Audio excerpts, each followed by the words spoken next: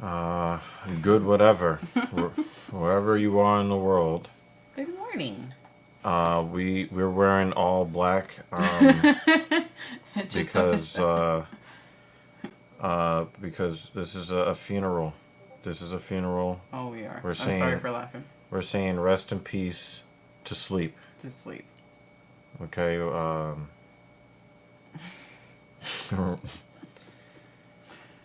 Yeah. Rest in peace to sleep. To sleep. Unfortunately, I'd rather rest in pieces. Yeah. Yeah. My rest is in pieces. Sorry. Good morning, y'all. And rest in peace to Yeah. to Brig. Yeah. We'll start it off. JD from NY206 has a wonderful eulogy for Mr. Rotunda, and man, it's fucking awful. And I do.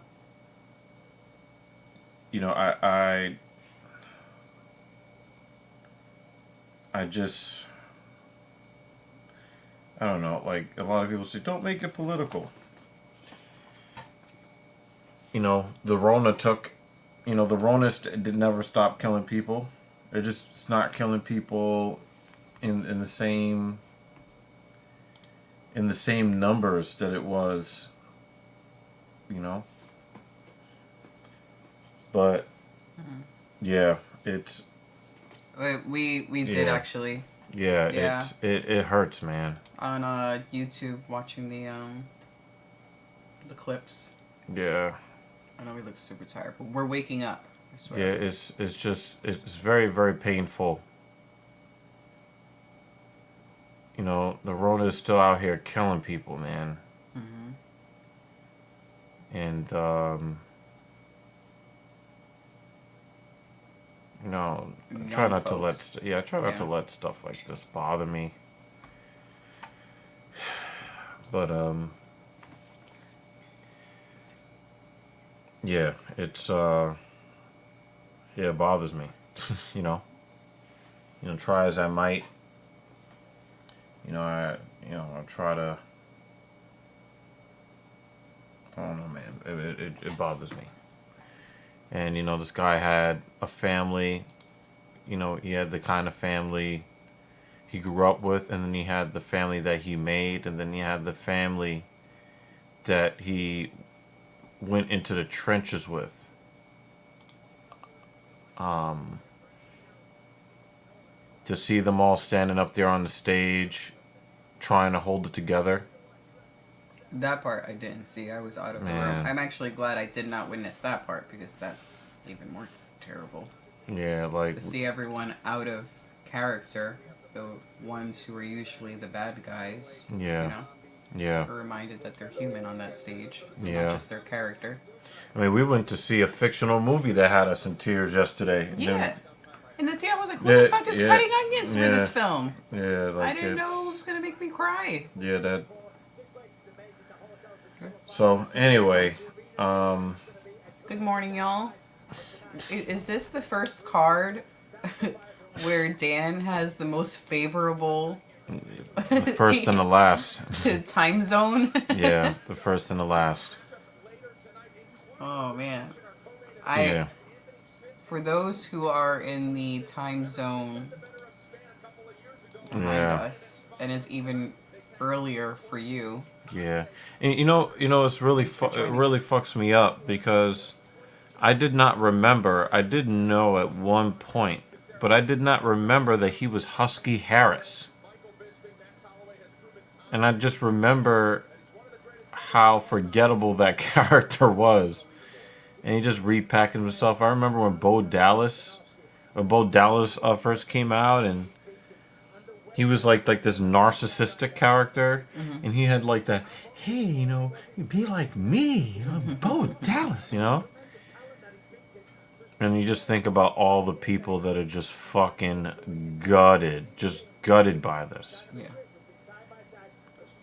Yeah. He's gone way too fucking early, I have to disagree. This is not a weird matchup. I mean, maybe now. Yeah, believe. Yeah. I don't really think that this is that weird of a matchup. And, two strikers. I think the timing for this matchup is weird. You know? Um,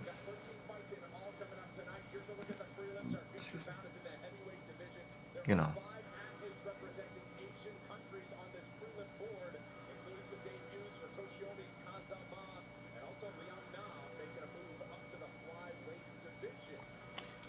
Yeah, at this point, yeah.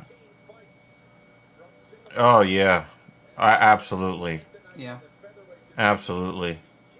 Yeah, Giga And Chikadze got fucked up. He got fucked up so bad, we didn't see him for 2 years. and if Zombie wins being the biggest upset, it will be very weird because it's not that we don't like Zombie. I love We, Zombie. we definitely don't expect him to win. We really don't expect him to win any matches in these days, but especially against Max. Oh, no. Max. It is just, I think that Zombie is going to try to put up a valiant effort for a while, but I just think that Max is going to freeze him. I mean, Volkanovski is really not that great of a striker. And he made Chan Sung Jun look like he was on the regional circuit. Sorry for all the yawning I'll be doing in the next Oh, yeah. 30 minutes to an hour. Yeah. We are awake. I really hope that Caceres does some Bruce Leroy shit on him, to be honest with you. Boo, TSN isn't showing it. Oh, Weird wow. that it isn't. Why? Wow. That's just dumb. I mean, it's not like they got anything else to be showing that's more important than this.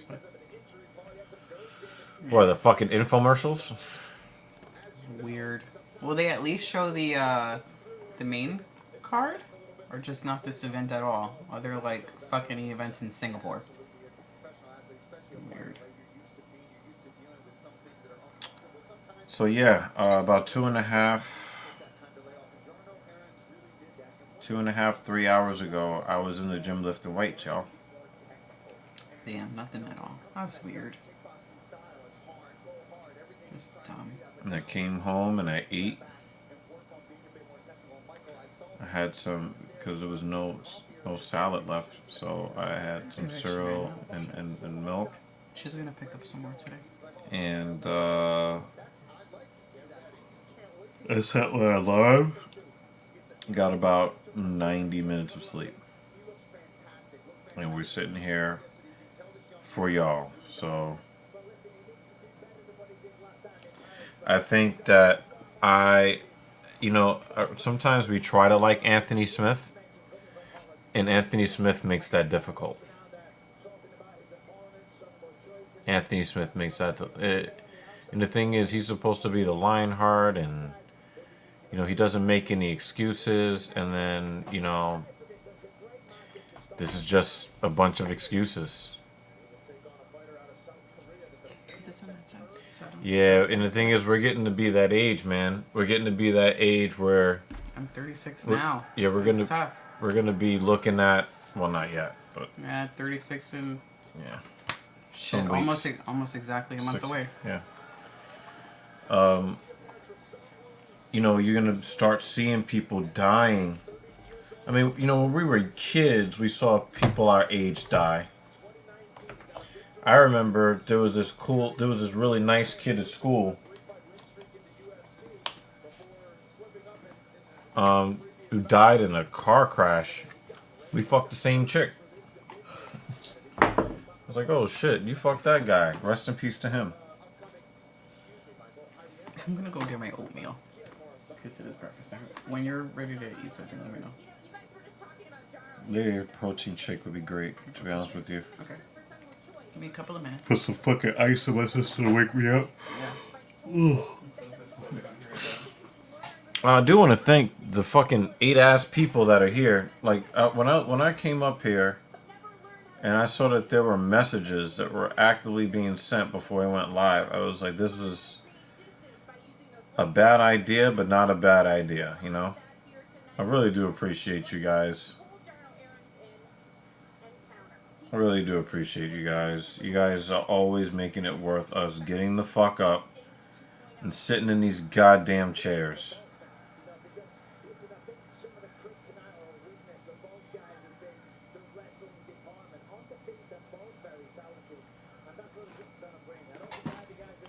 And he should have taken it. You know, he should have taken that. I mean, yeah, you know, I'll come back to this, David. I'll come back to this because that's really what stopped me from being a fan.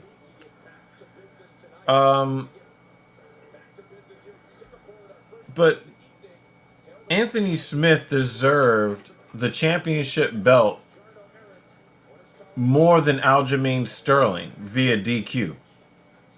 And everybody said he's a Lionheart and all this other stuff. He didn't want to win the belt that way. And now he's out there fucking talking shit. And he sounds like a little bitch. You know? And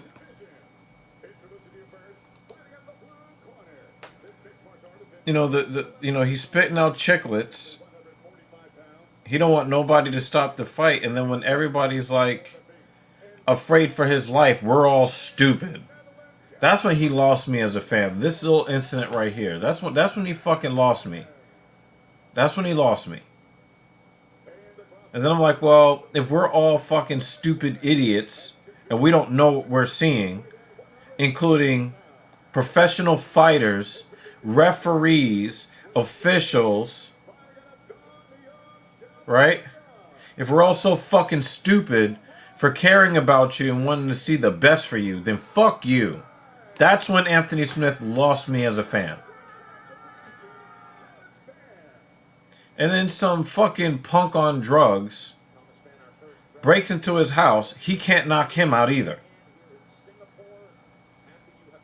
And now he sounded like the old man, the middle-aged guy who was a letterman in high school talking about the good old days. Shut the fuck up. 3M is here.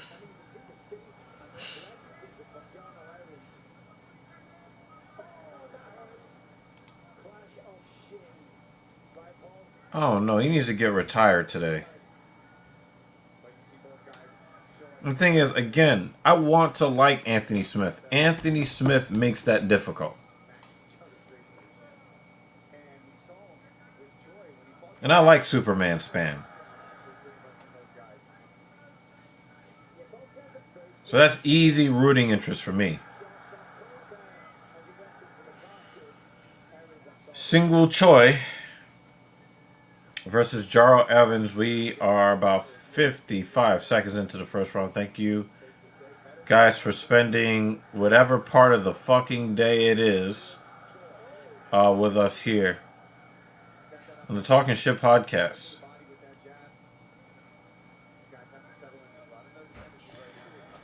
Yo, thank you, y'all. Thank you. Don't to invoke the honor of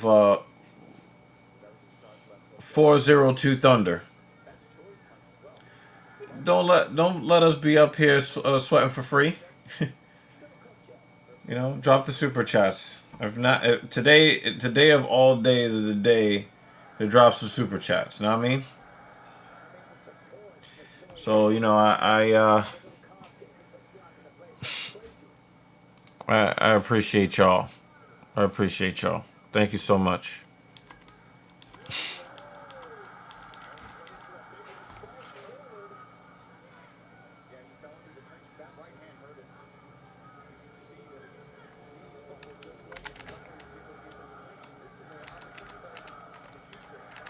I can't type, y'all. It's too early in the morning. I think there's a law against typing too early in the morning, right?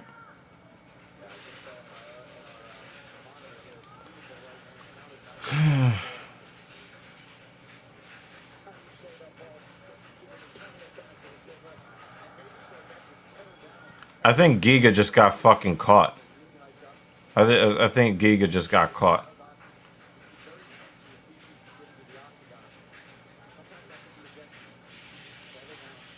Yeah, this is definitely my Bruce Leroy gets a KO head kick on Giga round 2. Let's save that. Okay. Yeah, we're gonna be saving some of your predictions here.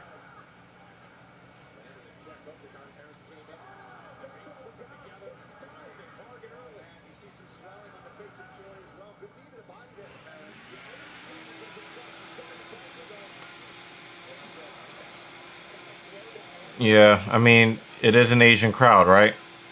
So there are a lot of competitive fights in this card, y'all. I think we're gonna have some fun this morning or afternoon if you're Dan Jensen. Oh shit.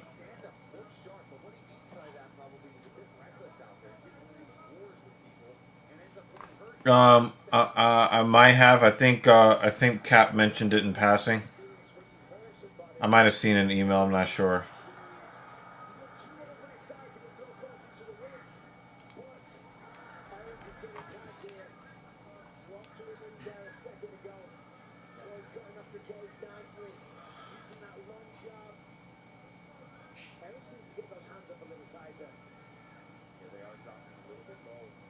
Yeah, it's been a while, you know, where he's actually like looked really good. Um, but I don't know, man. I just I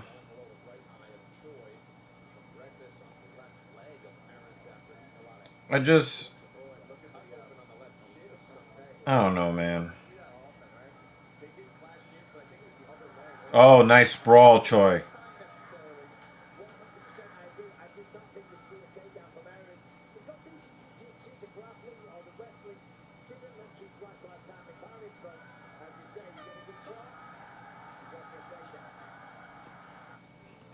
JH is here. Thank you.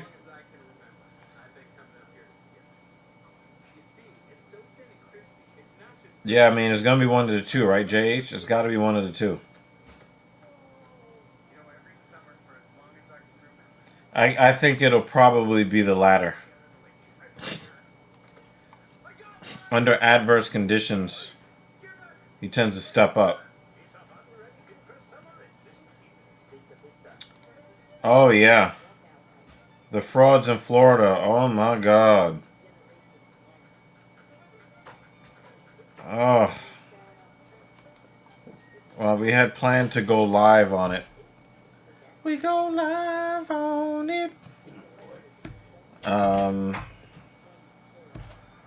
happens when you're sleeping? You break out in song. Yeah, you know, me and Cap haven't had like, you know, a lot of opportunities to just take an hour in the middle of the day to talk about it, but we're still planning on bringing some topics to you guys live. Also, I know you were saying it's not the fight to make, but the first thing O'Malley did post fight was save Fighchito. Yeah, yeah, he has to get that out of the way, you know, and it's also marketable for the UFC. And it might be the only shot that Cheeto gets at the belt, so you know we might see him make the best of that, but probably not, because he was not a better fighter than O'Malley on that day. And yeah, I don't.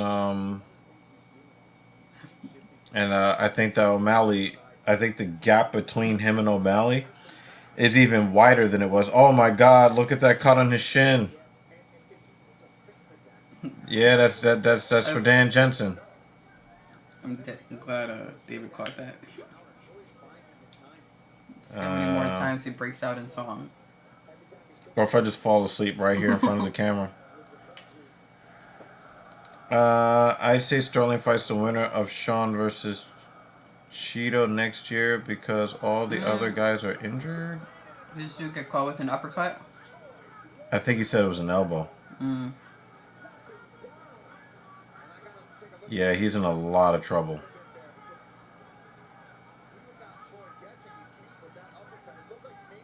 Yeah, he does have a condition. That blood was like running down his leg. Oh, to mine. Yo, I'm loving that we have all the usual suspects Yeah, he's awake trying with to us recover. early. You guys are fucking awesome. Good Yeah, morning. yeah, absolutely.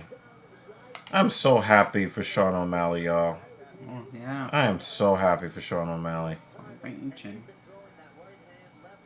Oh, back of the head. Careful. He's got a Damn, fucking. it's a He's thick got cut. some fucking art on his leg now. Mm-hmm.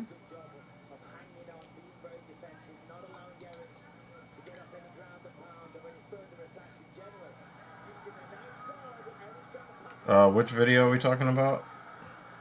Oh, you're talking about the frauds.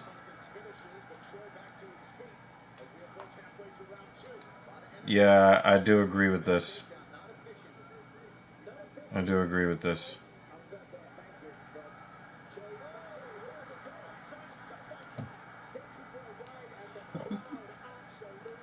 Wow, Sungu is coming back.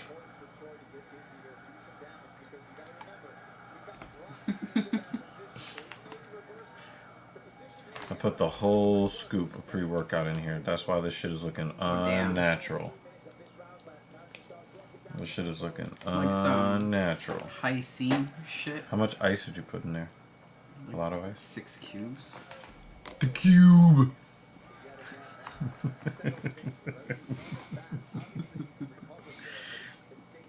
So it's either going to be random songs or random movie quotes. But you know what? That's normal, though. The movie quote thing is normal.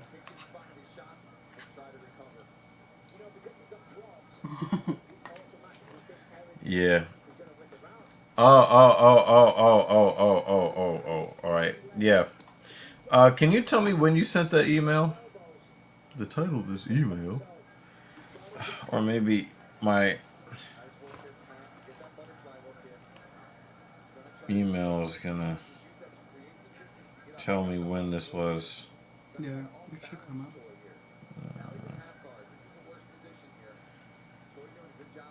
8:19. Oh, lifting techniques. Is that the one you're talking about? Oh, yeah. Is that what you're talking about? You're talking about getting back in shape?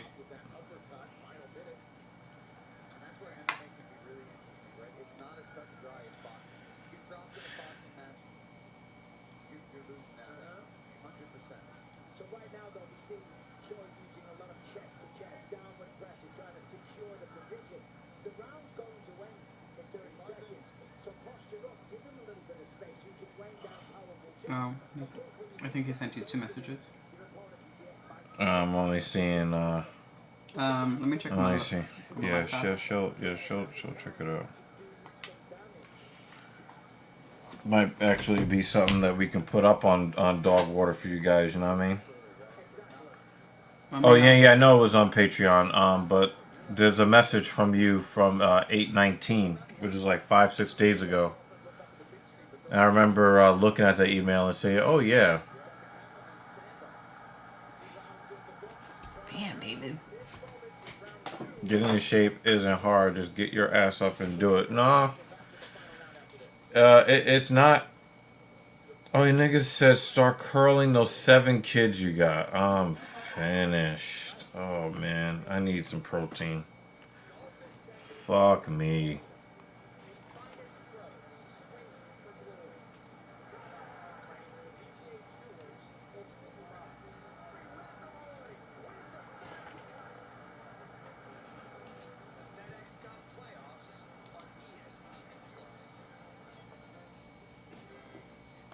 I swear to God, we're gonna stop streaming to Facebook. It's always messed up. I put in, because they let you change the description specifically for Facebook. Yeah. There's nothing more recent than his fitness one, right? There are likes. Yeah, yeah. There's nothing more recent than that. Let me see if I can just click on him specifically.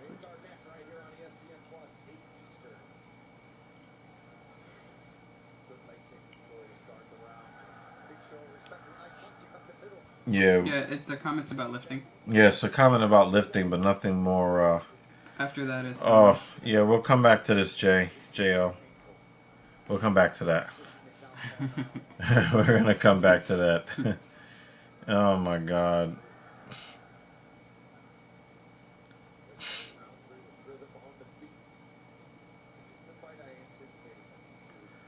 It was about some deranged bee that was on the Whatever podcast.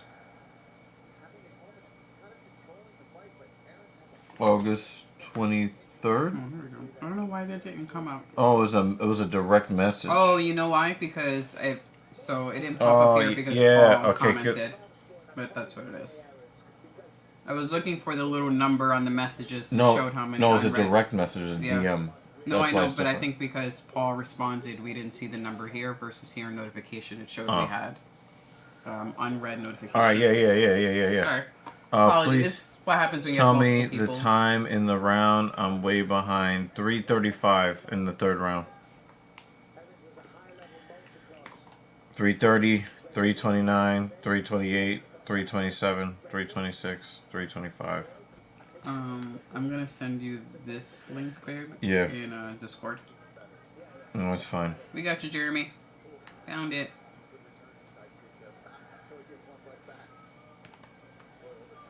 Or just put the link on your laptop because I might know what he's talking about already.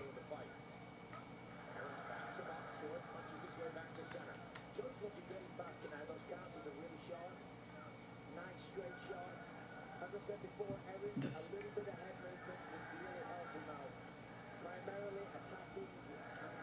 Yeah, you can hold on to that.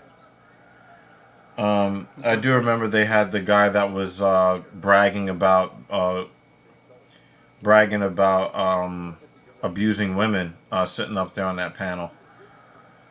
Yeah, me and Cap, we'll get to it. I wonder if we should just put it up on dog water because one of our dog water people put it on there, but I'll just do that. Put it on dog water and just fucking go nuts. yeah. You don't have to worry about, you know. You don't have to worry about making it. You see, everybody's doing the same side strike. They're going, let's say, right kick followed by right punch, or right punch followed by right kick. Mm-hmm. Everybody's doing it now.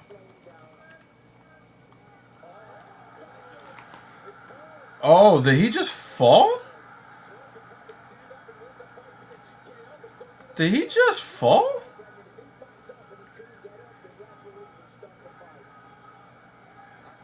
Does he have an injury?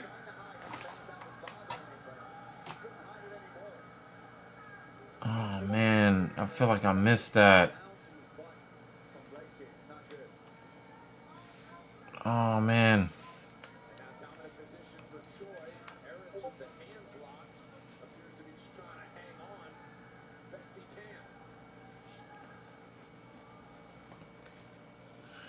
Yeah. Yeah, that calf kick. There was a couple of TKOs by leg kick, and then everybody just started throwing that calf kick. You know.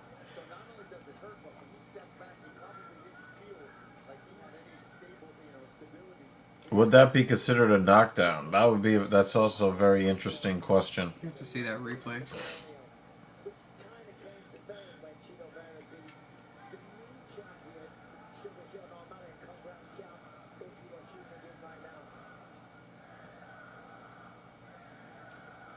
I got Choi possibly winning the fight. Mm-hmm. Now here's the thing, right? Aaron's got the knockdown in the second round, right? But Choi finished on top and was kind of dominant. So it all depends on how the judges feel like scoring that second round, Aaron's is trying so hard to survive here. He'll survive. He'll survive here. Yeah, I don't know. This is going to be very, very... Oh, he's trying to choke him out. Oh man, he needed more time. He needed more I'm glad time. he went for a finish. Needed more time. But the thing is, if Choi loses his fight, it's because he got knocked down in round 2. Yeah, we had all that ground Dan Jensen control says time. Chungwoo Sungwoo, excuse me, 30-27. We just don't know what these judges. So see what kind of cards they turn in Singapore tonight. Maybe they got better judges in Singapore.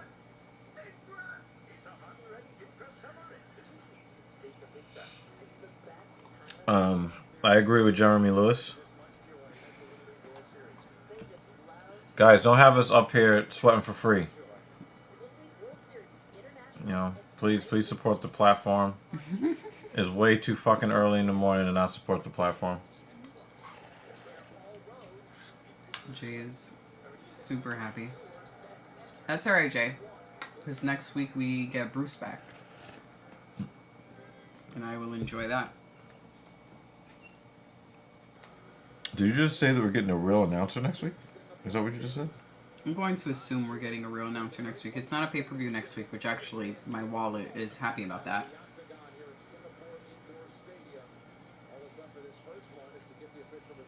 Damn, he got lumped up. September 2nd. Fuck. I know.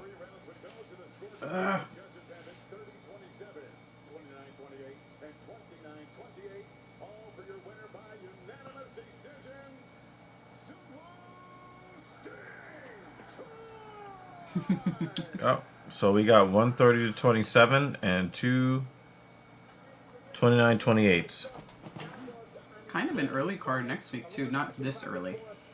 Mm-hmm. But prelims start at noon.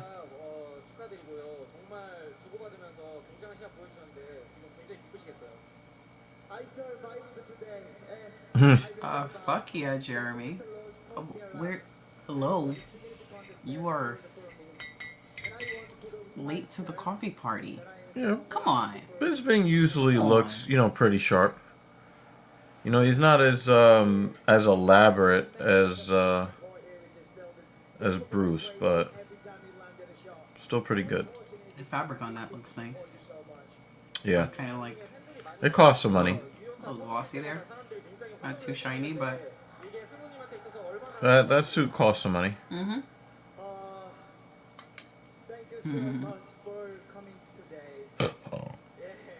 Ooh! Yeah, that hurt. Yeah. It seemed like a delayed reaction, No, I thought it was pretty instant. I thought it was pretty instant. What happened to Sean O'Malley, that was delayed. Like his leg deadened, and then his ankle started to go loose because he could not feel his foot. Mm-hmm. Oh, you never got to bed. It's okay, no excuse. Make that pot of coffee now, between fights. That's a cool t-shirt. Do you see that UFC Singapore shirt? In the crowd? Oh, I didn't. I just see the UFC Hawaii. No, they had a really nice, with some nice colors.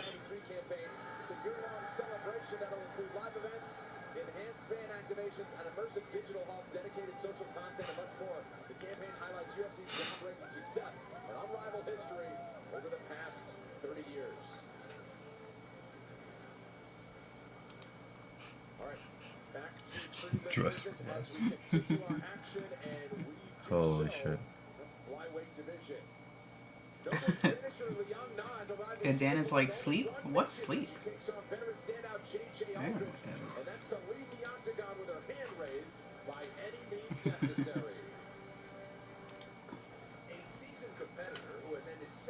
I'm gonna just put my laptop back at my desk.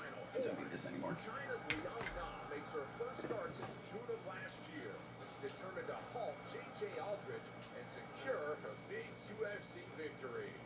It won't be an easy task for the 27-year-old Dragon Girl, as Colorado's Aldrich is well acclimated to Singapore and ready to get down to business by by adding to her resume that includes 7 octagon victories. Yeah, Liang Na has naturally nice facial features, but she cuts her hair really short, so she looks strange. And JJ Aldrich, that fucking forehead. The Dragon Girl, Liang Na, takes on JJ Aldrich. Every year, thousands of athletes disappear in clutch moments due to fall in hydration. Get yourself back in the game. Get yourself a Gatorade. Rehydrate, replenish, refuel. Looking like fucking Krillin. You fucking call her Krillin Aldrich. Fucking Dragon Ball head. Yeah, she definitely is a farm girl.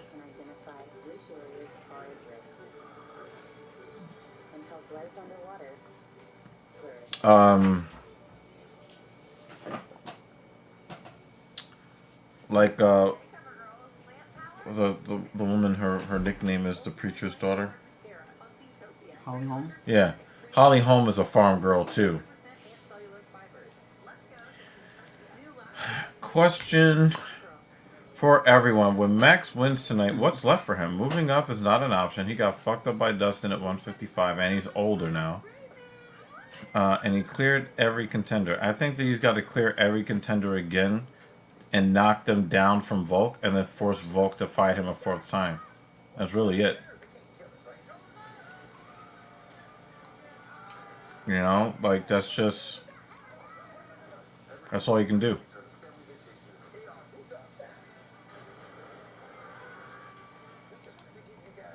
That's really all he can do. By my count, Max has 1 win and 2 losses versus Volk. Because that second fight, he beat Volk. Already Demon says, Ilya Topuria. Good morning. But Topuria's going to fight for the belt, I think, right? I think he's going to fight for the belt.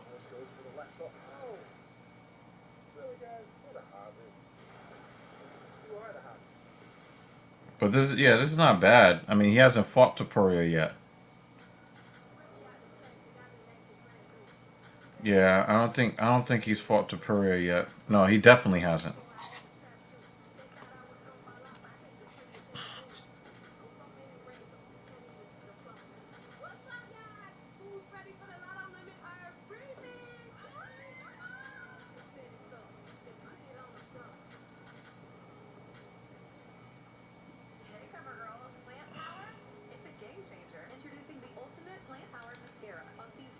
Yeah, that makes sense.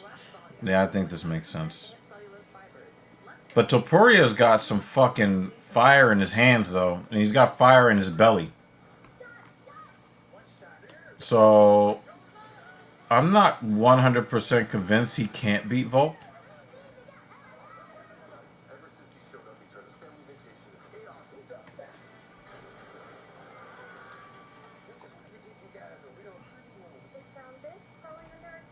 Yeah, I mean, even Max's last win was dominant, but it didn't look as impressive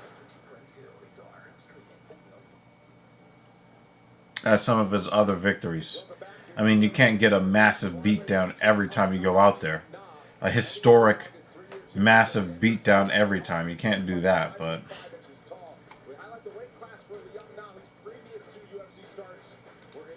Yeah, and the thing is, if his defense continues to not be great, Max is just going to make him... is going to do what Calvin Kattar... Do what he did to Calvin Kattar. Yeah, he doesn't really respect Alex. I mean, maybe he's just trying to sell the fight or sell himself as somebody who should get that fight.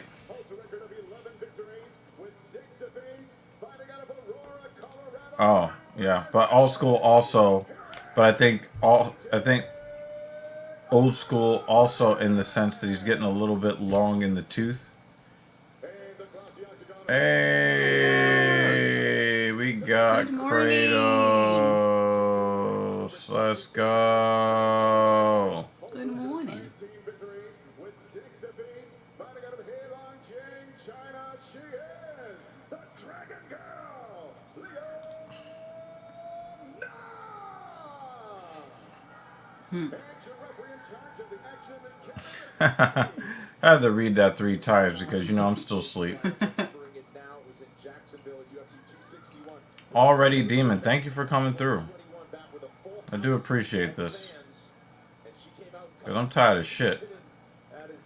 Like, 3 hours before this event started, I was in the gym hitting back and biceps. I was already in bed. Where she should have been. But I'll be hitting legs later. Now, they claim that these ladies are the same height. But Leon looks taller.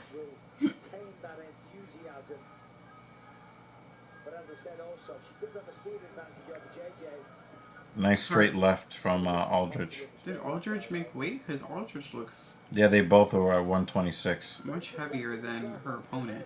Yeah. But they also have them listed as the same height. And they don't look like that. No. Leon looks pretty sharp with her striking to this point. Mm-hmm. That is neither a horrible nor a great looking tattoo on Leon's back. Mm-hmm. I wonder if it's a cover-up job or something. Ooh, Oh careful, wow, Leon. he touched that jaw. Who would win in a Chrome Dome fight? Aldridge or Volkanovski? Like if they went and they did a clash of heads. Ow. Who's getting the concussion first? JJ Aldridge or Alex Volkanovski? Anyone who's within a 50-foot radius. They'll just get like that blast impact. You know what I mean? Yeah, I actually think you're right. I think you're right, actually.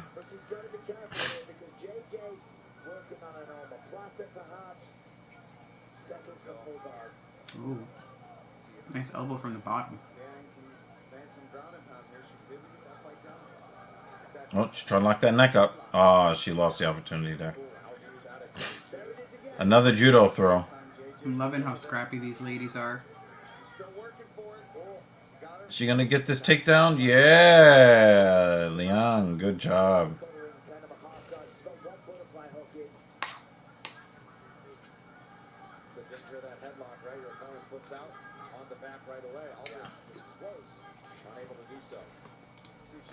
Yeah, but also Max doesn't really care for the fight game very much.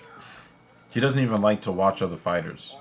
So I'm just saying that I'm not going to say that, you know, the speech thing, especially when he had that medical emergency thing a few years ago that was really scary. You know, that was an issue. But 3 good years off, probably. Volk was disappointed. Ilya hasn't kept chirping at him to sell the fight. Felt like he might miss his chance. It's possible. Ooh. Careful. Oh, did she just run into her with a forehead? Aldridge 5 put head. Got some good shots in. Yeah, I'm going back to the gym. Like, I just came back from the gym a few hours ago, going back to the gym after I take a nap after this event. Then I'm going back to the gym to hit them shoulders. Because I need boulders in my shoulders, y'all. I need them boulder shoulders. You're not bouldery enough. They're not bouldery enough. Sorry, he's tired. Maybe I'm tripping, but I watch a lot of fighter interviews, and Max doesn't talk the same about fighting. No, he doesn't. He doesn't like the fight game. He just wants to make money streaming video games, hang out with his kids. But he's been that way for a while. You know? And now he's like super emotional because the people of his state are suffering and dying because of the wildfires. Mm-hmm. You know, he's past all of that, you know? Yeah, I took 1 day off this week, which was Thursday. That's the only day off I've had from the gym for my own work. Space. There she goes. She doesn't have the arms secured. Yeah, also you the first probably round. need to work on something because your lower back should not be sore. Sitting that half guard and not worried about Leon now being able to shift her Yep, and snatch up that gotta get them boulder shoulders. Half guard back for Leung Na. Short time on the clock. The symbol for 10 Yeah, if there's something going on in your low back, you need to reevaluate how you're moving. effort through the first 5 minutes for the American. Back with round 2 after this. Yeah, it was from poor movement patterns on the deadlift. I just taught somebody yesterday. I just taught him how to deadlift, and got really really good movement from a dude that never really deadlifts before.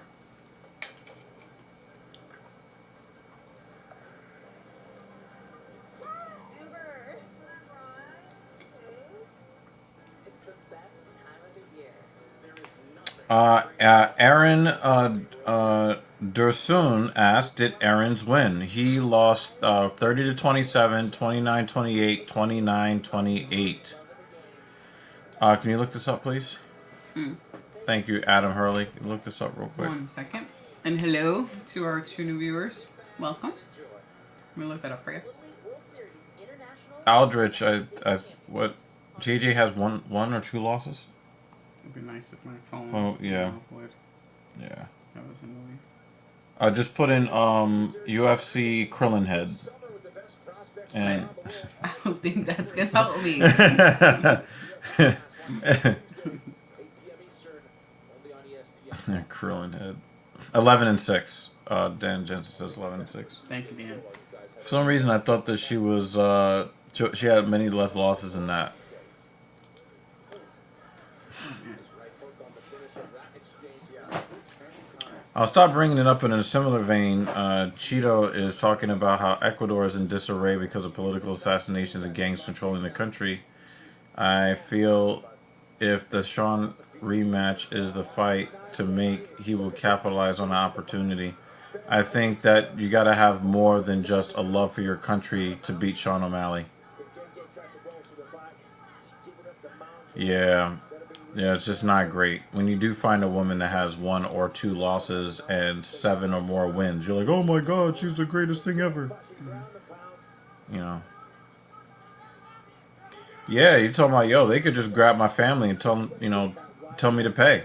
And there's not a whole lot that, he can do except pay the money, But he said he's been living in California, but it's like, why are your family not also living in California with you? Unless the U.S. is being dicks about them getting But visas. people who are, We know how the U.S. is. Gotta be careful. That right arm is there for Leon now to grab up. Still squeezing on. Still doesn't have it.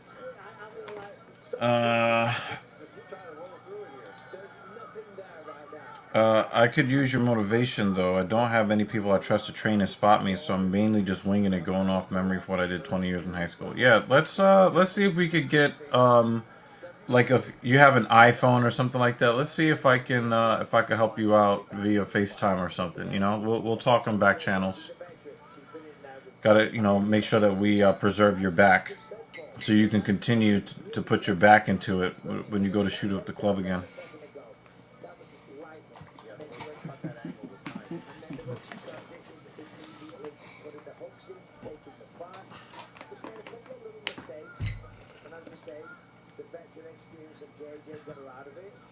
Let's see what she can do now. She's firmly in control. Leanne gonna apply side control for JJ. And JJ's got a good ground game. On a downward pressure. Oh my God. Now we saw JJ. Oh my God.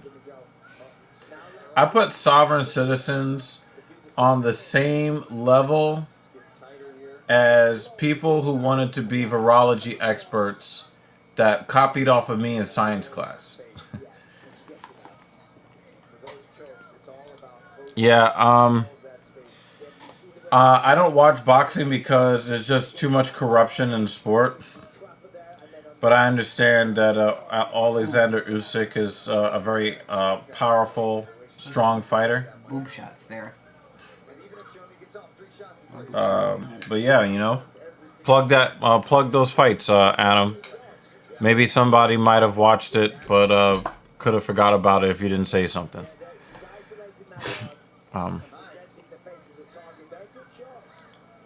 Yeah, definitely drop a like on the stream, y'all. We got up really fucking early. As a matter of fact, I never really went to bed, to be honest with you. I was kind of a light sleeper tonight, but that Yeah. normally happens if I have to set my alarm Yeah. this early in the morning. Yeah. And I'm paranoid that I'm gonna sleep through my alarm, so I keep waking up throughout the night. Yeah, like right when I was like really starting to get close to going to sleep, you got up and messed with the Oh, the AC. AC, yeah. So I love the ACs we have. I just wish they allowed me to set a timer on them. Yeah. So I wouldn't have to get up. But yeah. better than not having AC at all. Yeah, sovereign citizens are like the people that think that they know, you know, the inner workings of the Dan. they think they know the inner workings of you know, constitutional law, but you know, she got flattened out. Damn, Aldrich Gotta do gets this something. win. He could stop it, yeah. Damn. Said Danish pesos. Damn, man.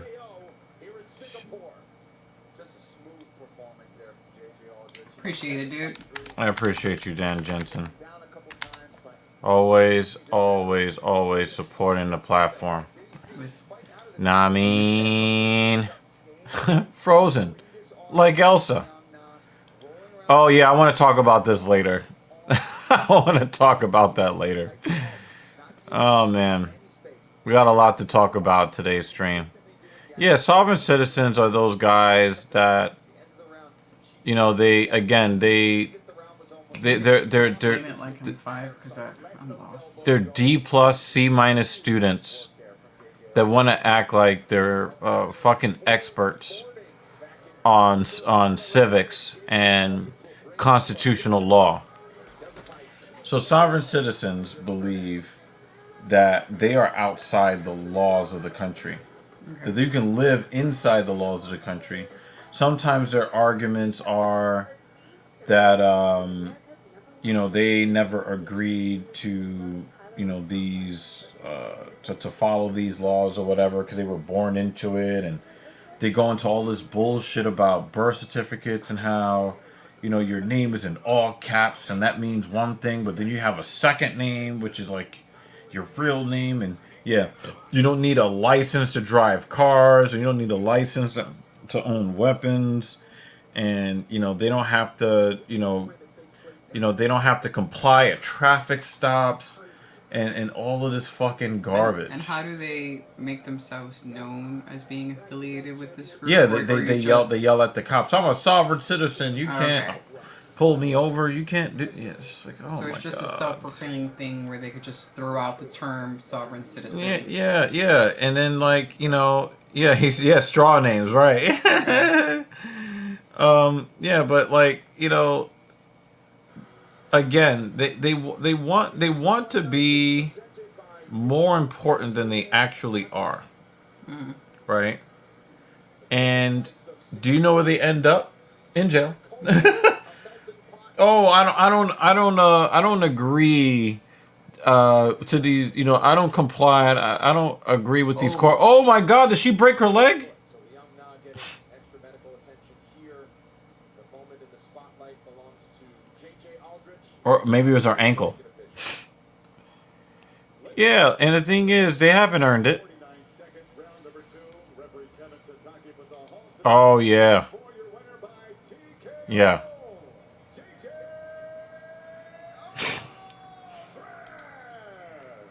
Yeah. It's like they get some nice silver bracelets. Yeah. Back and forth. She took him down a few times in round 1, but when you got on top Oh, come on. Aw, Kratos. Oh. Shit. It's been a I hope. bad week, man, for bad news, man. Do they and only share what you are comfortable with sharing. But did they feel that way because they felt a lump? Did she feel that way because she felt a lump, or from a prior doctor's appointment? Because if it's a lump, maybe it's a cyst, and hopefully it's just a cyst.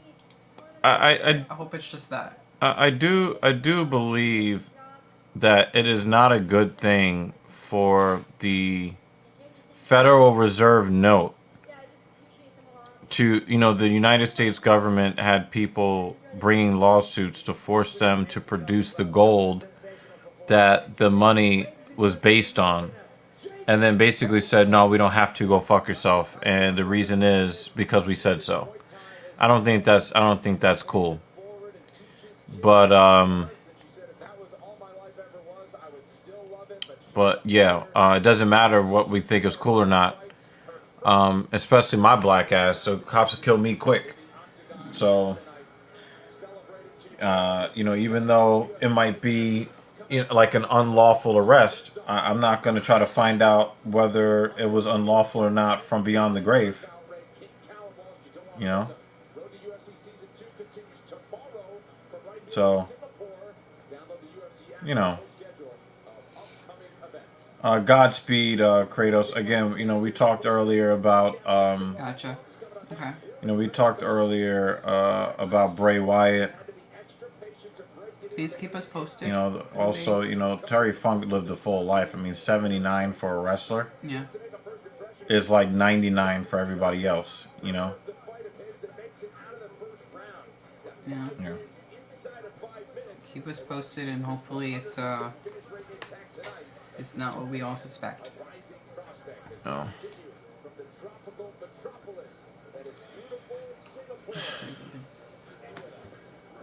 I would love to see that garden. That is a bucket list thing. A lot of crazy laws in Singapore, though. Mm-hmm. So that's one of those places you don't just go visit just for fun, You can end up in a fucking prison for something, that seems very innocuous. So Singapore is not one of those places I'm running to. It depends on where they had those 2 losses and where they had those 6 wins, I guess.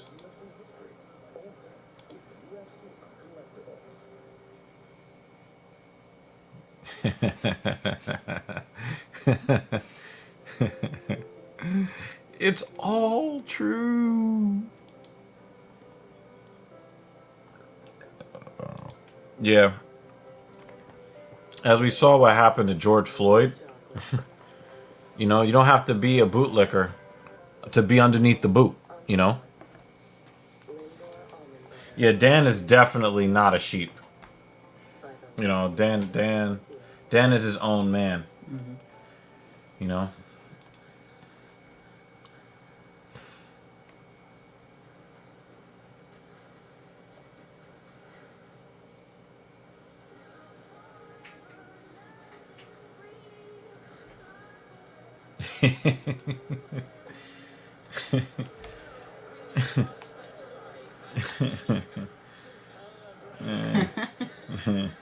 It's a very gangster statement.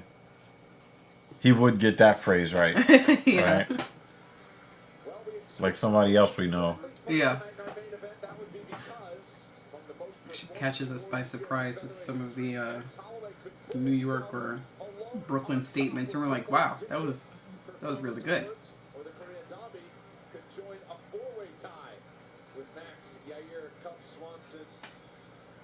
We shall see. Fun fighters to watch coming up later. Fun fighters to watch next. A prelim that UFC President Dana White has his eye on. Paul Yusaku Kinoshita has been past the first round just twice in his career. If you don't know, now you know. If you don't know, now you know. And the reason these guys got picked is because they go out there and they get finishes. Very aggressive boxing and power from Billy Goff. And Kinoshita, the same thing. Look at that left hand. Powerful, gets on top, starts hammering down, ground and pound. Both guys go out there and look to just take the head off of their opponent. So he was the third and youngest winner of that competition. Had a lot of knee surgeries to deal with, a lot of injuries. This kid brings it every single time, man. We've seen him hurt, we've seen him bounce back, and that's what we love to see. If you don't know, now you know. He got his contract on Dana White's Contender Series 1 year ago via first-round finish. Meanwhile, a lot of Japanese prospects looking to show out tonight. Rising stars of the welterweight division, Billy Goff and Yusaku Kinoshita, both looking to make a statement in the octagon tonight, with the winner setting up even bigger fights in the coming months. After an impressive run on the regional MMA circuit, Dan is the man. Yes, he is. Billy Goff punched his ticket to the UFC last summer when he halted Shimon Smotrinsky in the first round on Dana White's Contender Series. Tonight, he makes his long-awaited octagon debut against Look at this bonding in the chat. Kinoshita. One of Japan's Am I being Love detained? Kinoshita has won 6 of his 8 pro bouts, including a third-round finish of Jose Antique on last year's Contender Series. That earned him a contract and kept Ditto, David. 100% finish Ditto. intact. Make sure to this. No more cafe so I can. Goff squares off against So I'm not at the start line having to pee.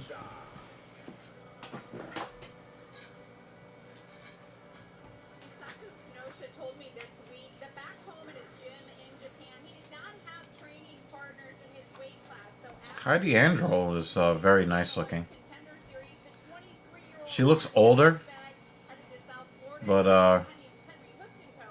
at Kill Cliff. I'm okay with her features. Partner there was Vicente Luque, who he said he had multiple sparring sessions that were 30 minutes plus throughout this training camp. As for his opponent, in this one he knows Billy Ray Goff from his time on the show and expects a tough fight, but said when he makes a mistake, and he will, I'll make him pay. Thanks very much, Heidi. If you're an up-and-coming I want to thank you guys for joining us in the Talking Shit podcast. John Rock, Monarch, Kamaru Usman down there in Florida, Yusaku Kinoshita, Gilbert Burns today, actually, Paul, he said, this is a hard You know, I gotta say, among those huge names. it was I mean, it was made more difficult because I did not want to skip yesterday's lift, so I didn't get to the gym until like 11:45 p.m. and I was there for about 2 hours. So, you know, I didn't get home until maybe a few minutes before 2 a.m. And then I had to eat and kind of, you know, unwind. So I didn't really get to bed until a little bit after 3. And then my alarm was for 4:45 a.m. So I got less than 90 minutes. About 90 minutes of sleep. So it was a little bit harder for me to get up to do this stream.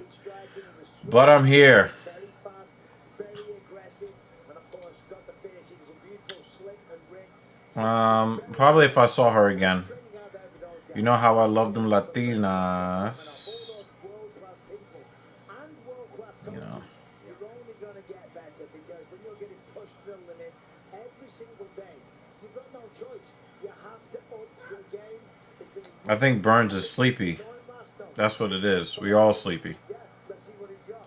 One of 3 Japanese athletes competing tonight, Yusaku Kinoshita, is ready for Billy Goff.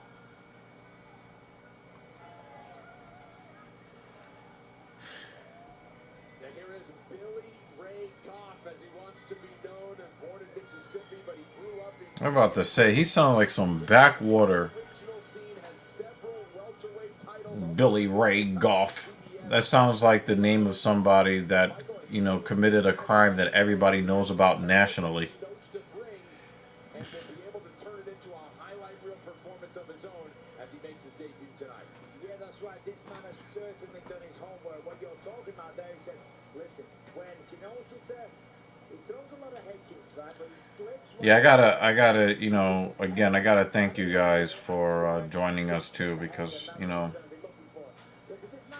yeah, it was not easy to get up to do today's show, but I'm pretty sure that, you know, it's not that easy for you guys to be sitting up there hanging out with us too, so we really do appreciate it, you know.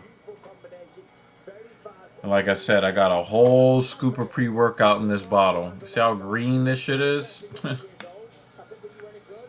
He said, "No." I suck, but I eventually did get better. Yeah, you gotta love that. You gotta love to see the heart and the ability to overcome that punch and that. Feed me more. Feed me more. Let me stop saying that before a nipple ends up in my face.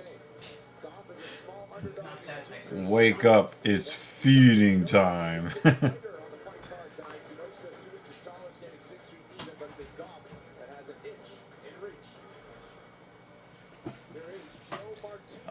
When it is Jolly Rancher flavored,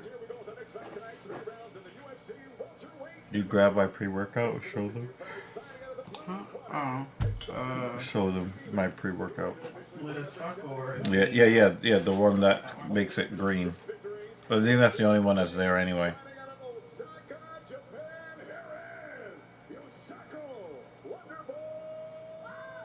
Dan, you're wrong for that. And across the octagon, his opponent fighting out of the red corner. At 5 feet 10 inches tall, the guard is weighed in 170 pounds. In 10 fights, his record stands at 8 victories. Oh yeah, this is the gummy worm flavor.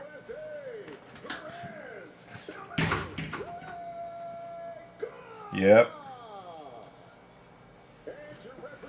Tastes good as shit too. Thank you. Assignment for the referee, Mark Craig.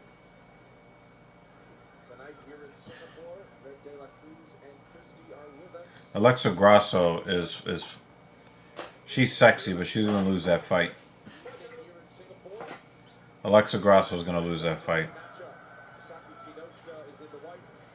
You know, she was losing 3 rounds to 1, and she just caught Valentina on a spin. Valentina is not gonna make that mistake again. Kinoshita looking sharp early. But we've seen She also had to do like the fastest back take that we've ever seen in all of Miss Martial. A lot of things had to go right for Grasso to win that fight. And they did. Yeah, and I don't think that she'll retain. I think that Valentina will be relatively dominant in taking her belt back. But when he just landed a big right hand of his own. I mean, listen, that's fun. It makes it very, very exciting. I do recall being on that one. It's an exciting guy to watch, but you don't want to land there, though. It's a hard leg kick. Goff just says to himself that his opponent Remember specifically myself, is trying to get a date with his sister. Laura Sangone. So coming back to me now. the usual suspects. Like, nobody gets a date with my sister except for me. As I said, he's got great I'm ball. Billy Ray Goff. Kenosha's a fight. That's very good. That's really early going for Kinoshita.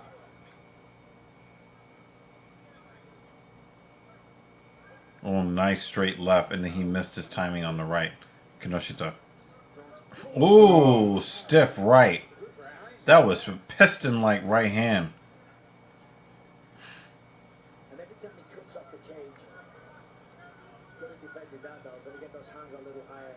A little right. Oh, a little left hook. Goff headbutted his left hook. That was kind of funny. Pushing the cage up, slowly backing him off. Golf is slipping a lot, but he's also putting his head into those positions, He's moving his head into the punch. not putting anything in front of it. But they're both landing. He's Kinoshita has taken a couple of leg kicks, so Gets knocked out or dropped because small glimpse on like this. They're both I can use some hard-boiled eggs right now. Halfway through round number 1. I eat 5 eggs a day, at least. I like the way that Golf is dipping his head down. Remember, you got it. It's not boxing. Kinoshita's Oh, what a left hand! inside kick doesn't put anything out in front of it. He doesn't give Kinoshita. Oh, Kinoshita is boxing his leg while Goff is boxing his leg. Wait, did I say that right? I'm sleepy. Kinoshita is boxing his head and Goff is boxing his leg.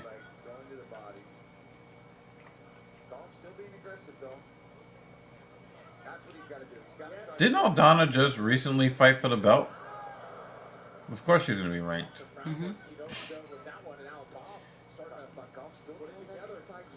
Yeah, Kinoshita definitely has that timing down. I mean, he's missed his timing on kill shots, though. I will say that. Ooh, nice head kick. Woo! It was partially defended. I would be surprised if this goes to a decision. Oh! And it's over just like that. What's he Body doing? shot. Oh. Into the body. I think it was a liver shot. It was a liver shot. Damn. Yeah, he's still down.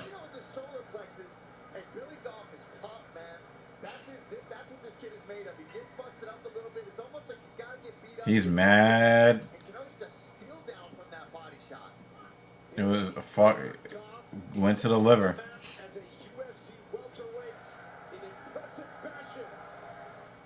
Tomorrow, wait, you talking about like today tomorrow or Sunday tomorrow? Sunday tomorrow. Probably sleeping or with a client. Oh, it knocked the wind out of him. I don't think that was a liver shot. That was more to the belly. Mm-hmm.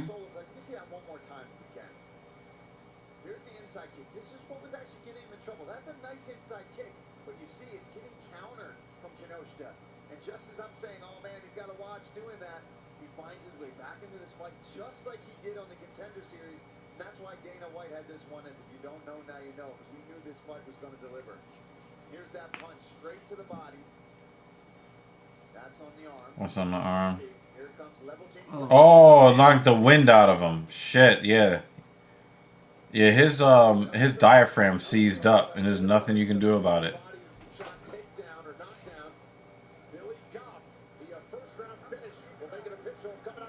The UFC canceled a PI in Cameroon because Francis didn't re-sign to a new deal. I mean, if they want all the Cameroonian fighters to go to PFL, then congratulations. You know, if they're high-level talent.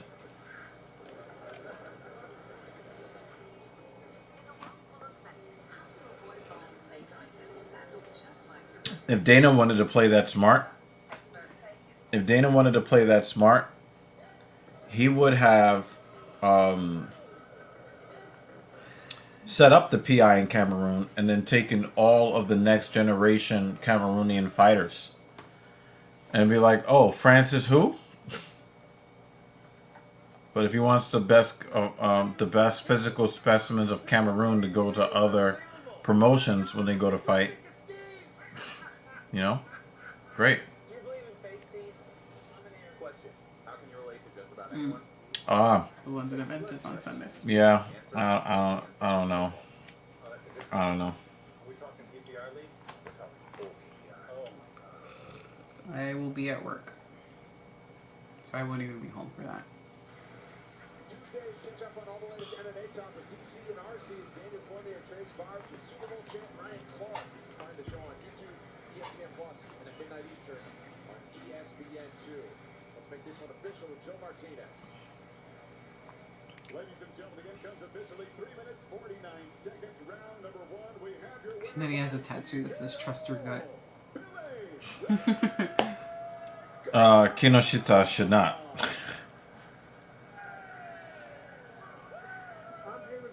I do not know who this is. I don't know who that is. You know, not everybody in New York City meets everybody else.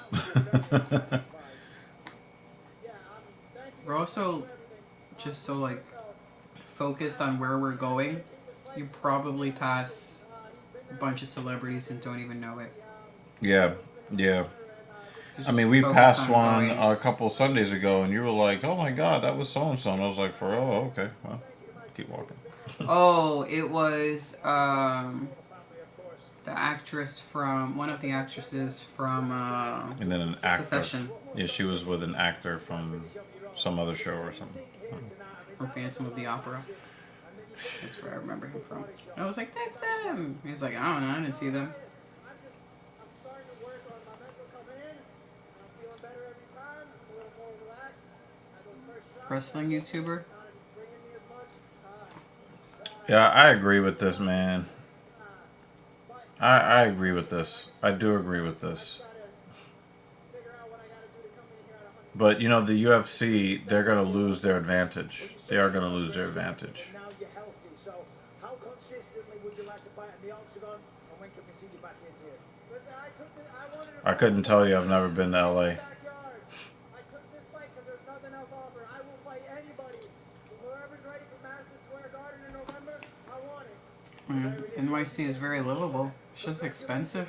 Billy Ray Goff That's all. Wants to take the show from Southeast Asia to Northeast United States and get in front of the crowd at MSG. If you Right, don't know, so now you know. Certainly lived up are you gonna get back home to your sister or something? Goff turns it Like, around.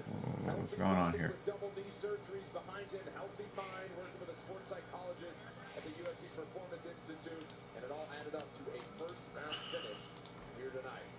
Well, not much needs to be said to MMA fans when it comes to Max Holloway at this point. That was a really assholeish type of thing for me to say. It was, because it took me a moment to realize what you were talking about. Thanks to Dave Chappelle on that one. I didn't think that promo was too bad, David. Especially if guys are like trying to duck him and they don't want to fight him. You know what I'm saying?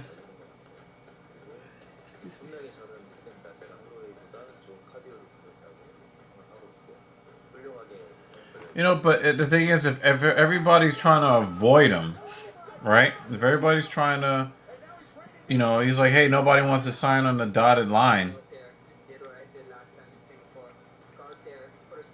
You know?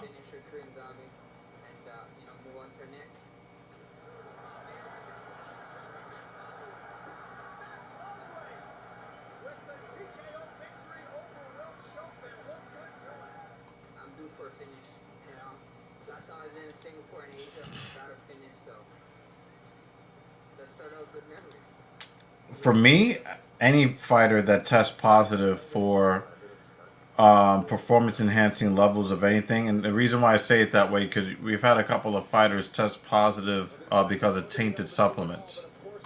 So I do think that that is a factor. Mostly to the head, Max Holloway, best boxer in the UFC, certainly is among them, if not at the top of the list. Can work things out. Ortega had him choked. Holloway started his 13-fight win streak that led to his featherweight title right here in Singapore, full circle as he returns as a huge favorite against the Korean Zombie. It's part of a great main event and a great main card. Yeah, Chan Sung Jun Later tonight from Singapore was here on ESPN+. he was a killer until that Yair Rodriguez fight, where he killed him until the 1 second left in the fight. Pretty much.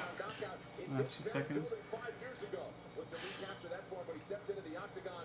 He's a South American prospect. Peru all of a sudden started to produce some UFC talent. 2 Contender Series winners. Home should get a shot at going home. UFC win. I don't want to see her fight anymore. Marina Bay Sands, an absolutely stunning hotel. It can be seen from many viewpoints around this great island country. No sport like mixed martial arts. Our coverage of the UFC Fight Night Prelims continue next.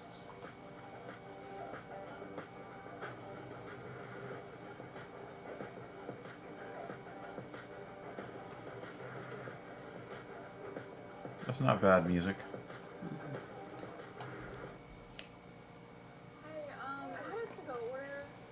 Let me get up, stand up. You're probably gonna take a swig of this and then some water.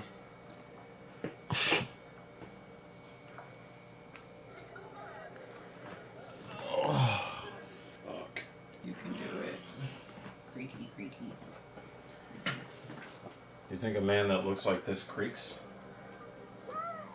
Creaky. You know what I'm saying? Get away from me. Why is this pointed at? Oh, that was. I mean, I could. No! And I'm gonna this shit off the stream. You know what I'm saying? It's No, like- motherfucker. Hold on. Let me take us off the stream for a second. Go finish stretching.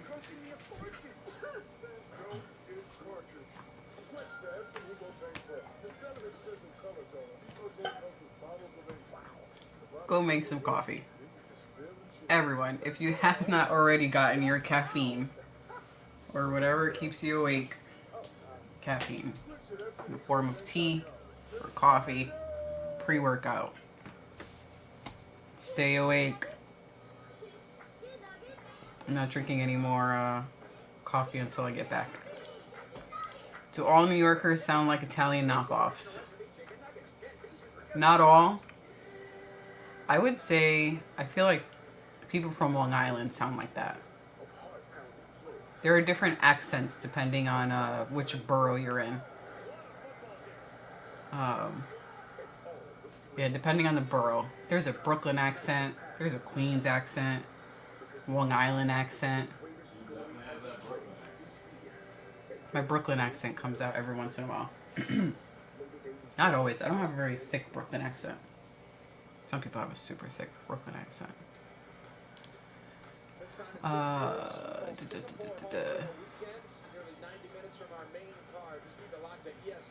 Blind Bat is here.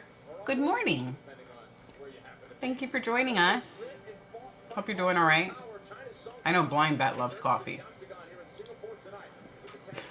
I am not putting that on the screen, Jeremy. And next question. Question for Mrs. Evil. How the fuck do you run in the heat? It's impossible for me. Slower than normal. Really slowly.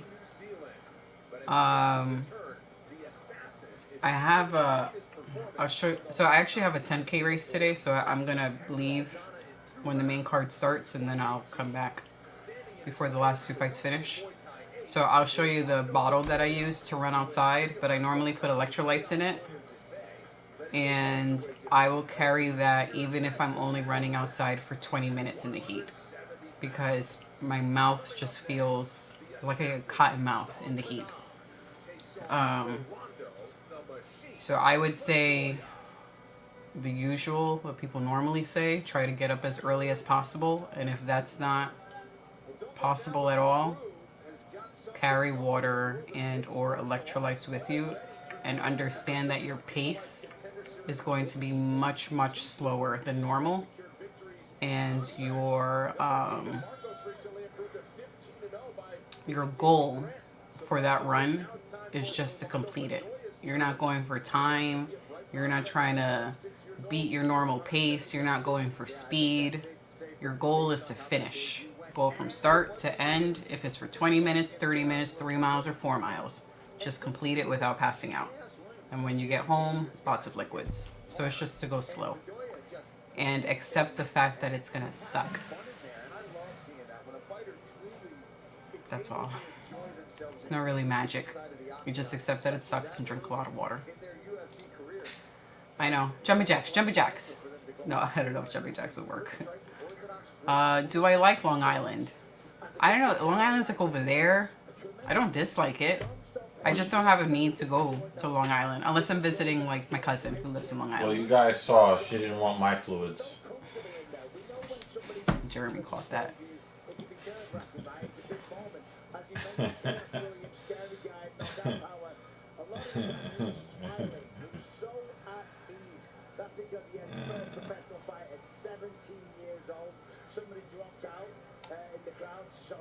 What happened? I hope those clicks were worth it because she pissed off my fiance who quoted her tweet and summarized it by saying there's a time and a place for everything. That wasn't the time or the place to ask. Oh, okay. I was like, what did I say? No, she's talking about when the Big Show was asked about Bray Wyatt. Referring to a wrestling news reporter with my last comment, Mrs. April. Okay. Thank you for the thing. I actually did not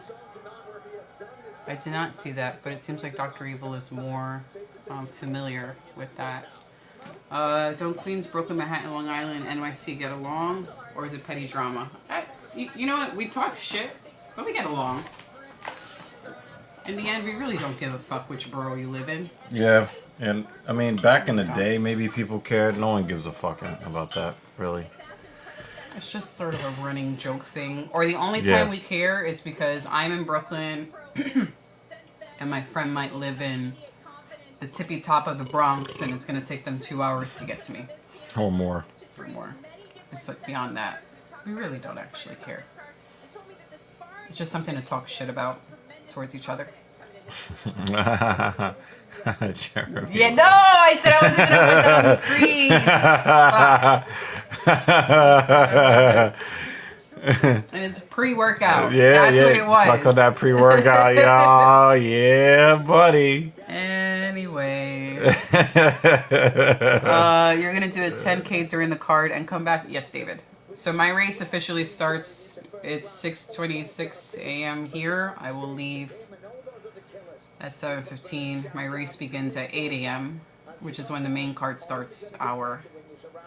She's going to try to make it back for the co-main and the main. Yeah. Maybe she'll run extra fast to come back to you guys. Actually, I'm really going to try to run extra fast and try to... You guys are my motivation to try to run a personal best today. Yeah. So that's... I have my oatmeal, peanut butter, and blueberries. And I have my coffee already. And my agua. But actually, I should stop drinking water, otherwise... You're going to be with a full bladder I'll on have to- mile 4. Pee while I'm out there. It goes from minus 30 to plus 30 from where I'm from during the year. Yep. Yeah. JL says, run fast to see Smith and Zombie get humbled. Zombie is already a pretty humble guy. Zombie more so bullied than humbled, yeah.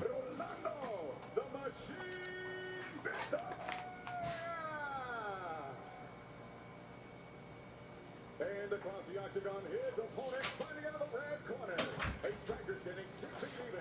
He weighed in This is what I was talking about. Hey, new David. video up on the channel. Oh, yay. I have this running thing, so the flask goes in the running pouch. And this is 16 ounces. So I'll put in electrolytes and it has a little holder for my phone and shit. I really do want to see Song Kanan versus Song Yadong. I don't know if they're in the same like weight class, but that would be great. We just want the songs to fight. Yeah. You know there's going to be a cup shot in that fight. Nah, these 170. And Song is like 145 or 135, something like that. Yeah. Yeah, thank you, Dan. I was about to actually put this up on the screen. I was about to say, if you look at our, Lizzo-sized woman tells white men to hit the gym. Definitely go and support that video. Really good. Yeah, Yadong is in the Sugar Show era. But yeah, definitely check out the new video.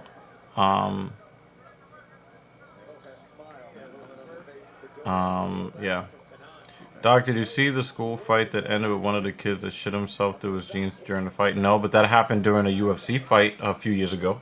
Someone shit himself? You mean her? Or she shit herself? Yep. I think she thought that she had to fart. And it was more of a shart. Yeah. smiling at you, moving in and out, lots of kicks, and he rolls with the shots really well. He's fought, Kanan being his second fight in the UFC, both very powerful strikers so far that he's faced. And he has a way of rolling with I put a link Yeah, to the but Doya's got a Himalayas. weird looking body, yo. that right hand. You better be rolling with it. Check out the link, David. That's the one I use. Well, the water bottle is not called Bedoya. Gesundheit.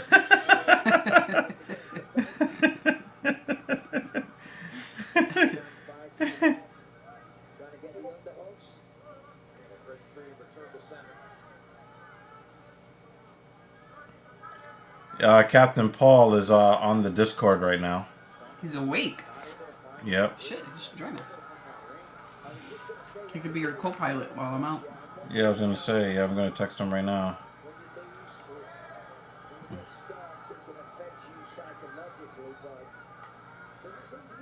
I'm going to send you one more link, David. I recently purchased a hydration vest because I'm training for an ultra, so I'm going to wear a vest that has water bottles in the front. If you're interested in a hydration vest, I'll send you what I recently purchased. Which I think I got the advanced skin as well. Yes.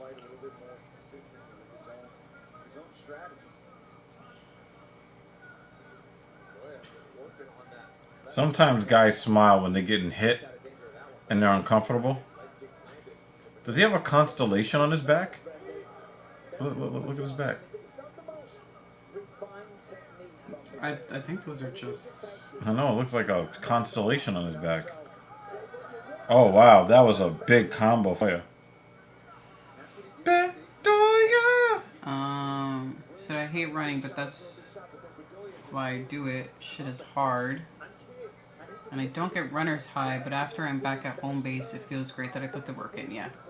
So on those really, if you are able to get a running vest, the one that I purchased, it is expensive. I put the link up, but I think it was like 50% off at the time that I purchased it. And it comes with two 16-ounce flasks that go in the front of the vest. And I ran with it on a really hot day. It chafed a little bit. So that's the other thing you have to worry about if you use these, is will it chafe? But I'll change between the handheld and the vest depending on temperature and distance. The answer is no, because EPO is a band. So even though EPO did not help him perform any better, it's still a banned substance, so no, he would not have kept his titles. But yeah, that made sense, David.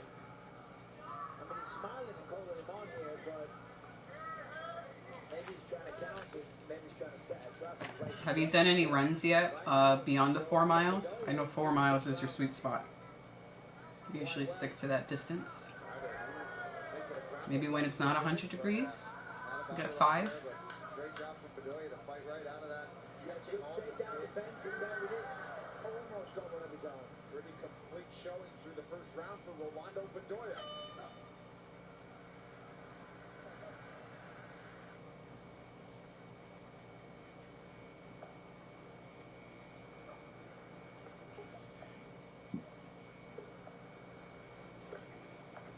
Yeah, try to go for 7 when it's not too hot out.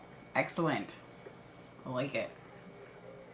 Definitely go for hydration on the 7. Or at least have it in your hand. Yeah, pretty much from what I understand, everybody was blood doping. Like, literally everybody. The grass is greener. The stakes are higher. Pressure has been building for months. Golly. Best forward. The finest pros. Wow. Yeah, when JD came to my house on Wednesday, he was watching videos about the the expanded storyline or whatever. FedEx Cup playoffs on ESPN Plus.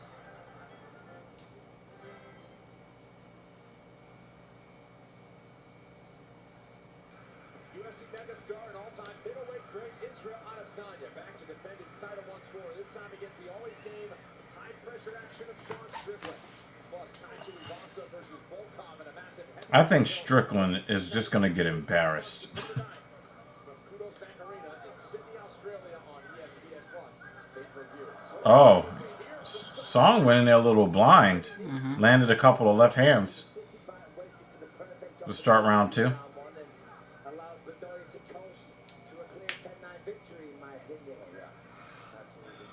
Absolutely took that first round. Great more volume, lands the cleaner strikes, great movement.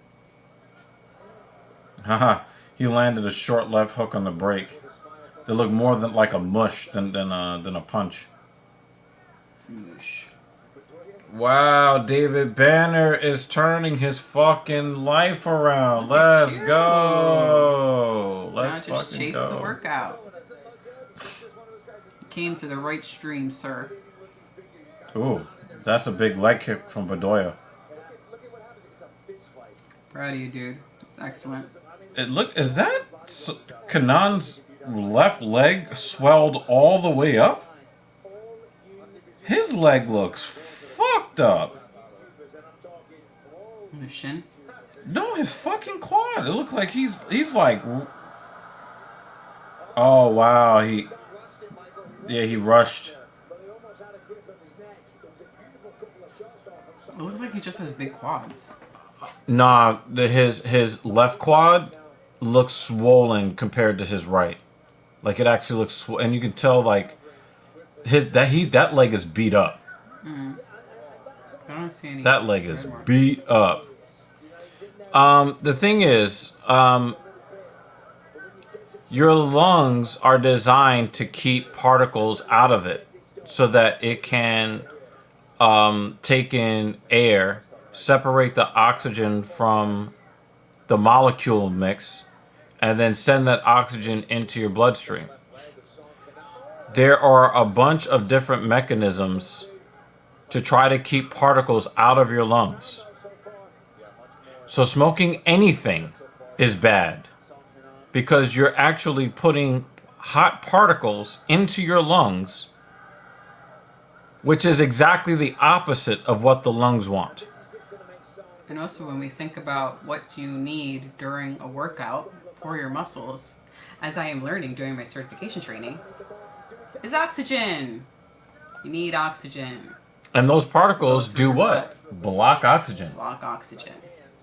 So it may inhibit performance in more than one way. You need oxygen to get to your muscles. Yep. And when you put basically what it is like chimney smoke, soot, into your lungs, the damage to those cells could damage your DNA and cause cancer. Because we're not supposed to inhale hot particles into our lungs. We're not supposed to do that. Or really particles of any temperature. So it's counterintuitive to be putting any of that into your lungs. Vapor into your lungs, again, you're inhaling fluid into your lungs, hot fluid. What does your lungs also want to avoid? Inhaling fluids. It doesn't want to inhale particles or fluids. It wants to inhale gases and preferably take the oxygen from the gas mix. So it doesn't matter what you're smoking. It's not a good idea. Okay? The crowd is not dead. It is just not Asian. there. It's an Asian crowd. No, but it's that when they showed the actual crowd, there's not much of a crowd because most of the seats are still empty. Yeah, but also there's not a lot of people there yet. Asian people don't make the kind of noise. They show their approval in other ways. Mm-hmm. So, Kratos says, I'm closing in on 4 years with no alcohol. Very nice. Look at you guys. Look at you guys.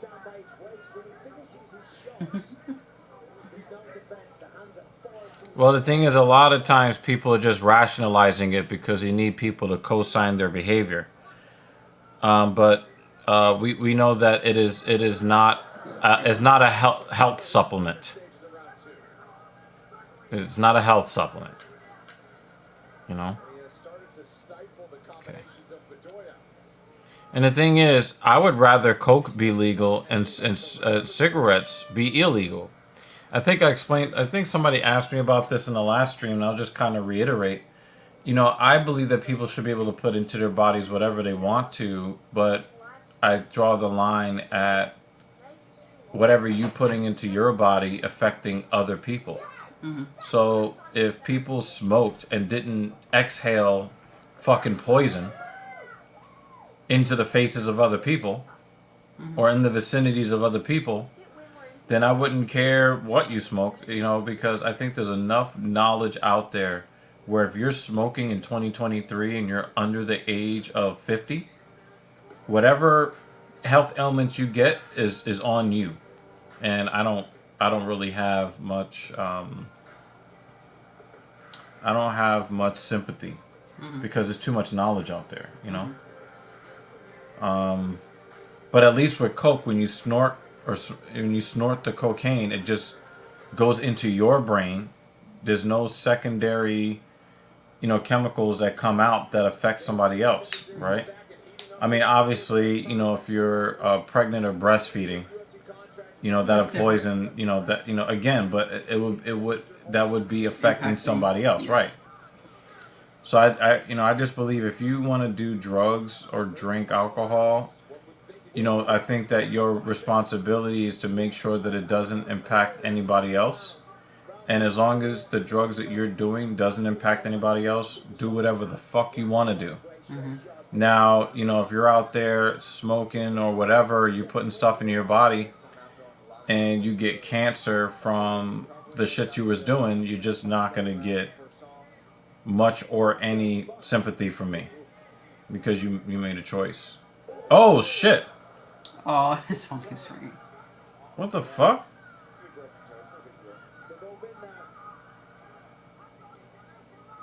Oh, straight left.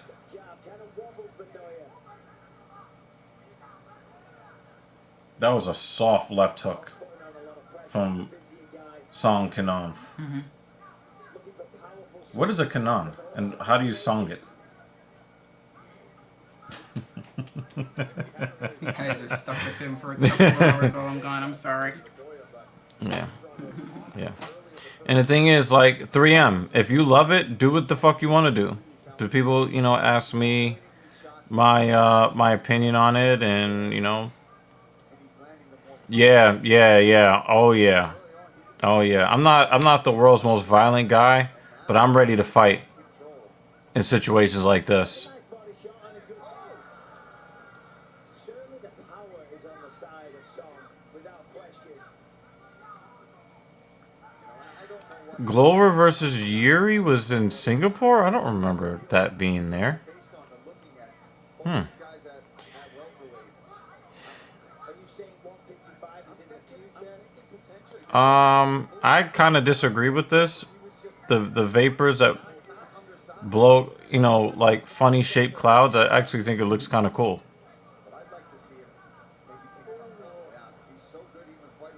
I'll take it back. It's not better with UFC cards at this time. Much better at nighttime so my phone doesn't keep ringing. Yeah, put that shit on silent. The fuck? Do not disturb. Do not disturb. Exactly. The fuck? Put up your out of office. So.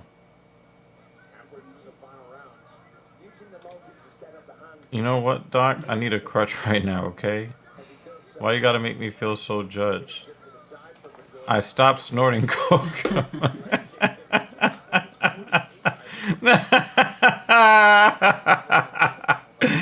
Oh man, that's good, man.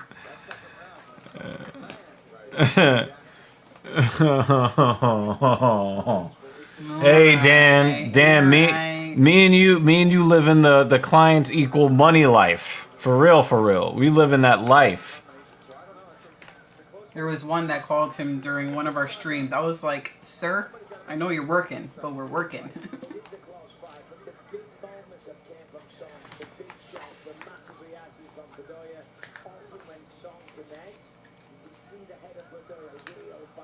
That was a better left hook from Kanon there. They had a couple of moments where oh, he dropped him. It looked like we were gonna get a double knockout.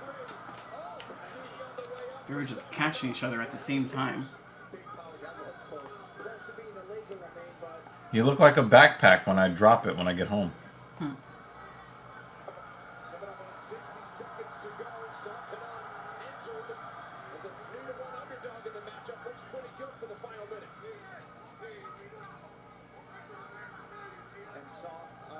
Bedoya's tired. Oh, he tried to take Bedoya out with that shot.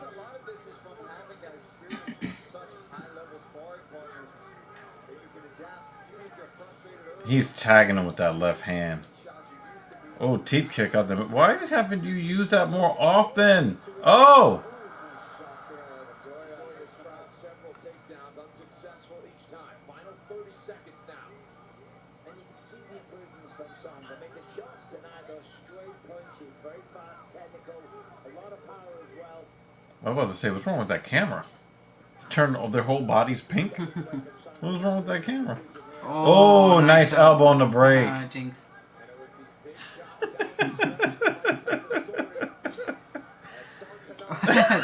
That was cool. Alright, let me hear the score and then I'm gonna slather myself. Slather. No! Not what I meant. Not what I meant. I mean, you can, No! you can rub it in your flesh. No, that does not assist with chafing at all. It doesn't. I'm not going to say it. Nope. Because you left it wide open for me to say it, but I'm not going to say it. Anyway, it's too so, obvious. you know, David thinks it's 29-28 song. Maybe. Maybe he'll get it.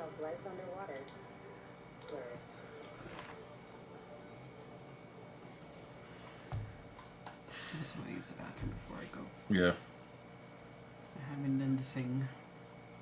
Back inside, nice show of respect between these two athletes. You said it Yeah, it's a bit flabby. decision with Joe Martinez.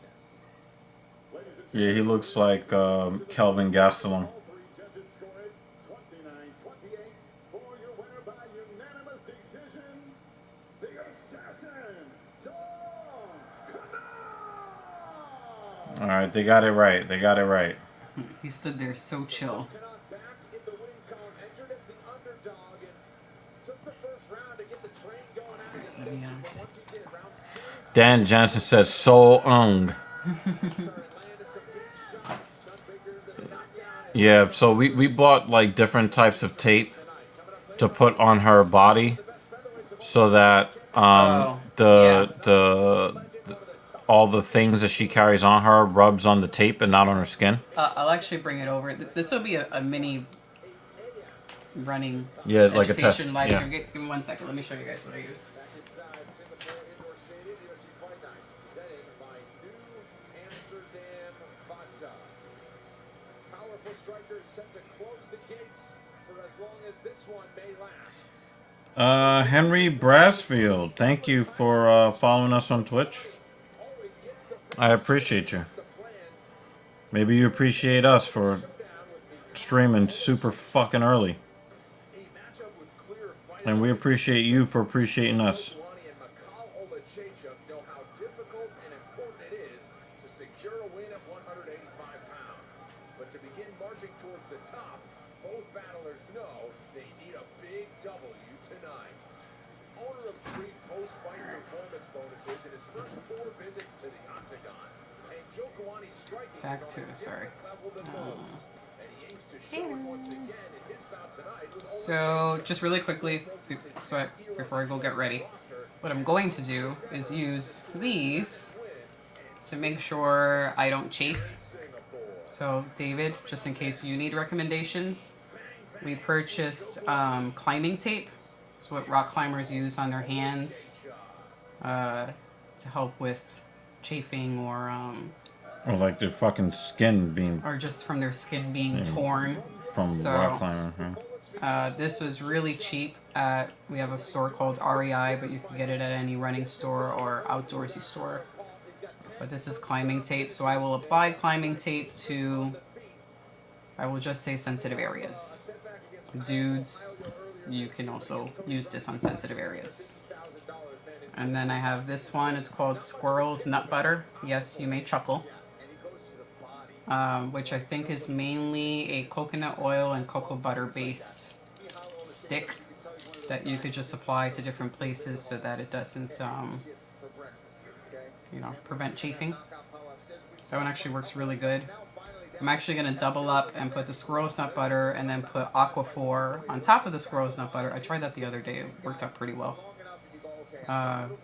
So both will be applied to the same spot or spots. I just said slather. And then there's Body Glide. There's a for her and a for him. Honestly, they're the same fucking products. This is one of those where I feel like they did not need to do a him and her product. It's the same shit. We all fucking chafe. So I'm not going to purchase this one ever again in the future because I think it kind of sucks. So I will use out this bar and never buy it again. But I'm very happy with this product. If anyone ever needs a recommendation for anti-chafe shit. That's my running PSA. I'm going to go apply things. Fine.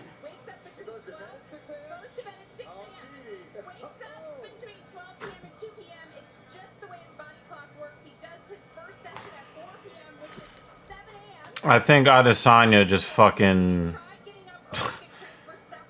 makes Strickland look horrible. I think that Izzy goes back to point fighting and goes 50 to 45.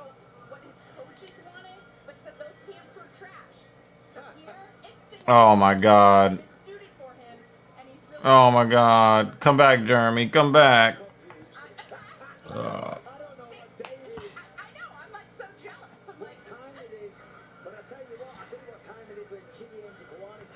Do you guys want to talk about Yevgeny Prigozhin?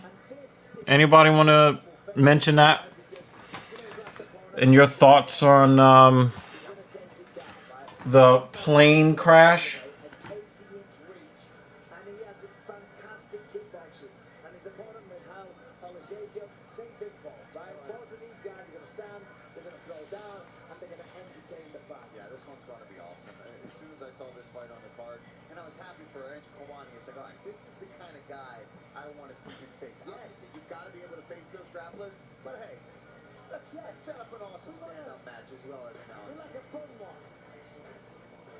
Yevgeny Prigozhin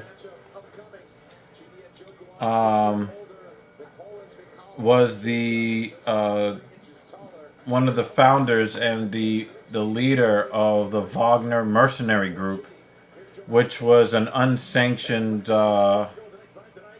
wing of the Russian military that's not necessarily 100% recognized as part of the country.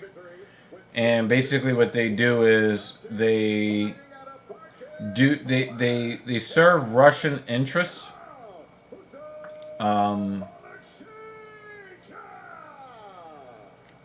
in ways that they commit a lot of crimes against humanity. They do a lot of ugly, disgusting things, and they do it on behalf of Russia and Russia's military without actually being part of Russia's military. So Russia cannot be held directly responsible for what happens by the UN or any other or any other alliance or anything like that, because they're technically not part of the Russian military. He for sure got assassinated. Hell yeah, they shot that motherfucker out the sky. I'm not sure I completely 100% agree with your thing here, because I think that if he was if it was an actual betrayal of the country, they would have started to side with the with Ukraine. I don't think that Prigozhin really agreed with how Shoigu was leading the war effort in support of Russia. So, there was never any question about Prigozhin's allegiances to Russia. There was never any question. I just think that he didn't think that they were administering things properly. And, he thought that he was kind of being hung out there to dry on the front lines as well. So I think that a betrayal would have been to, actually go against Russia, because there are actual Russian factions that are fighting in support of Ukraine. because they don't agree. I think that is betrayal. I think that Prigozhin's issues with Shoigu, you know, those issues were those were the issue. Like, there was never any real allegiance between Prigozhin and Shoigu. So, you know, I didn't really look at it as a betrayal. I thought that he was disgruntled. And, you know, I don't think that he had a lot of respect for the military hierarchy. And, you know, they have not really performed very well in this Ukraine war. You know, all intelligence agencies around the world have said that the Russian military has not performed well. And Prigozhin also thought that the Russian military also has not performed well either. And, you know, when you listen to, oh wow, nice inside leg kick for Njokwani. You know, if you listen to what the Ukrainians have said about, wow, he actually pulled guard by accident. Yeah, when you listen to what the Ukrainians have said, the Wagner forces have been more effective and more ruthless than the regular Russian military forces. So I don't know. It definitely is very dramatic. It is very, very dramatic what's happening, and, you know, kind of feels almost like a soap opera in a way. Okay. Although screwing Wagner messes up their stuff they got going on in Africa, yeah, you know, there's talk of folding Wagner into the Russian military, but the thing is that removes a lot of plausible deniability. I think that the best... Oh! Stinky chicken! He hit him with the funky chicken! Hit him with the stanky leg! Oh! Oleszejczuk, he's staying in there, he's staying in there!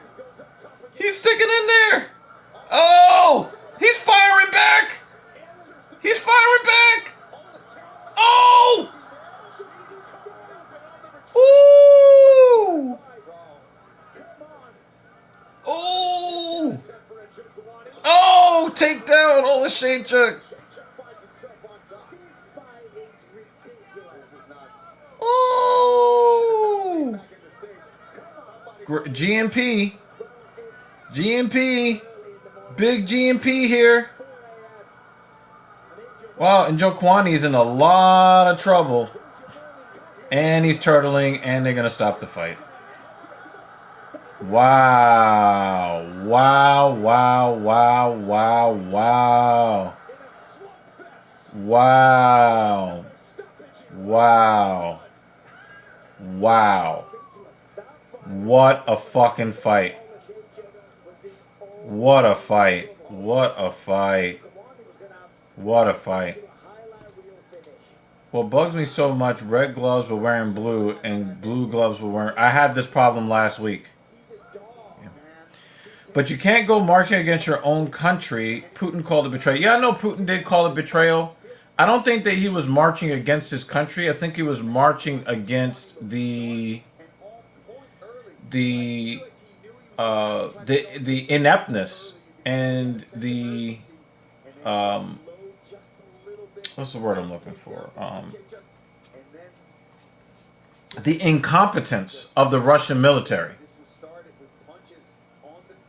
I think that that's really what it was. I don't think that he was actually going against his country. You know what I mean? It wasn't like he was taking alliances from other countries. He just wanted to see his country run better, especially in the war theater. So, you know, in that way, I do not I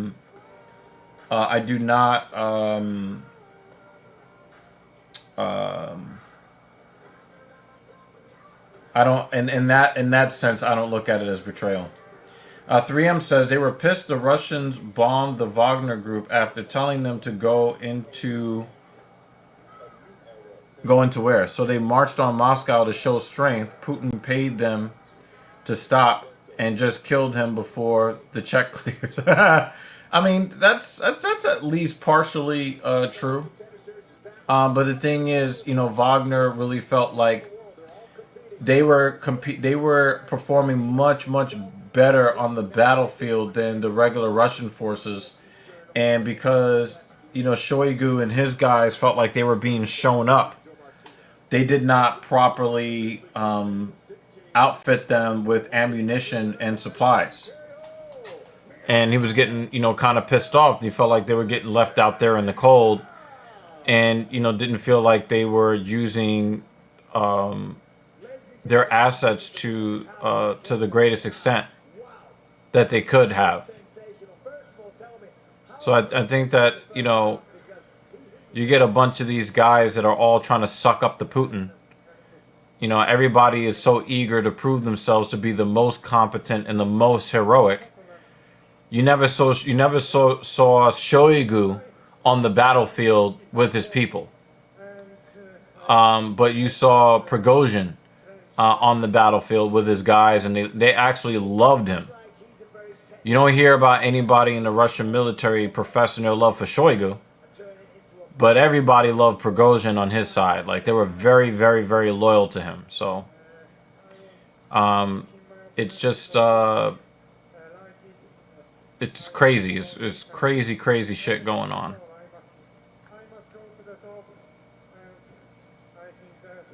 Let's welcome Lavaris M back to the streams. Good to see you again, sir. It's confirmed the Wagner Group is Diamond Dogs from Metal Gear Solid 5, and now Big Boss is supposedly dead. Yeah, it was such a tragedy. Such a tragedy. Yeah, you know, no, man, the way that people accidentally fall out of windows when they go against Putin, that shit is insane. Even just speaking against what he's doing. They drink polonium, you know, polonium tea. Crazy shit, y'all. Crazy shit.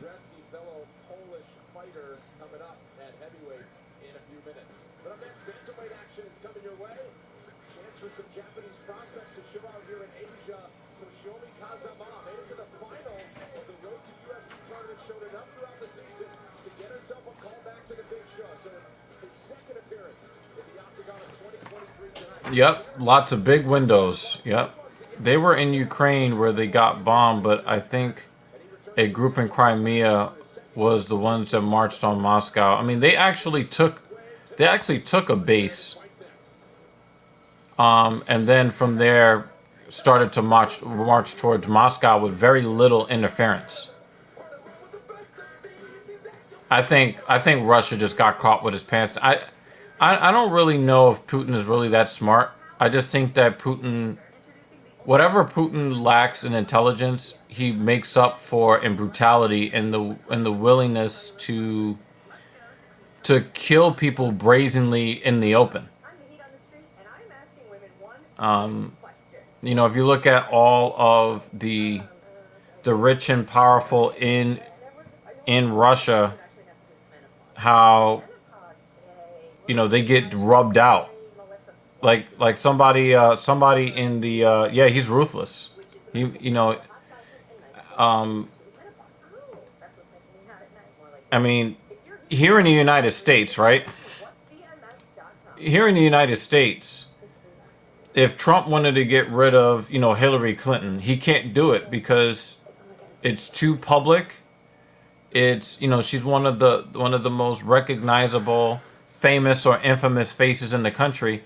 He can't just, like, have the Air Force, you know, shoot down her plane.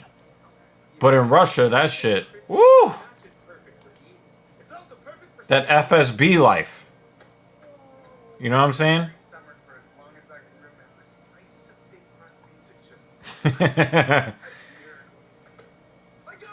I don't know if he's patient, but he's definitely calculated.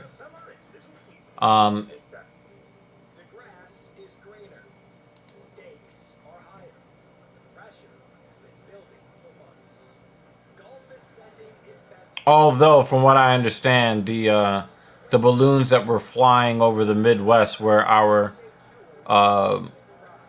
missile silos are, they did have spying equipment on it.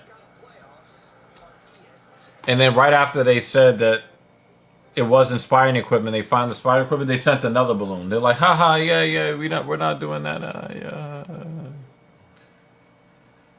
Yeah. You know, right now what's going on in Lahaina, Maui, it's all over the news. It's the deadliest wildfire there was in the last century. There's no alarm, there is no warning to these guys. Thousands of people are still missing. I think we just passed over the number of 100 confirmed dead. It's just tough, and I know it looks like that there's no end, or there's no way, there's no path. But also Hawaiians is different. Lahaina is considered a historical land. People's families been there for 50, 60, 70, 80 plus years. We talk about mana, you ever hear somebody talk about mana, the spiritual power? You go to Lahaina, that's what you feel. And right now, when you can keep that little, that fighting spirit alive, and keep pushing. Yeah, this is true. Work on who you want to make a donation to. Yeah, this is definitely true. Directly. Don't follow what about it? It's in Lahaina. Yeah, Hawaii is more, more Asian than it is American in geography alone. Things don't go to Maui unless you call to action there. But yeah, I just find the story to be absolutely fascinating, and the infighting, and a lot of the the complications. Russia's a very complicated place to be right now. Max Holloway You know? has as much pride for where he comes from as any athlete I've ever come across. He's carried the Yeah, Justin Trudeau and his blackface. through this last part of his camp. The people of Maui are experiencing How are you a liberal? crisis as How are you a liberal in blackface? destroyed homes. Morning, Mikey. Yeah. Hey, Mikey, we've actually been up. We've been streaming for 2 hours, and I'm on 90 minutes of sleep. So Grab your tea, grab your coffee, whatever wakes you up. well, thank you for joining, guys. If you have not hit the like button yet, please do so. If you have never donated to the stream, today of all days would be a good day to break your stream contribution virginity, But thank you to Dan for already donating. because your boy is on 90 minutes of sleep. Appreciate it, dude. Yeah, I'm on 90 minutes of sleep, Lavaris. Yeah. So I was explaining this earlier, but I had some personal training clients I had to train, and then we went to go see Gran Turismo. We got home just shy of 10 o'clock, but I had to eat. And Jeremy, yes.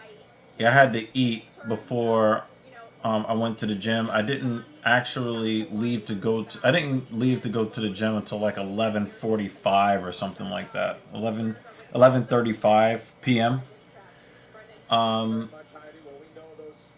I just didn't want to waste the day.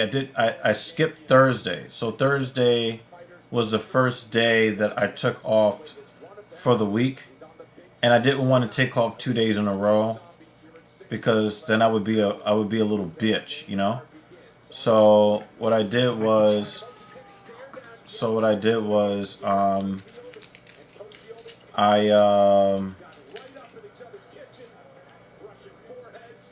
Did he say they got right up in each other's kitchen? yes, that's what he said. That's I mean, they keep saying phone booth, and now it's a kitchen, So I had to hit back, right? I had to hit back like really hard, and I was thinking about doing a truncated workout where I just kind of got the back moving, but then I felt like if I did not advance myself to get back to where I was before my deload, then I'm just taking gains away from myself. So I went a little harder than I intended to go, and then I crushed biceps And then that was about 2 hours. And so I got back home just shy of like 2 a.m. And then I had to eat. I needed to get some protein in, and, you know, I had to get some food in. There was no salad, so I didn't get my complex carbs. I Usually have a broccoli kale salad for him, and we ran out. Yeah. Sorry, babe. So I ended up eating fucking cereal to get some extra calories in before. And by the time I was done with all of that, I think by the time I went to the bedroom, it was like 3. I think I got in the bed at 3:10 a.m. and then I set my alarm for 4:45 a.m. So yeah, I'm on about 90 minutes of sleep. Okay. All right. I will be listening in on my way there, and I'll join. 3M says, Mrs. Evil, you're all anti-chafed up. That's why I did the thumbs up. I'm Yep. chafed up, anti-chafed up. I got my sunblock on, which is why I'm all glossy and shit. I feel like a mummy because I put that tape on, so I can feel it when I move around. When you say Coach Greg, are you talking about Coach Greg Adams? Is that who you're talking about?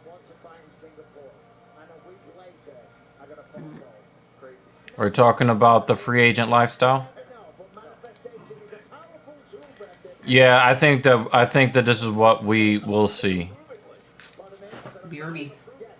I just think that in the old days, the old Chan Sung Jung, I think it would be more competitive. I don't think that this version of Chan Sung Jung is as competitive against somebody like Max. Lavaris M asks, would you say cardio is a waste of time? It depends on what your goals are. But if your goals say that cardio is a waste of time, more than likely, I have to question your goals. Max cannot make 135. He cannot make 135. Greg Doucette. I'll talk about Greg Doucette in a second. Do you think that if you are ruling your country through fear and mob-like tactics, you'll end up with people who will only say what you want to hear instead of saying how it is? Absolutely. Absolutely. Putin is in a lot more trouble than he thinks. He's in a lot more trouble than he thinks. Because, like it or not,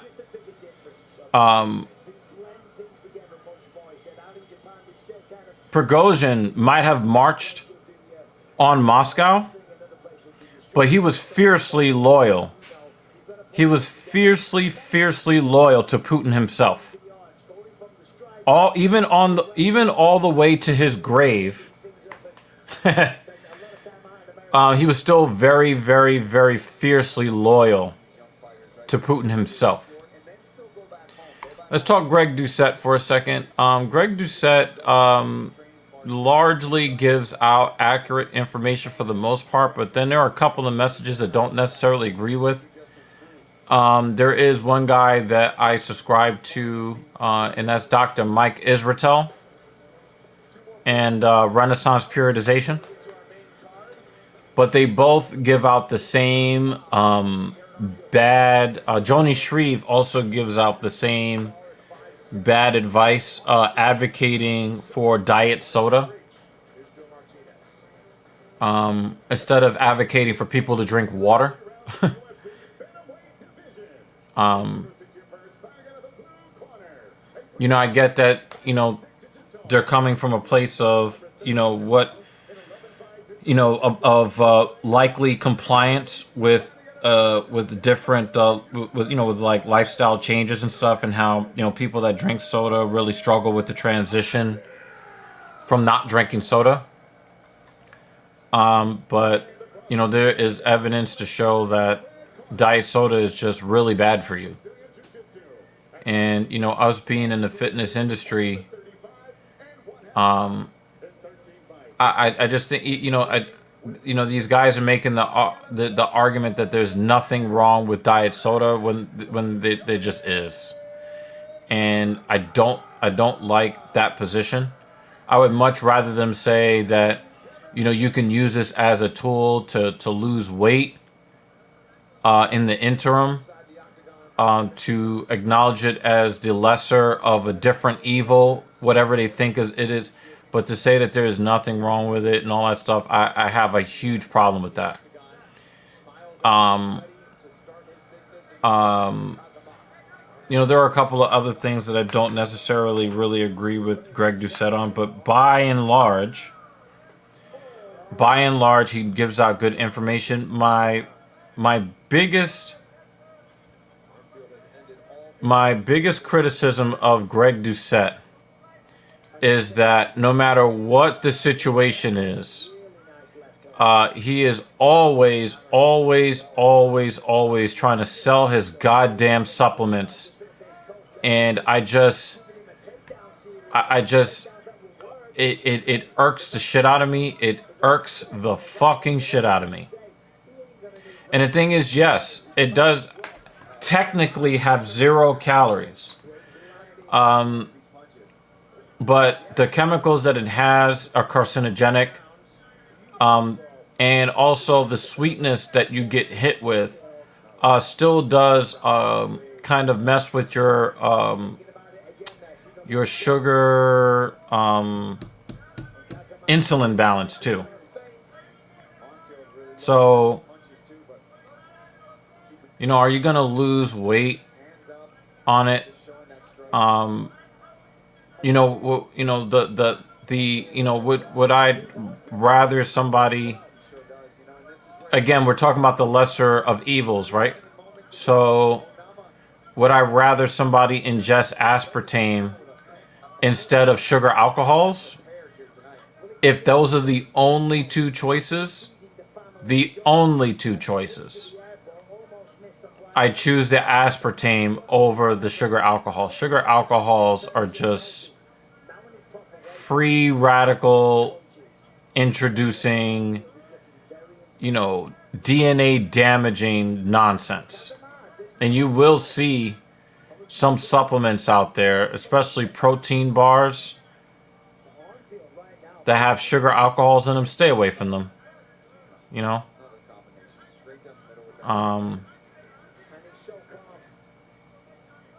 But yeah, I don't agree with Greg Doucette on everything.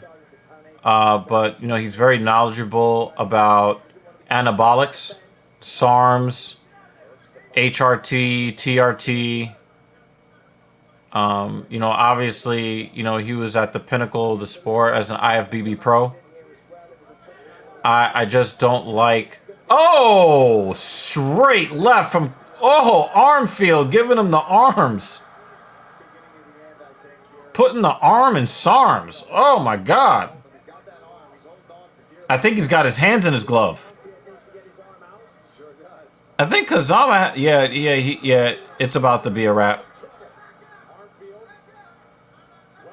But yeah, those are some of the issues that I have.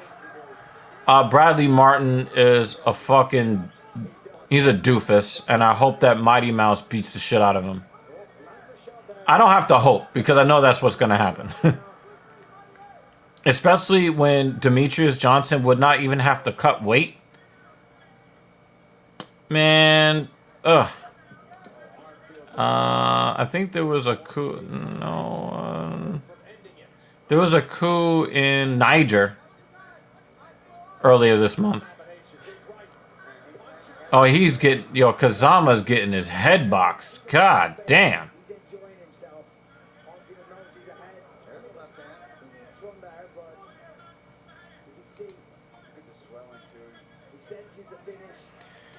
It kills me when most fitness people recommend supplements when all you need is high-intensity interval training, weightlifting, and monitoring what you eat. Yeah, you don't need supplements. Oh, good night. Good night. Good night. Oh, my God. What a knockout. And Dan Jensen, yeah, absolutely correct. Oh man, good work, Armfield. All right, so the thing is, supplements work. Okay, supplements work. Do you need them? No. If you've got a well-rounded diet that's high in protein, high in complex carbohydrates, no, you don't need supplements. But supplements make life as it also depends on what your goals are, right? Like I didn't use many supplements as a strength, when I was involved in strength training, but excuse me. But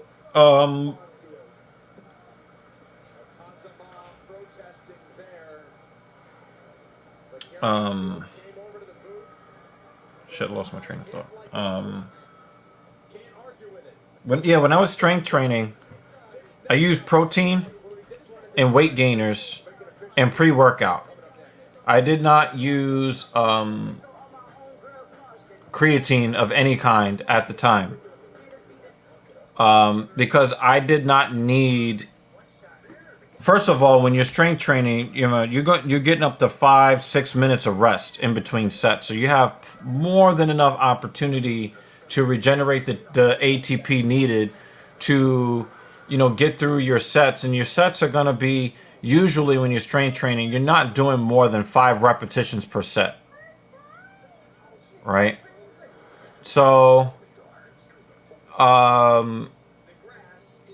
it's just you don't really need creatine as when you're strength training. I mean, it can help you, it will help you, but I found that I didn't need it, right?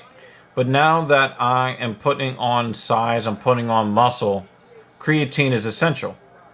And if you understand what creatine does, creatine is essential, for muscle building. Now, some people will say that it's not essential. Can you build muscle without it? Yes, you can build without it. You can. But understanding what creatine does, if you're looking to build muscle, it's right where you're supposed to be. And creatine, yes, is it a supplement? Yes, but your body produces it endogenously, and you do get it from meats. You just never get it in the quantity that you would need to really have an effect on your performance. So basically, the supplements I take are amino acids, BCAAs, or branched chain amino acids, and EAAs, essential amino acids. And again, why are they essential? Because your body does not produce them endogenously. You need them from outside sources. So I use it to make sure that I don't catabolize my muscle too much in the session.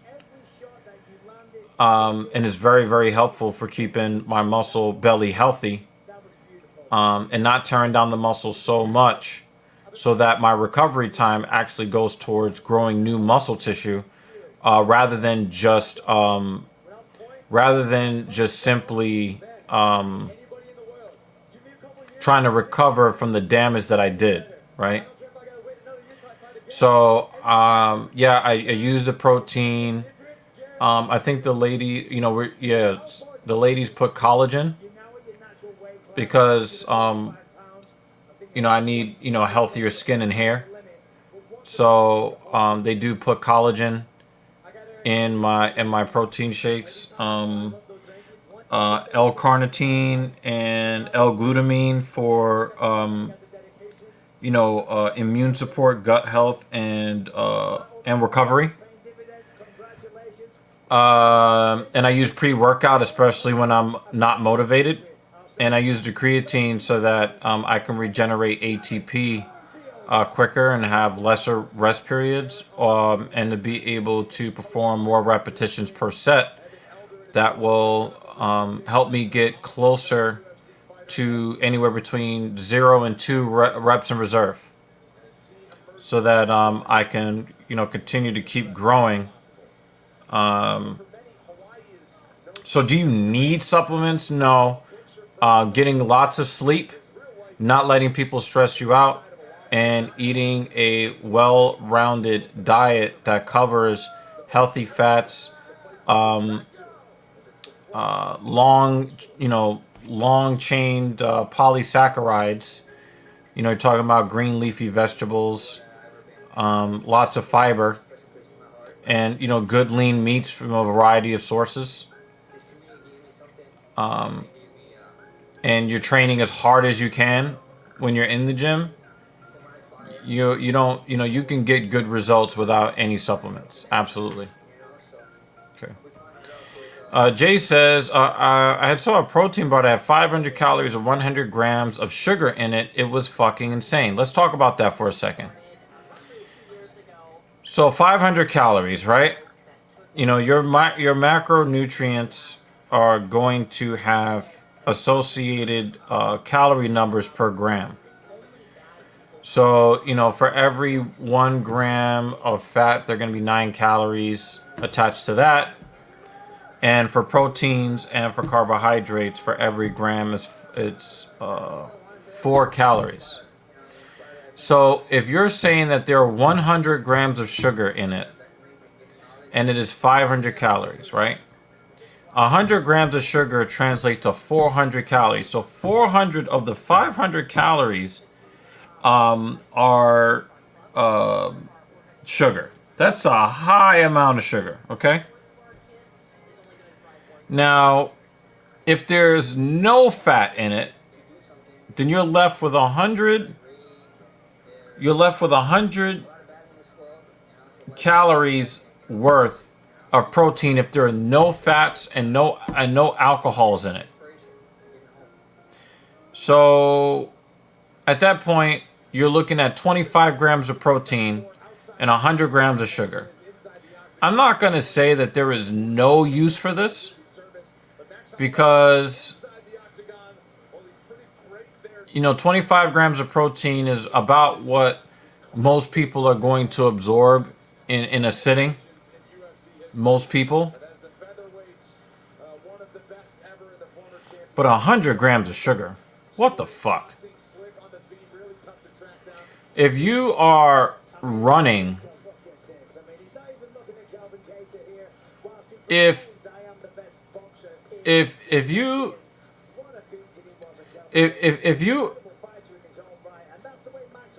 running a long distance race,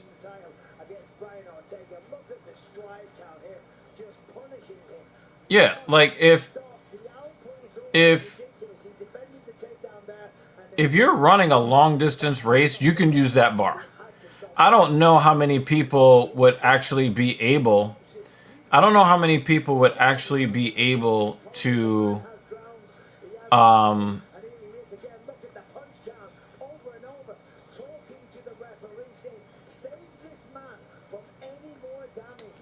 don't know if a runner would be able to hold that in their stomach and still be able to run. But that's like really the only application that I can see having a protein bar with 100 grams of sugar in it. Usually I don't really see supplements to have anything more than 25 grams of sugar in it. And that's plenty sweet enough, but 100 grams of sugar? I'm not really with it. I'm not really with it. Okay. You were talking about hold on. Yeah, so this is kind of going back to that comment talking about Greg Doucette. The thing is, I don't mind, that Greg has a line of supplements, but he's pushing it and hawking it mega hard in every single video, and it doesn't even matter what the subject is. He just forces that shit in there. And it gets to the point where whenever he pulls out his bottle of whatever it is, I just turn off the video. So Twitter needs to shut the fuck up because of this. As the world continues to open up, you will see more Asia-based fight cards. Absolutely.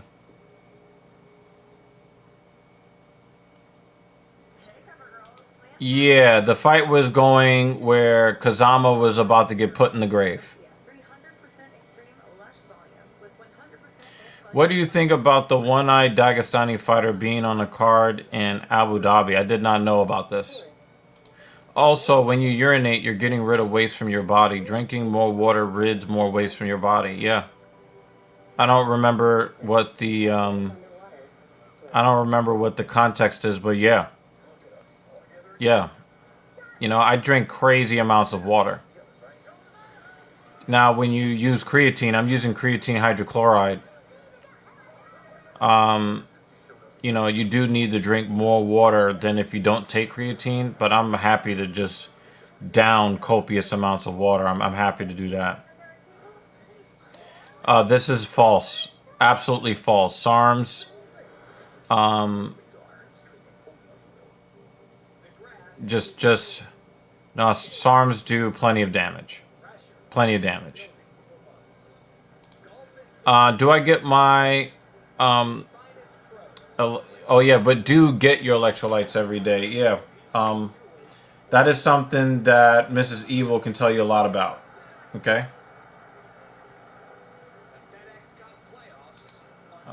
Okay.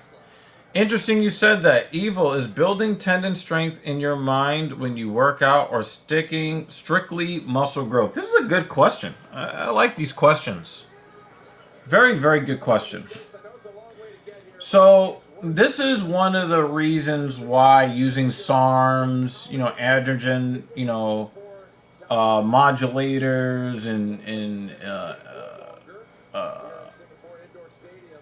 you know, androgens, using anabolics, really, of any kind.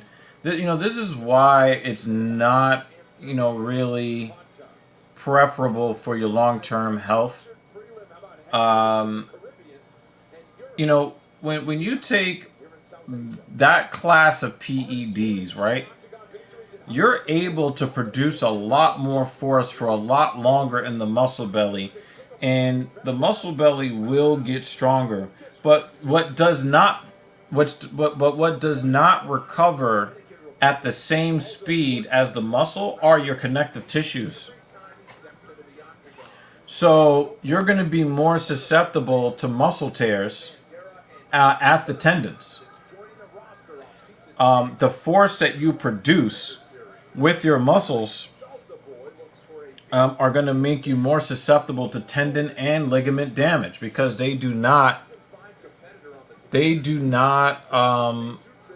recover the same way the muscle does. This is another reason why I like people to use free weights more than machines, because again, it's kind of like the same type of principle where, you know, your prime movers are going to get big and strong, but the muscles that support them to stabilize them don't get work because the machine does the stabilization. So I prefer people to use free weights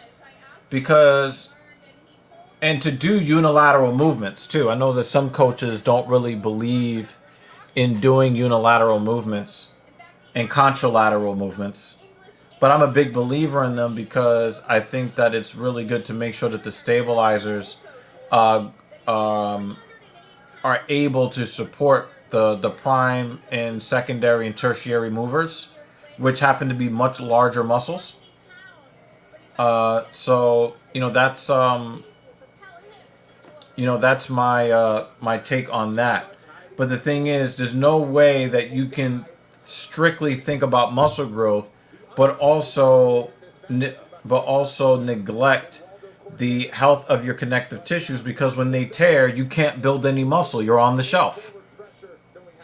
So there's no way that you can think about muscle growth and not also think about tendon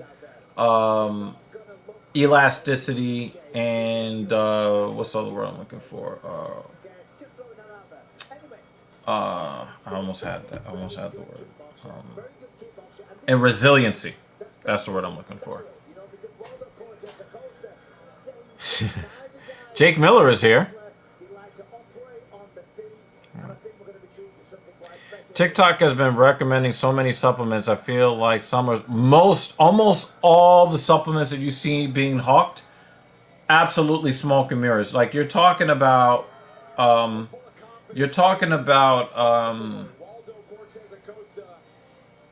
they call them influencers, right? We're not talking about people who are experts. They are influencers. There are people who are there to get people to do things. And the vast majority of them are either knowingly hawking scams or they are just lending their popularity to the highest bidder. And they don't care. They don't care whether or not they are misleading people. They get 5,000 here, 10,000 there, make an appearance for 20,000 there. That's the only thing they give a fuck about. So be careful of people who are looking to influence you without your best interest at heart. All right. When you're talking about 100 grams of sugar, there's no way that tastes good. There's no way that tastes good.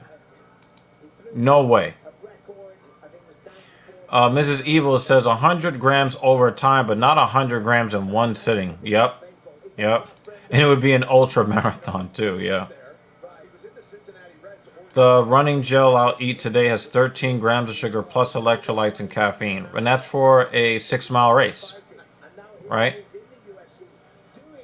Yeah. Bisbing lost his eyesight in one of his eyes over time. And toward the end of his career, he pretended that he had both eyes when he had a prosthesis. I think when he won the championship, he might have won that with one eye. But of course, when GSP kind of figured something was wrong with him, say, hey, let me take this belt real quick, and then quickly leave the UFC again. So, the key to weight loss, insulin. Control your insulin by eating 3 or 4 meals and separate them by 3 or 4 hours each with less than 500 calories per meal. That's that's close to what I recommend. I like to see people eating between 4 and 6 meals every 2.5 to 4 hours. So, the windows that you're talking about, I really just don't want your body to go into famine protection mode because it starts treating the food differently and you can start storing fat against your will, But the thing is, if you're a person that's eating reasonably, you should be okay. And that's just what it is, Anytime you eat anything, your body releases insulin and creates fat storage. Your goal is to minimize fat storage. I mean, for some people. But if you're a strength athlete, maybe you don't want to minimize fat storage. Would you ever take PEDs, testosterone replacement? This is a really good question. I've always been a person that likes to do everything on my own, and I'm, very stubborn that way. But the thing is, I was actually thinking about this last week, would I ever get on HRT? And I don't think that I could ever say never. I don't think I can ever say never. But I think that the situation that I would be most that it would be most appealing to me is if I wanted to perform better with women, and if I wanted my dick game to be better, I might, if I wanted to increase my appetite, my sexual appetite. But for muscle building, no. I want to see what I can achieve on my own. And I've made some pretty good achievements in just the last 3 months. inside the last 3 months. 11 weeks. In 2 of those weeks, I did absolutely nothing. Or close to absolutely nothing. I want to see, how far over 200 pounds I can get, just training hard, training, every day, some days, 2 sessions in a day. Can we give some love to WCA? His striking has improved over the last 3 fights. His striking mechanics. He was throwing fucking curveballs and sliders. That first fight that we saw him in the UFC. Oh, there it is. He just threw a pitch. But for the most part, his mechanics have improved tremendously. And he's throwing for major power straight up the middle. His mechanics have improved dramatically. Holy crap.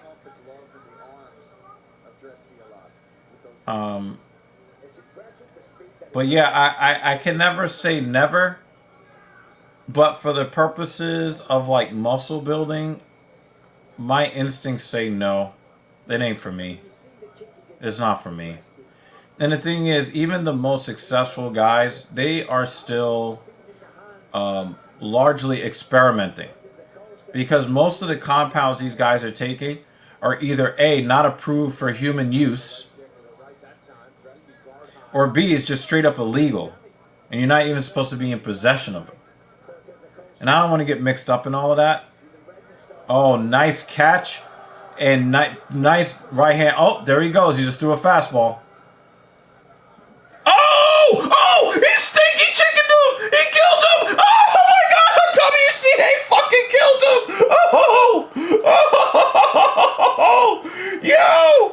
Yo, he threw a knuckleball.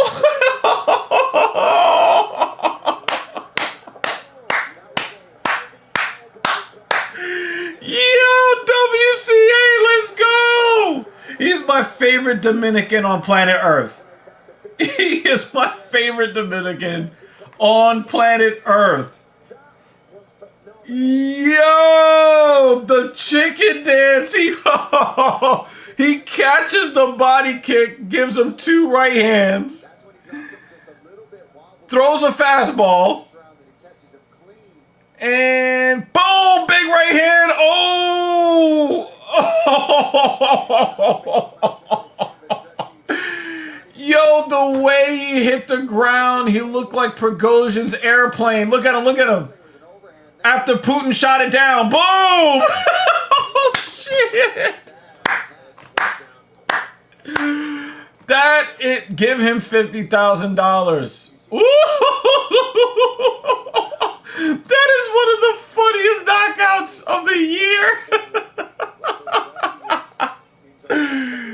Oh my God, that was fucking awesome.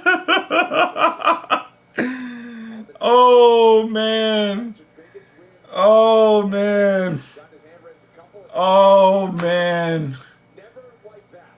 my God. Oh my God. Oh my God. Damn. Oh, WCA, let's go. Oh my God. Yeah, I have not watched the Joe Rogan Experience in a long time. I just don't want to use what the fuck is that platform? Spotify. I liked it better when he was on YouTube. I watched every show on YouTube. I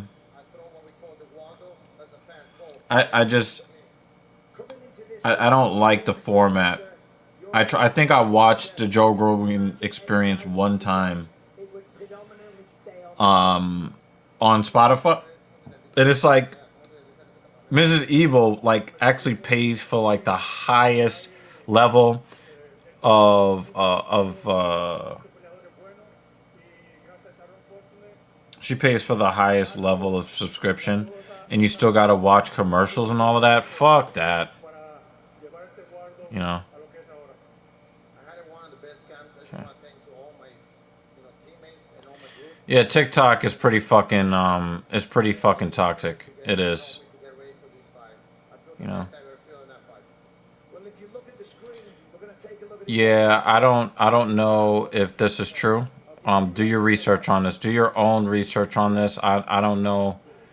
Zinc is really important, period, especially for sexual health. But you know, all the extracts and the herbs and all of that, usually it's pseudoscience. So I would not necessarily recommend that. To be honest with you. If you also this is not good advice. So I'm gonna put this shit to bed right now. If you're looking to build muscle, do not lift heavy weight, because that is not how it works. It's not how it works. So let me explain it to you, okay? When you lift heavy weights, the maximum amount of repetitions that you're going to be using when you're lifting heavy is probably 6 repetitions. And when you overcome the resistance, you're not going to have a lot of time with heavy weight on your frame. So you're not going to get a lot of time of attention. And scientifically speaking, if you're looking to build muscle, you need the most time of attention while in the deepest stretched position for the muscle group, whatever muscle group you're working on at the time, right? Heavy weight training does not facilitate that, because you're not going to be able to spend enough time under tension.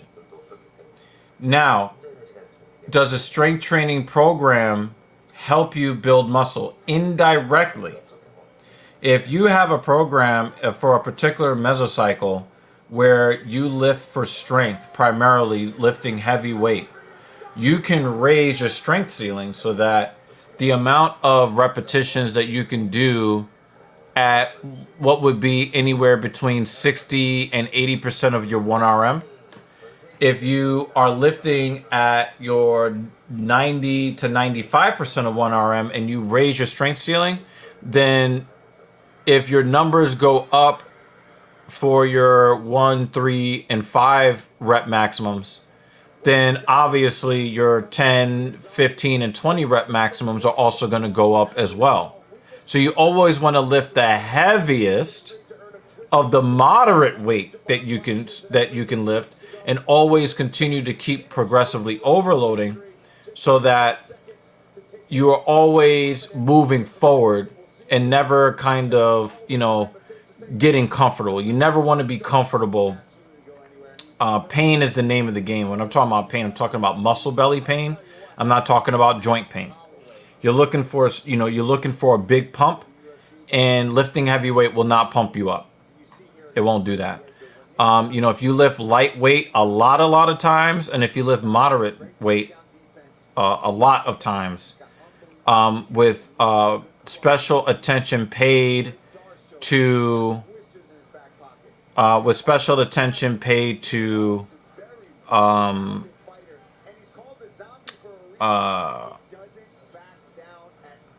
loading the muscle at the longest, the deepest stretch that you can, right? So, for instance, right? I'll take the bicep for example, right? So a lot of guys, when they hit the bicep curl, right, you'll see a lot of guys, they're here and they do this and they come down, and they do this and they come down, they do this and they come down, right? This is largely ineffective because your range of motion is very short, right? And you're never really loading the muscle at the longest stretch that you can. This actually is not even the longest stretch you can get.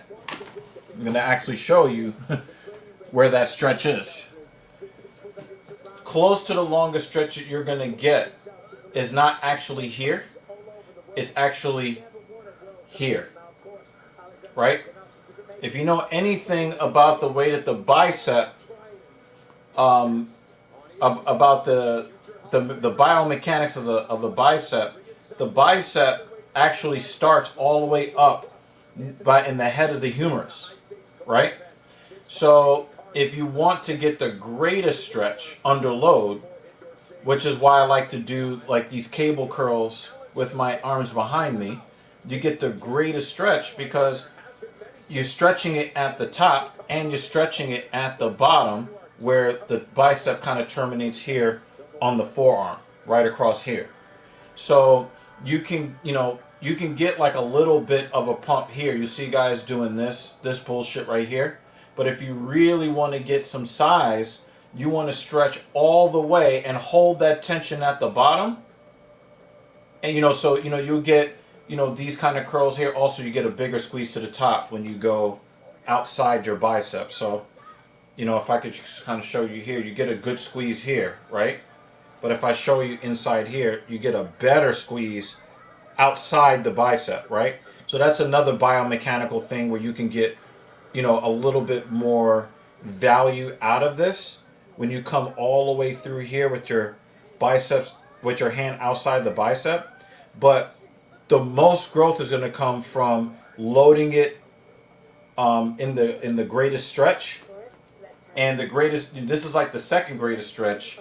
You get an even bigger stretch with your arms back here if your biceps tendon can handle it. Only if your biceps tendon can handle it, right?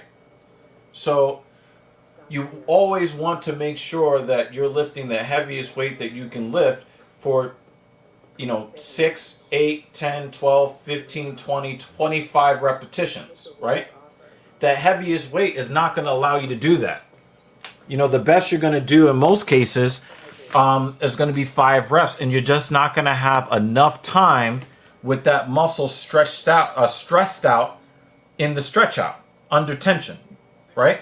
So if you're not getting enough time under tension, and that goes for any muscle group that you want to grow, it's not going to grow. Are you going to get stronger? Yes.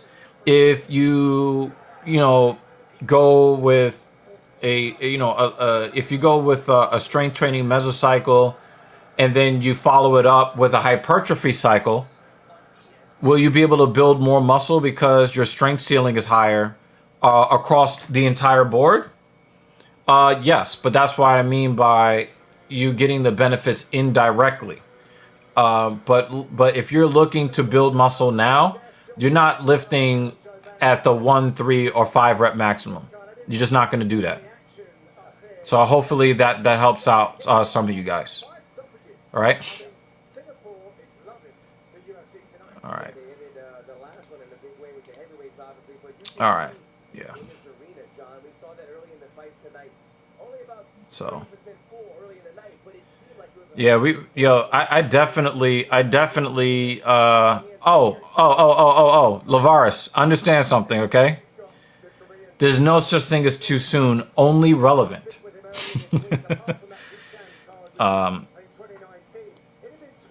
Yeah, WCA. WCA is something else, man. Yo, JRE, I'm pretty sure his shows are still very good. I'm pretty sure they are still very good. I just don't want to deal with Spotify. Hogan is talking about having a retirement match. If that wheelchair bound motherfucker don't shut the fuck up, so I'm gonna substitute the word form for feel. Right? A lot of people, when I see people in the gym, I always say something to the person who is looking in the mirror, making sure that their form is good. Does this look good? No. What does your body tell you is happening? Does your elbow hurt? Does your shoulder hurt? Are you uncomfortable? Does your lower back kick in on your deadlift? I don't care about form. I care about feel. I care about the biomechanics. Right? Anytime I hear people talk about form, it just makes my fucking blood itch. You know, are the muscles that you're looking to use, are they activating the way that you want to in the timing that you want? You know? Yep, do your research. You know? Okay. Is a heavy bench mainly for ego? What benefits does it have? This is a great question. I just talked to one of my brand new clients about this. Okay? The heavy bench press is mainly for male ego. And, you know, I'm a guy, in the perfect world, I would only give people the stuff that they need. But when you are working with grown men, you also need to give them what they want, right? So if somebody has a particular goal, right? If somebody has a particular goal, it is not up to me to tell them, well, you shouldn't have that goal, unless their goal is dangerous. And I have to let them know, I can't take your money if you want me to do something that's going to get you hurt. But there is a way to you know, benching heavy is an expression of strength that also means, for the most part, that you're lifting properly. You've got good biomechanics. I would much rather guys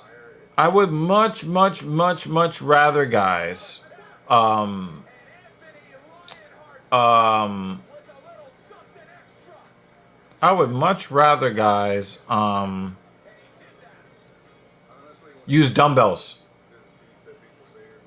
I wanted to get those shoulder stabilizers right. I want to get those shoulder stabilizers right. I also want them to build muscle that is aesthetically even on the left and right side. Almost all of us are dominant on the left or the right side, right? So I'm right-handed, right? If I go to bench, right, I know that if I use a barbell, that anywhere between 55 and 60% of the force is going to be produced on my right side. So if I do my flat bench more with a barbell than a dumbbell, then I'm going to continue to exacerbate the strength difference between the two. And then over time, the size difference and the shape difference is going to be inherent, you know, going to be pretty apparent as well. So I prefer to use dumbbells because I want to make sure that I force the left side to work as hard as the right side so I can get the most even look, so that it's more aesthetic, right? I don't want to be the dude that's like the chick that clearly has one boob bigger than the other. You know what I mean? Yeah. And the thing is, if you're lifting properly, you're going to be protecting the joints. That's a whole conversation I can go into. Okay? There's a whole conversation I can go into about protecting your joints in your lifts. The bench press among them, one of the most important, because if one of your joints fail and the bar lands on your throat, pretty much your whole body's going to fail at that point. So it is super important to make sure that you are protecting the health of your joints, but you're going to do that with proper biomechanics. And, you know, get yourself a coach that understands kinesiology, and you'll do pretty well. Okay. Yep. That negative resistance, exactly. So, actually, you do bring up a good point, Jay, when you're talking about failure, right? And I must stress this. There are two different types of failure that you need to acknowledge. One is the type of failure where you mechanically cannot fire the muscle completely anymore. But then there's another type of failure where your body goes to compensate for what the target muscle can no longer do, and then it changes the movement pattern. At the point that your body goes to change the movement pattern, you are to stop. There is no added benefit. As a matter of fact, you could be going in the opposite direction and causing some problems if you do not stop from when your body just doesn't move properly anymore. So again, there are two different types of failure. There is the flat mechanical failure where you just, you go to move and the muscle just doesn't move anymore. Then there's another type of failure where I can move it, but in order to move it, I gotta do this, or I gotta rock back to do that. If you're doing that, shut it down. Shut it down. The juice is not worth the squeeze.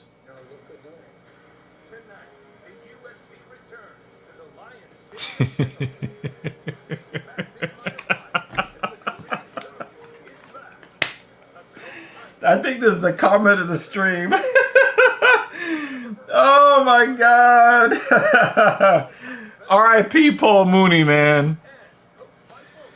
I can just do a 225 bench and people say that's it. What is the big fuss about it? You know what's really funny? You guys asked me about Greg Doucette. He actually came out with a video about a month ago talking about the bench press, right? It turns out that only 1% of people can do a 225-pound bench press. 1% of people. 1%. Right? So when somebody says only, just say cool story, bro, and keep it moving. Remember, your goals are your goals, right? Just because somebody else can do 315 doesn't mean that you need to be doing 315 right now. You need to kind of figure out what kind of goals you have and stick to your goals on your timeline. Because the guy that can bench press 315 might have different genetics than you. The guy that is doing 315 might be more experienced on the bench press than you. The guy could be juicing. Right? So, you run your race. Your competition is with you, not really with anybody else. Use other people for inspiration, but you run your own race. Yeah. Although I probably would give the edge to Blanchfield. Smith is not albino, he's just light-skinned. Would you say deadlifting is more practical than doing bench press? Absolutely. That is a full body. You can.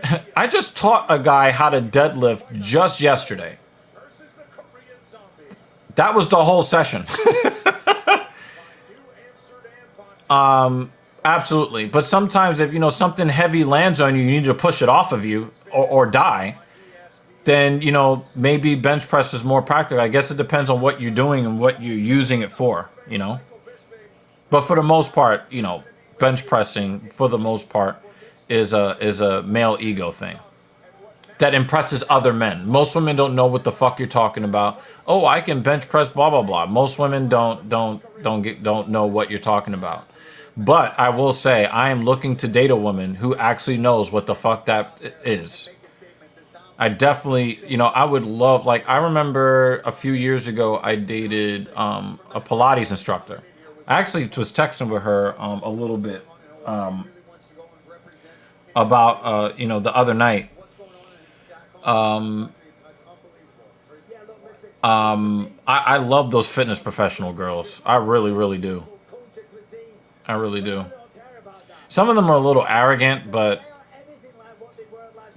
their bodies are A1. I don't bench. My right shoulder was dislocated when I was a kid. That never healed right, so my arms don't lift to the same height at the same speed, right? That's why you want to use dumbbells, right? That's why. I meant to say, is deadlifting more practical to life than doing a bench press? I think I answered this later on.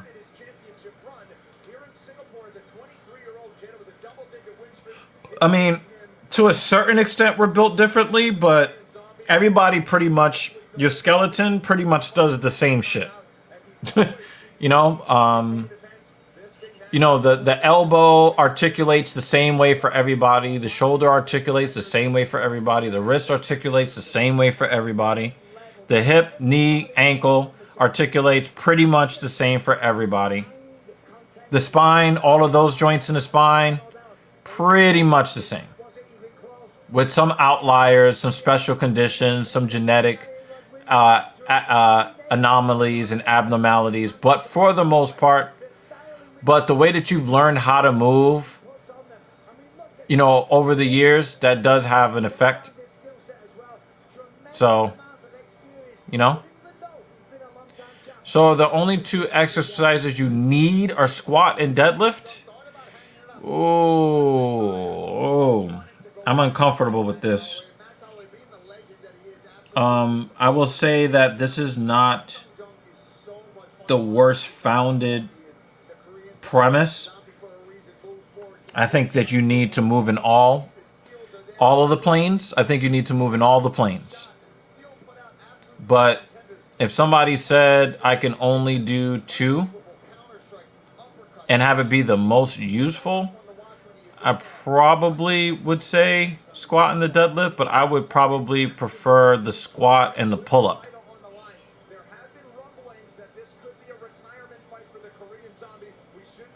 That would probably be my preference if I had to only pick 2 that I had to do for the rest of my life.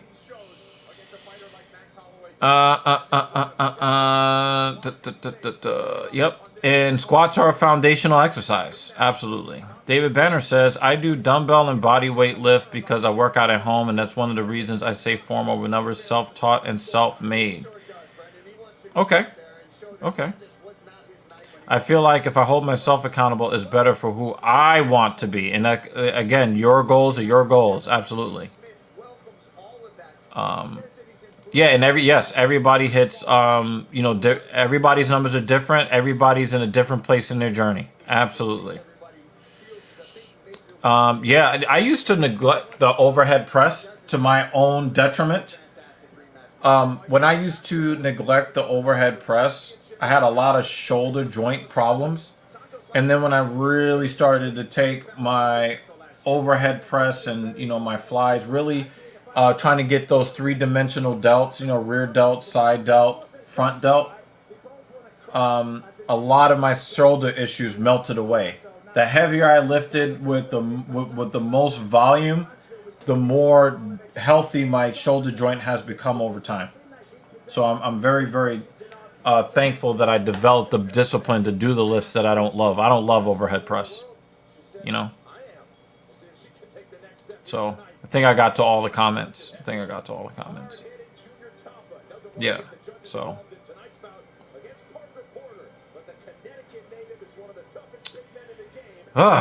Yeah. So, I could talk fitness all day, y'all.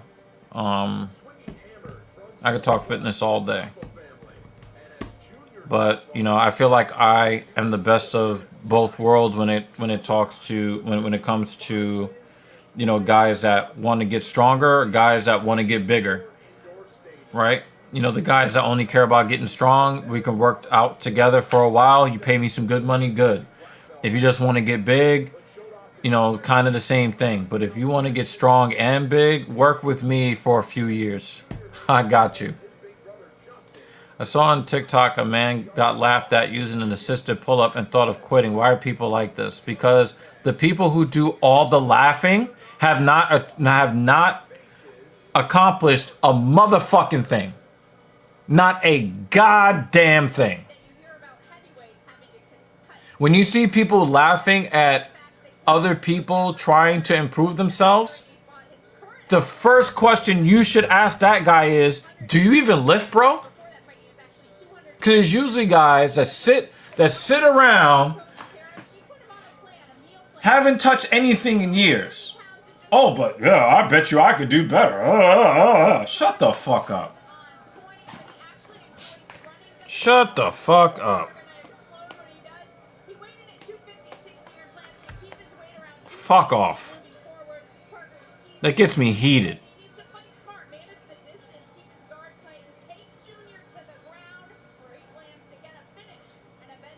any fitness professional you know is welcoming to people who are on their journey. Do you know who use assisted pull-ups? IFBB pros. We're talking about the highest level of bodybuilders use assisted pull-ups. Why do they use the assisted pull-up? To create more damage to the muscle through more volume. So they start off with the regular pull-ups and then they go to the assisted to wring out extra value out of their lats in mid and low traps. He looks to brawl, he looks to swing, he looks to knock people out. But if he can take Junior Tapper down to the ground, he has a massive... The guy doing the assisted pull-up is doing more than the people with the fucking phone in their hands, you know, swiping up and down. It's easier to swipe up and down with your thumb than it is to do assisted pull-ups. People get on my fucking nerves. And it be the people that haven't done a goddamn thing that's making fun of other people. It was people in the gym in the comments saying the guy was weak, but you see them and they're fat. Yeah, exactly. Yeah, fuck those guys. Fuck those guys. There might have been a fight that was canceled or something like that, and they moved his fight up. You know, he might be filling in. You know, so you know. Same shit. I'm glad you said it, and I'm glad I developed the discipline to run. I hate it, but it's not for me today. It's for me 10 years from now. You're flying home and your brother's like, hey, man, I get it. You couldn't get it done. Anytime they have an argument, they're going to be like, oh, listen, big knocked out Parker Porter. Absolutely. You're right there. Right? And the thing is, I gotta say this, right? Most people in the fitness culture, the people who are of the 5%, the people that go to the gym regularly and do the work, even though it is not necessary for their immediate survival. Damn, Junior Tafa. Oh wait, Justin Tafa is the fatter one. I was about to say, damn, his fucking face got... That's probably what it was. Because the Tafa brothers are both in the UFC. Justin might be the one fighting in Australia. This is Junior. Okay. Yeah, you don't need to have your own home gym, man. The thing is, the culture in most gyms, and most people in most gyms, is to support people who are on their road to getting as fit as possible because they understand the journey. They understand how difficult it is to show up at the gym every fucking day. It is not easy. You know, like I have friends that want me to play Call of Duty with them. I've got friends that want me to go places. I'm like, nah, I gotta hit this workout. Right? You guys have seen me show up to streams late. And Mrs. Evil is in here talking to you guys because I can't not get my work in when I need to get my work in.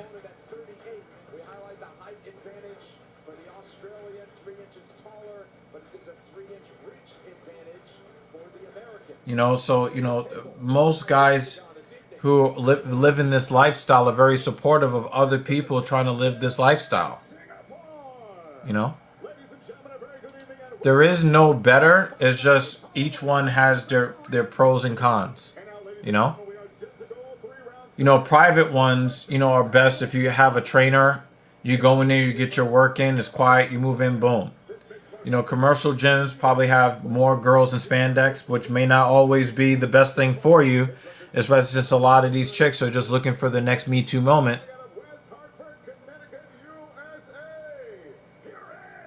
But, you know, commercial gyms have more regular people in there. It can be a little bit less intimidating than going to a private one where everybody looks like, you know, they're a Greek god or goddess. You know, private gyms, you can work with your trainer, get your work in, and just get the fuck out. You know, I've worked in commercial gyms. I currently work with some of my clients in the private, you know, gym environment. But, you know, I met those people in the, you know, commercial gym environment. So, you know. Yeah, I mean, yeah, but there's assholes everywhere in the world, right? You just kind of figure it out and you avoid the assholes. You know, try to be as respectful as you can to everybody, but avoid the assholes. You know what I mean? I mean, I'm pretty sure that the people that you work with, there are some assholes among some of your coworkers, right? But you still got to go to work. So,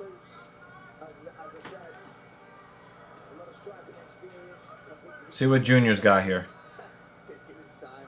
Junior Tafa looks like a Teletubby.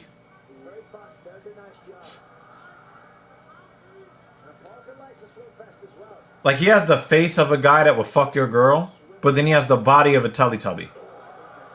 Wow, he's counterpunching. That was a big right hand on Porker Porter. Oh, big right hand from Junior Tafa. Oh, yo, he killed. Dude, no, don't let it happen. Oh no, he let him grapple. He was about to put him out. And then Junior grabbed the cage. No, don't cheat, man. Oh my God, Porter was about to be knocked the entire fuck out. Oh, big elbow. Oh, dirty boxing. Oh, he killed him. Oh, yo, dudes are getting blasted at 7 o'clock in the morning. Oh my God. Yo, it's too early for dudes to be getting nuked.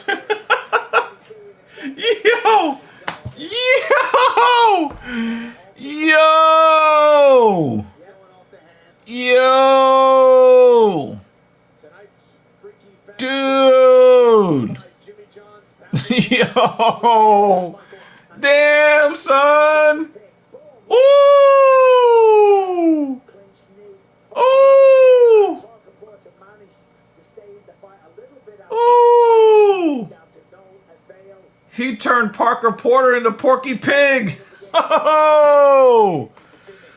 Ooh! Everybody getting hit with that Putin shit, son. Damn. I saw a video of a chick stalking and recording a man, then asking for his socials, and he said no, and called her busted, and she made a scene. Yeah, more guys are just rejecting chicks now, just straight out the gate. And you're seeing more videos of that online. Absolutely. Absolutely. Absolutely. Yo, Lavares definitely has it out for the Hulkster. Yeah, Hulk Hogan has been looking ridiculous with that male pattern balding for like 40 years.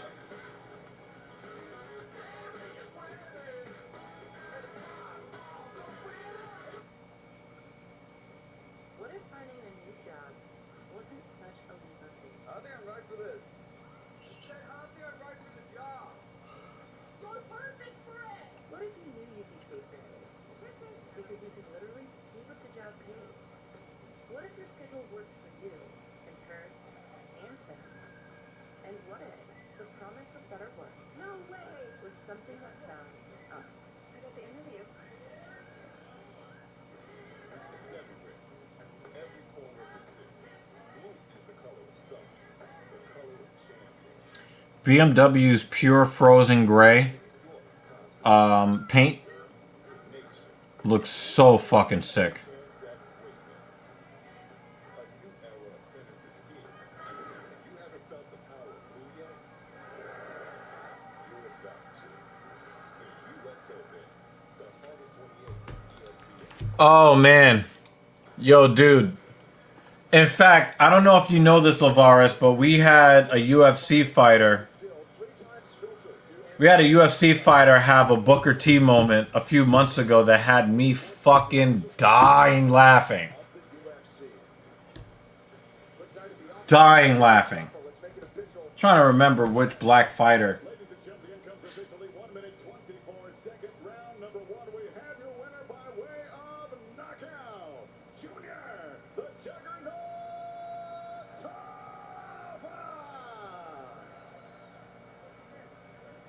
I forget which UFC fighter it was, but that shit had me fucking dying.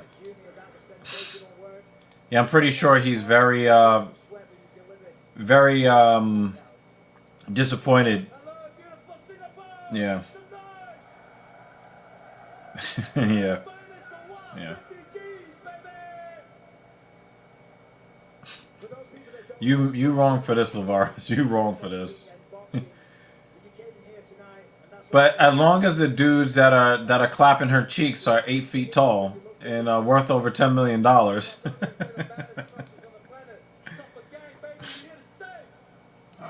you want to walk us through the knockout? Junior, get over here. Take a look at the big screen. Walk us through your handiwork, because that was phenomenal. Oh man, that's the game plan. You know, just put these fuckers out, put them down and out, baby. He punched him in the titty and then punched him in the ear. You did it on style. Congratulations, ladies and gentlemen. You're And then punched him on the ear again. tougher. Look at this. I mean, just beautiful overhand, right? Damn. The ear area, and you can see he just wasn't with it. Great stoppage from the referee. And Parker had no real argument. She saw him say to the ref, "No, I got it." He gave him a slap on the leg.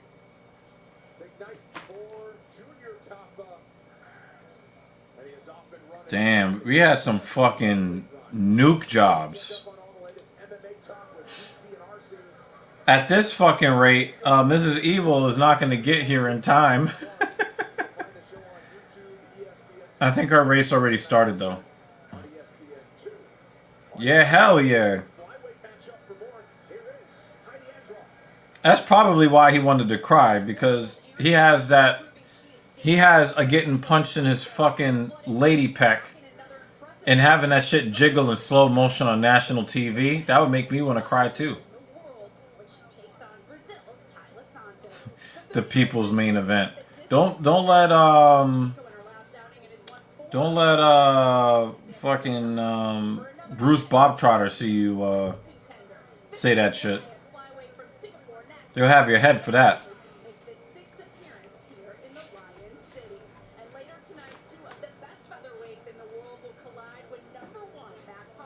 Yo, it's too early in the morning for dudes to be getting face planted on a on a Saturday. Like, what the fuck?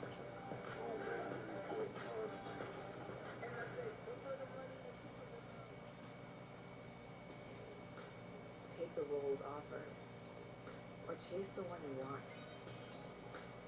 Pause for hydration. Stop for nothing.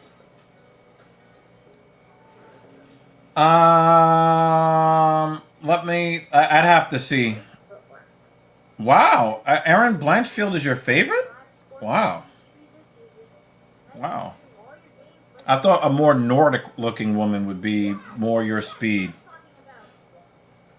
Dan. Yeah, I'd have to look at both of them together to make that determination. What you're into when you stream on the Xfinity and G Network. With NFL Sunday Ticket on YouTube, you can watch your favorite team no matter where you live. So you don't have to change teams. Even if you change towns. Sign up now.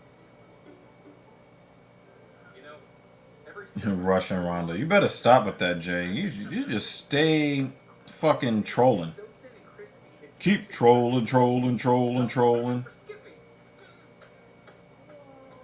You know, every summer for as long as I can remember, slices of big crust pizza just fly out of the lake like a miracle. I got one! Me too. Lake, give it! Thick crust! Pizza Hut ready to press summer edition season. Pizza, pizza. It's the best time of the year. There is nothing that brings as much joy as the MMA World Series. 2 weeks filled with laughs, high fives, and sportsmanship. Igniting a lifelong love of the game. They just love to play. 20 teams, one champion in the end. Sit back and enjoy. Little League World Series International and United States Championships on ABC. You know, every summer, for as long as I can remember, I've been coming up here to skip. You see, it's so thin and crispy, it's not just perfect for eating, it's also perfect for skipping. You know, know, every summer for as long as I can remember, slices of thin crust pizza just fly out of the lake like a miracle. I got one! Me too. Somebody give it thin crust! Pizza Hut ready to press summer in busy season. Pizza, pizza. Yeah, I was just talking about this. I think we talked about this early in the stream before you came in. That a chick sharded during a fight. And you saw it kind of like the mud leaking out of her. You know, that was during the Reebok days. That was like 3-4 years ago.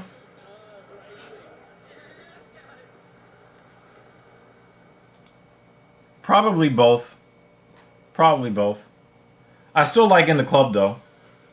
Beautiful Singapore, it is I still like In the Club. powerhouse, and tonight it is home to the world-famous UFC Octagon. Shaping up as the busiest year in UFC history, live from Marina Bay Sands here in Singapore. It is UFC Fight Night, Safadine versus Lift. Holloway with more UFC experience, obviously, but will choke with twice as many pro fights. Now Holloway getting those hands going. He was patient early, and now starting to pour it on. Jordan is still hurting. Holloway walking the corner very high. Welcome to the UFC, young man. With the TKO victory over Will Schultz. More than 5 times as many pro fights for Tatsuya Kawajiri. Trying to get Sean Soriano his first professional loss. He is in perpetual pursuit of the takedown. Soriano's wins it. Looks like he might attack there. Tatsuya Kawajiri, your winner by rear naked choke. So not all that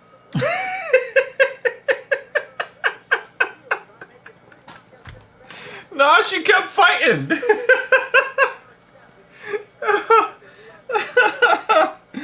No, she kept fighting. That was so funny.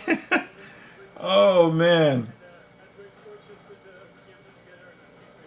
You should have seen it, like the mud just spilled out down her leg.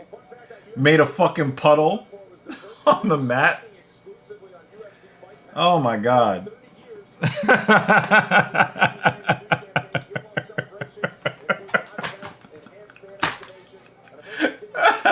Yo, this stream has gone straight to hell. Oh my god. Oh my god. Oh my god. Nah, it wasn't the chick that ran away. No, it wasn't that chick. It was a few years ago. I don't even think that chick is in the UFC anymore. If someone is trying to fight me and they use feces as a weapon, you automatically win.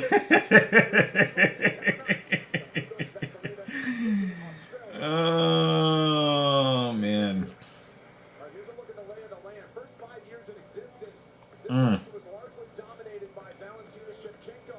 But the deck has been shuffled. Alexa Grasso is the champ. She defends in mid-September. But North York, ranked number 2, takes on Rose Namajunas, coming up to 120. Yeah, I think, you know, from a physical like attractiveness standpoint, Erin Blanchfield is not the worst looking woman. She's okay, but she's mid. And she's a firm 5, 5.5, 6 on a good day. Tyler Santos probably, her bottom is probably a 6. So she's probably ahead of Erin Blanchfield on most days. But I have to look again. I have to look again.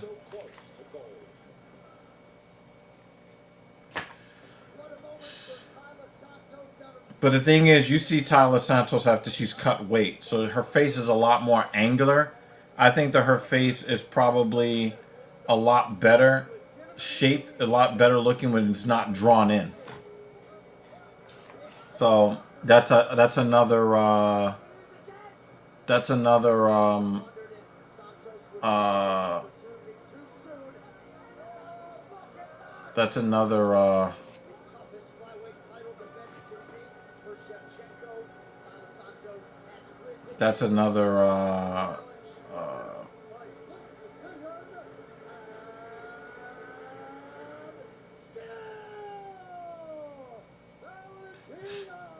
Eu sou nova, pode ter certeza que não vai ser essa última vez que eu voltar para esse porão. Minha última luta com a Valentina foi esse grande aprendizado que eu tive, né? Ter chegado perto do cinturão. So Tyler Santos, she doesn't have the smoothest skin. She doesn't have the smoothest skin. And I think that probably like lowers her overall attractiveness. But I think that she's probably better looking when she has not cut weight. I'm looking at both of them. And I think they're kind of on the same level of attractiveness. Yeah, they're kind of on the same level.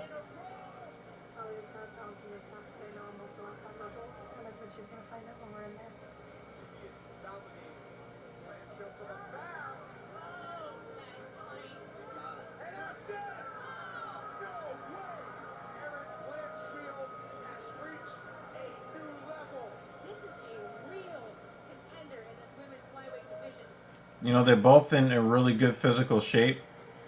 I would say that Erin Blanchfield's skin is better. Her skin is better, but overall, I kind of have them on the same level of attractiveness.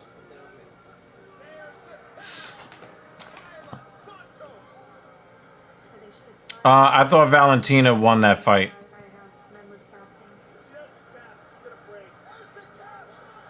Yeah, I thought that Valentina won the fight. But it was pretty close for a while. But I thought that Valentina did enough to get that win. I didn't have a problem with Valentina retaining her belt. Almighty Black Adam. How are you doing, you DC fan? How long have you been live this morning? Since the beginning of the card. I'm on 90 minutes of sleep, so hit the like button. I'm on 90 minutes of sleep. I'm on 90 minutes of sleep, so please support the platform. Yeah, we've been here since the get. Mrs. Evil was here early before she went to go run her race. She's running a 10K. She's supposed to be back in time for the co-main event and the main event. So she says she's going to try to run a fast 6.2 today. We'll see. We'll see. But yeah, we've been here since the beginning. 5 a.m. Eastern, so we've been streaming 3.5 hours. Talking fitness, talking Russia. Talking a bunch of different things. You know, obviously talking about these fights. And of course, you know, a little bit of a tribute to Bray Wyatt, man.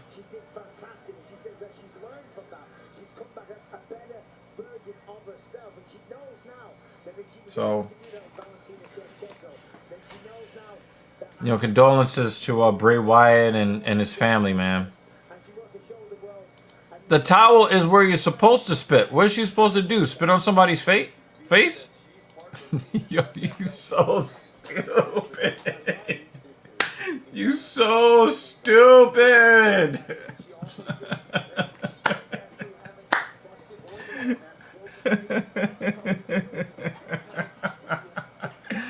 You nasty.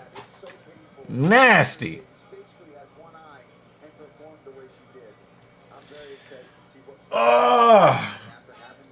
So after the show is over today, I am going to sleep. And then when I wake up, I'm going to eat. I'm going to supplement. And I'm going to fucking destroy my shoulders. Yes, sir. Gonna destroy my shoulders.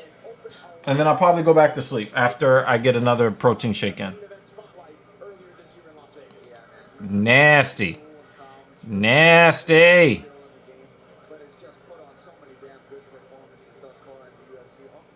Nah, they're going to get her another towel, 3M. Come on, man. Do you think it's okay to compare bad leaders like Hitler and who's IDM? I think it's good to compare leaders of across the board, right? You know, I know that it's not fashionable to say anything but the worst things ever about Adolf Hitler.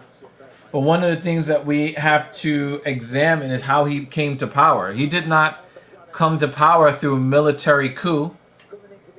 He came to power by appealing to the people.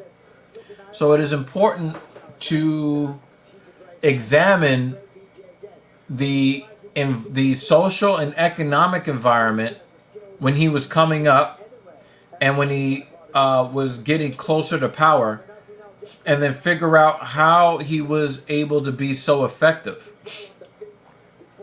So comparing leaders, good or bad, is really important. So when you're talking about, is it okay, is it acceptable, I probably would need a little bit more context to like really answer the question that you're getting at. But that's all I got for you, just based on that. You know what's really crazy? Tyler Santos lost that one fight to the champion and then went down to number 4. Like, how does that work? I mean, he was very charismatic. Yes, he did shitty things, but it was very impressive his rise. Exactly. And, you know, Donald Trump actually mirrored a lot of... the same type of talking points and, you know, the same type of populist... propaganda, really pandering really hard to certain groups of people, to make, to find a scapegoat for why, America wasn't great, So he is very, very effective. Barack Obama used some of the tools. Obama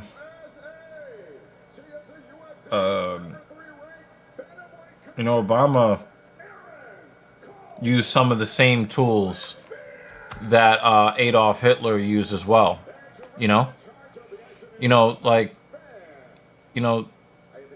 Tools are used because they work. You know what I mean? I would shake Hitler's hand with a glove with spikes on it, with all kinds of fast-acting poisons. Maybe I would, shake his hands with an AIDS needle or something. I don't know. Obama seemed like people voted off of looks, and I'm black. Yeah, I was saying that from 2007. People were voting for him in the black community because he was black, and in the white community to try to prove that they weren't racist. But Obama did not actually have an agenda at all. When you looked at the way that he campaigned, he said a lot of nothing. Yeah, smack that nigga in the hand with the Magic Johnson glove.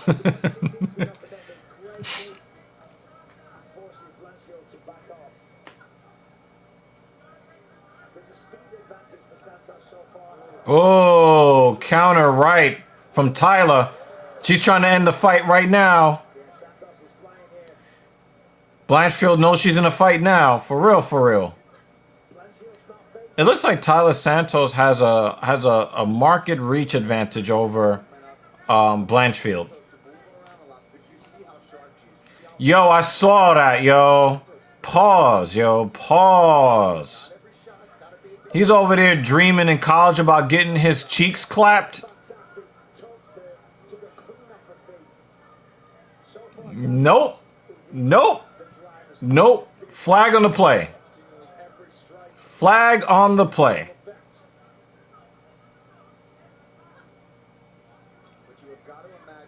Oh, big right hand by Blanchfield and gets a return shot.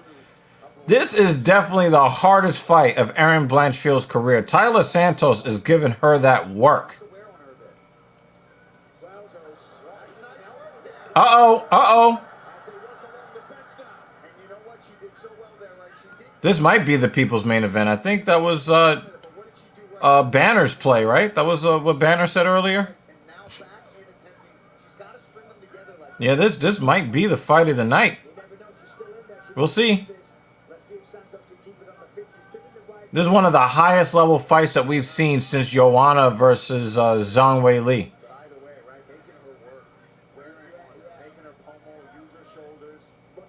very fast start, right? And as Blanchfield said, Santos did tire last time out. And when you look at the body type, the power that she has, she's quite heavily muscled as well, generally.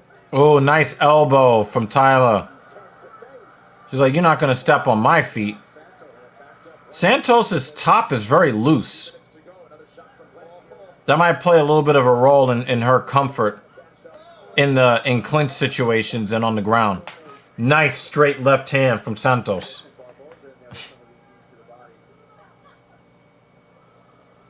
Blanchfield is a little bit inaccurate. Oh, wow. She tried for the takedown. Ended up giving up her back. Oh, she let her go. Yeah, you tried to confuse me with that 3M. I saw that. Santos definitely winning round one, especially off the damage to the nose. And the good news is for Santos, if you're in the corner of Santos, this is only 3 rounds. Because last time she got tired, it was over the Whoa. 5 rounds. And She's slugging that nose. Yeah, those 2 rounds, that's a big difference. You can lay it all out. Blanchfield's kicking mechanics are a little bit long.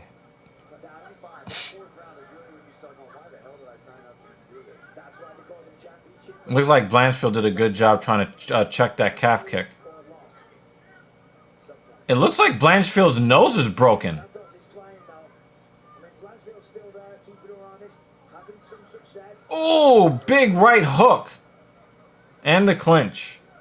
Willing to take one to get it in close. Yeah, Blanchfield is not deterred. It's very Yeah, but Blanchfield ain't winning. He's a fighter, through and through. Trying to use that inside trip.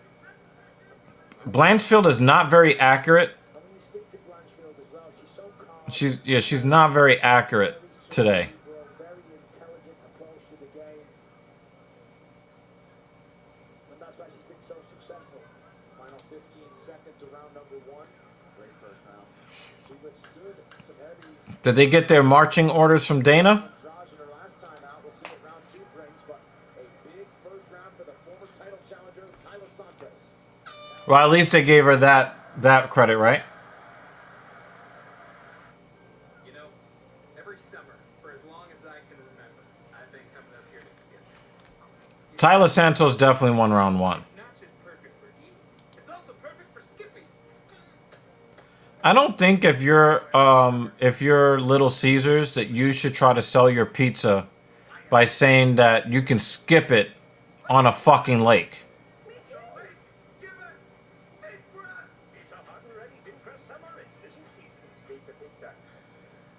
Like, I don't want to ever compare my pizza to a rock.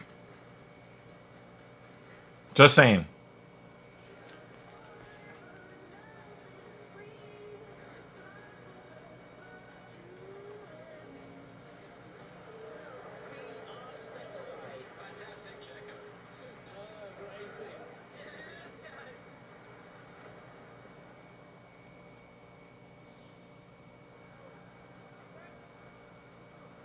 Dana White's Contender Series is back and heating up your summer with the best prospects from around the world, all competing for a UFC contract in front of Dana White and UFC brass. Watch every Tuesday, 8 p.m. Eastern, only on ESPN+. Round 2 underway. Santos outstruck Blanchfield through the first 5 minutes.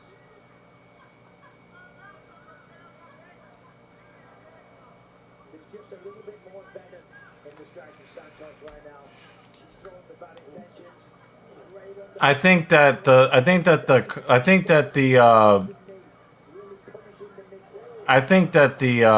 the level of competition has kind of gotten to Blanchfield a little bit because she's just not accurate the way she normally is. So I don't know if we're seeing the best Erin Blanchfield. You know what I'm saying? I'm not sure that we're seeing the best.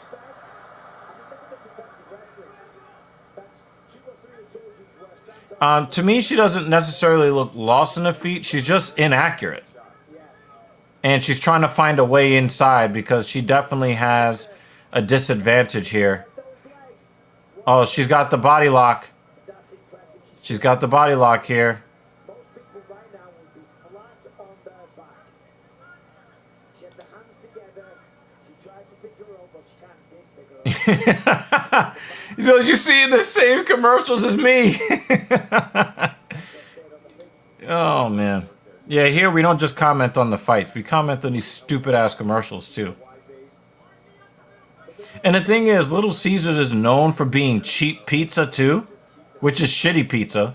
And then you compare it to, like, Skipping Stones. Not a good look.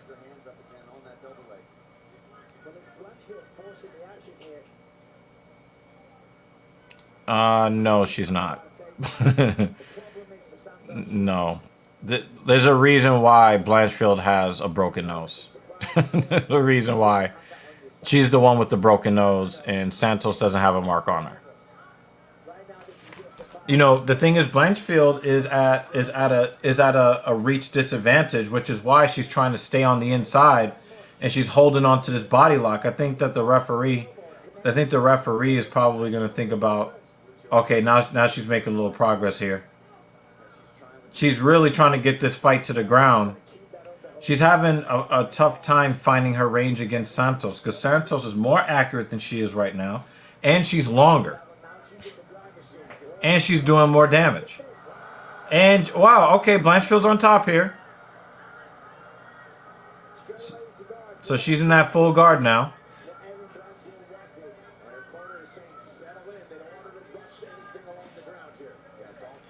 Yep, that's true.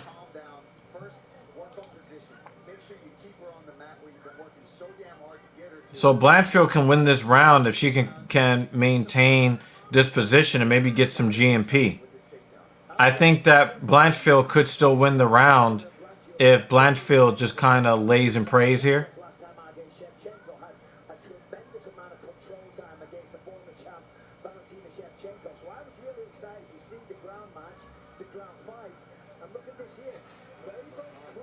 Uh-oh, Santos seems to be looking to cinch something up.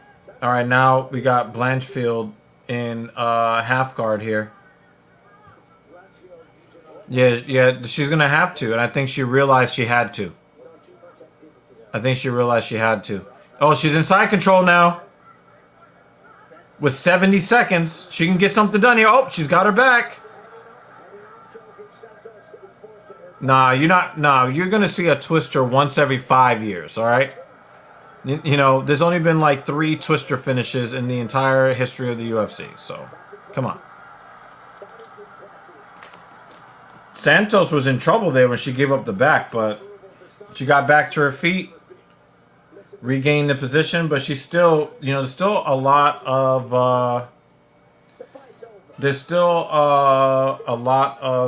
yeah, there are 4 twisters, you're right. Chen Sung Jun had one. The Hillbilly guy has one.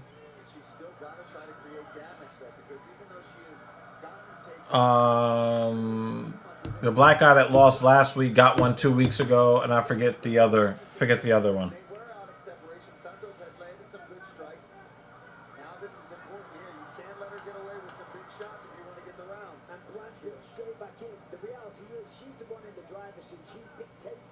Hey, Dan.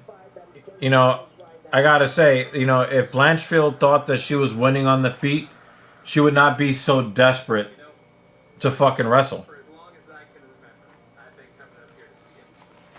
You see, it's so thin and crispy. It's not just perfect for eating. No, Zombie's the one that did the twister.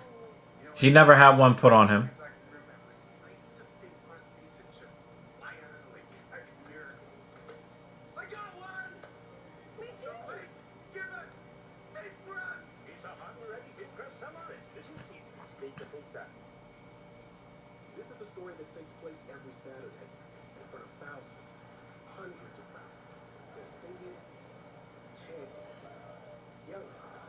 Back-to-back champions and those looking for revenge. This story has magic rocks, wild animals, techno, and a new sheriff in Boulder. This story has everything you want in a great story. So what do you say? You want to hear a story?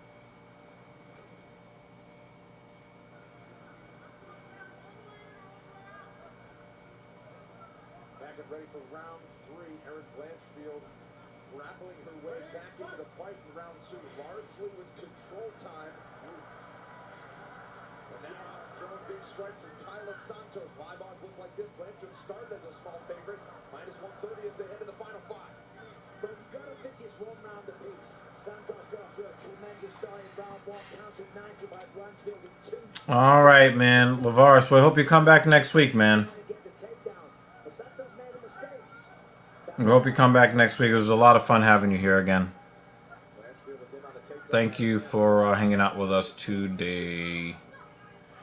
See, the thing is, Erin did not have to look impressive in round 2. She just needed to look less incompetent in round 2 to get the round, to give herself a chance to take the fight here in the 3rd round.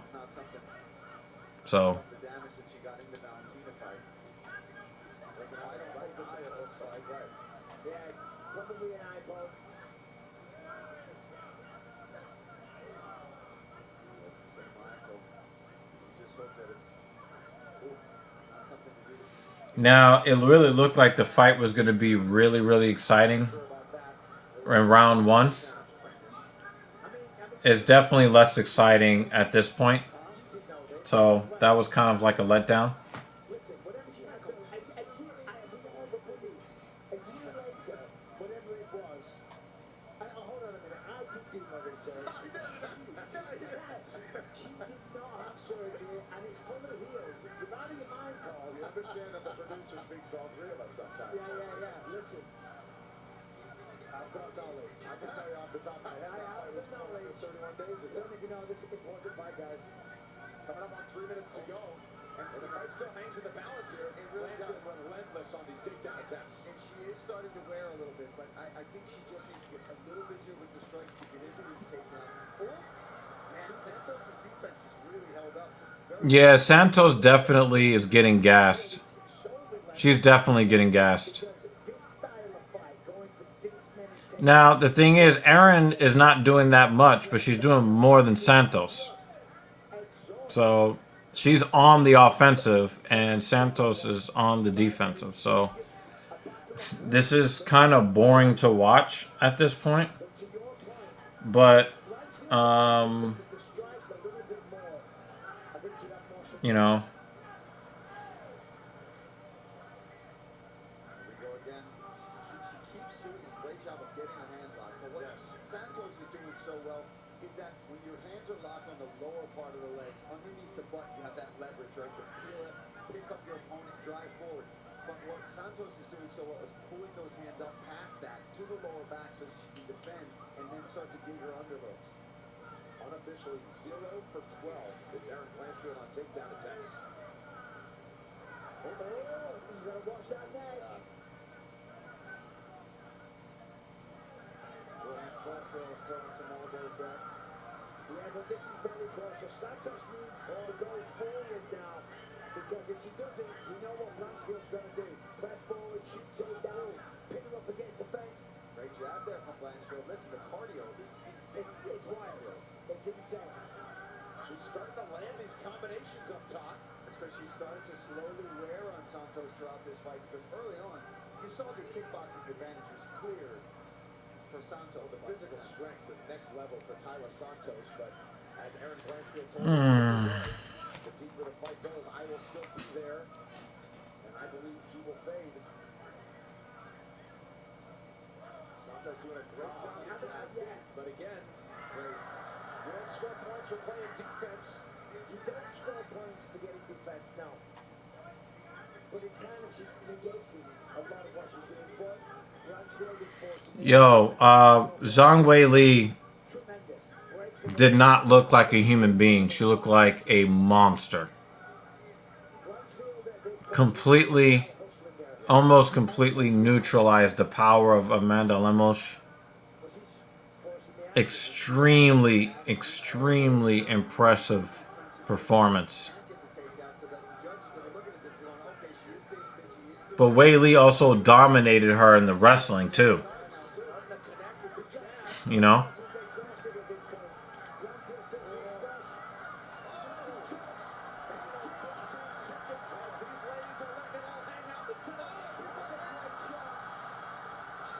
The biggest strike of the fight comes from Blanchfield.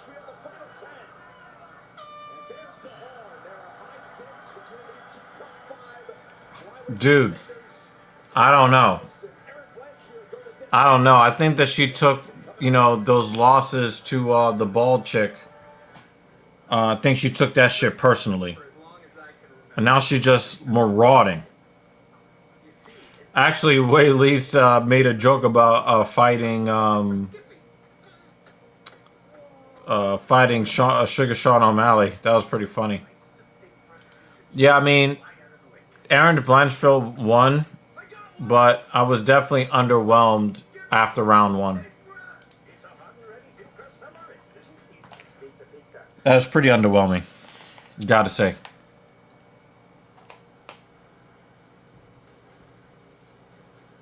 I mean, maybe you get two high-level ladies that are so high-level that they make each other look like amateurs. Maybe that's what we saw. Wasn't really impressed.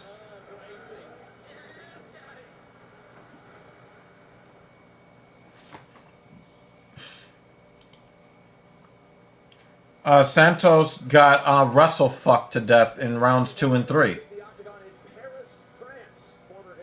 I mean, there might be a chance that a judge gives round 2 to Santos, but Blanchfield definitely got round 3, and I think she did enough in round 2 to neutralize Santos's striking. I thought that Santos got round 1, so I got a 29-28 Blanchfield, but we'll see. Unanimous.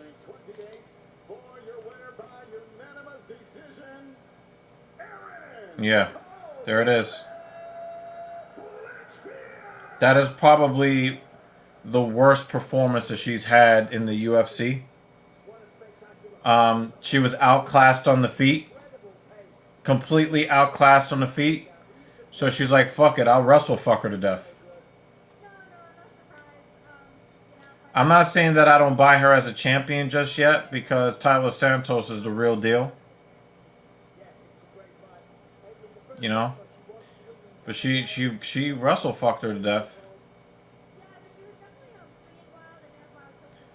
Sadly, she couldn't take down Tyler Santos either for the most time.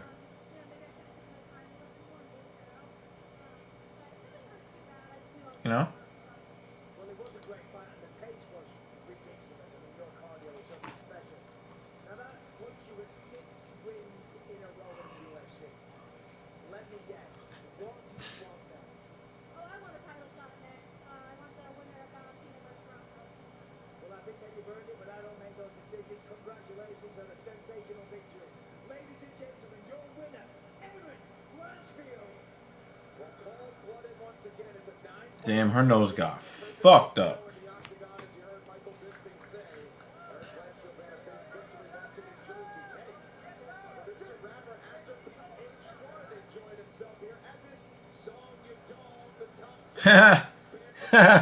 Mrs. Evil is happy that she's not here for that. It would have been a bunch of dong jokes.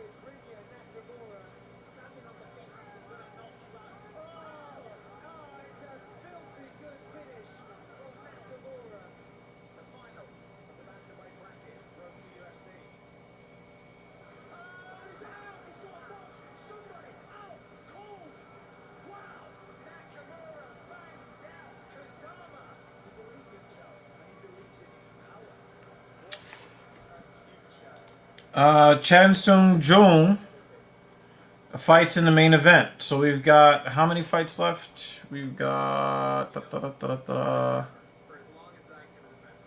we've got 4 fights left. 4 fights left. Because our main card has 6 fights on it. Oh yeah. And Aaron Blanchfield just won via UD 29-28. So I think on every judge's scorecards it gave round 1 to Tyler Santos and rounds 2 and 3 to Aaron Blanchfield. No problem, buddy. No problem. Yep, that's pretty much it.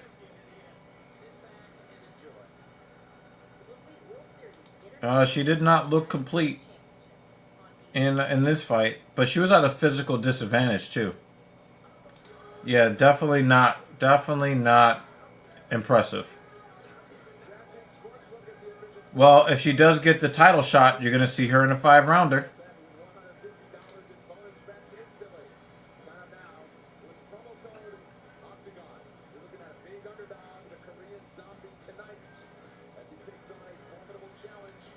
If that was a 5-round fight, Aaron would have gassed her. She was already gassed in a 3-round fight. She was already gassed.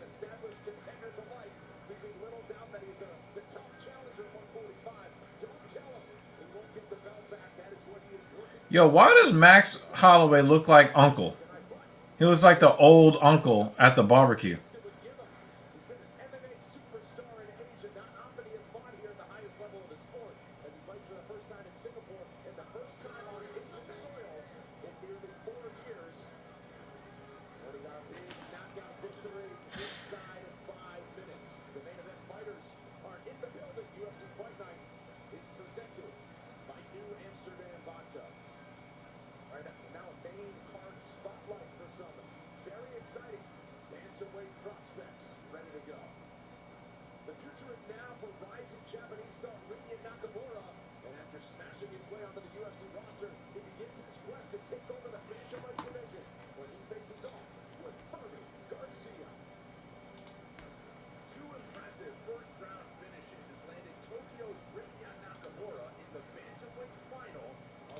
Aaron looks a little too filled out for 125 and short for 135, especially at age 24. So she'll just have to keep cutting weight. That's foul, 3M. That is so foul. You're so foul for this.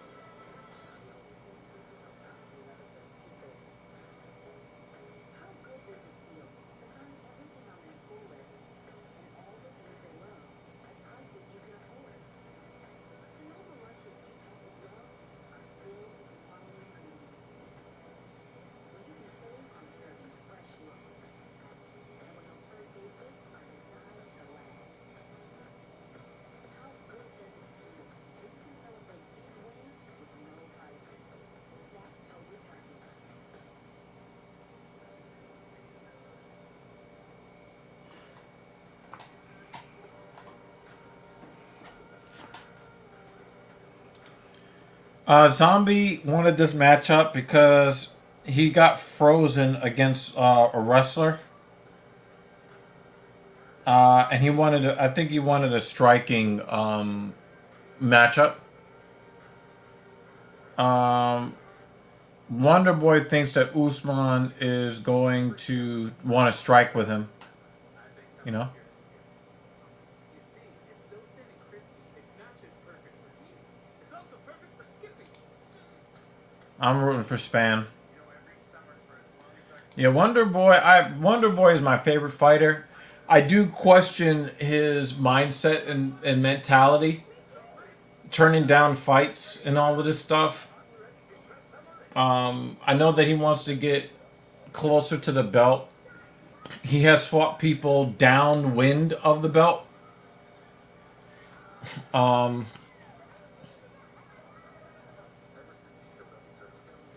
he wants to go actually toward the belt, not away. He doesn't want to be looked at as a gatekeeper or a stepping stone.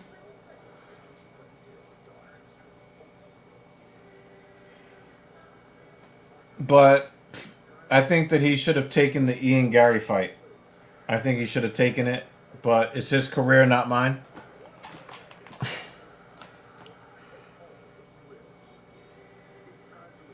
You can't whine about getting a title shot or refute. No, but the thing is, Wonder Boy has not refused to fight wrestlers. He has not. He got wrestle fucked to death by Gilbert Burns and by Bilal Muhammad. So he has not refused to fight wrestlers. I mean, he also fought Tyron Woodley twice. He doesn't refuse to fight wrestlers. I just think that he wants to fight wrestlers who are ahead of him in the standings, in the rankings. You think that Smith is going to win? I don't know what you're talking about here, Jake. Can you elaborate on this, please?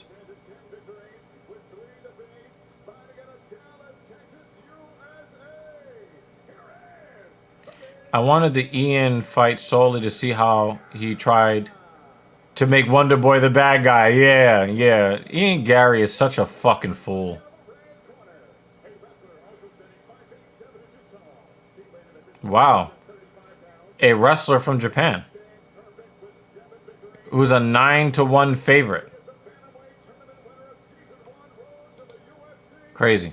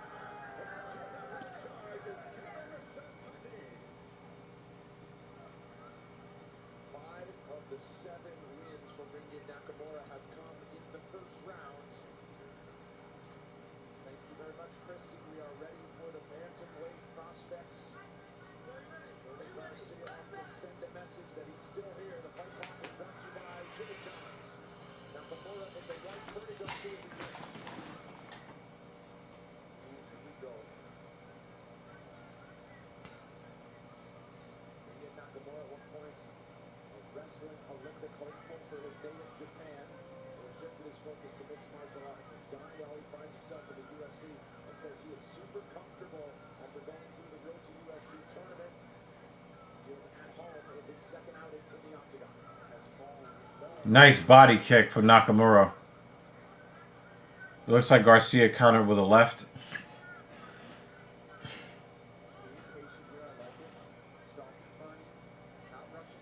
Garcia's on his bicycle.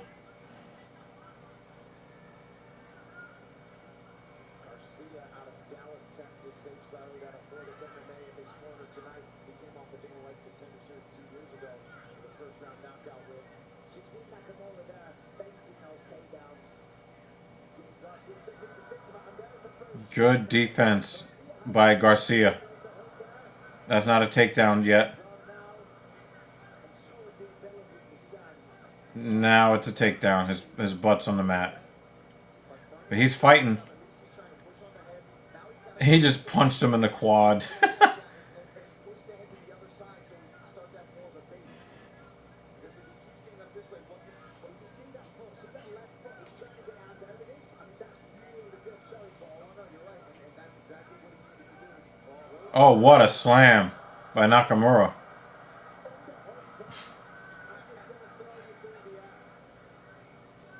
Yeah, Nakamura is special.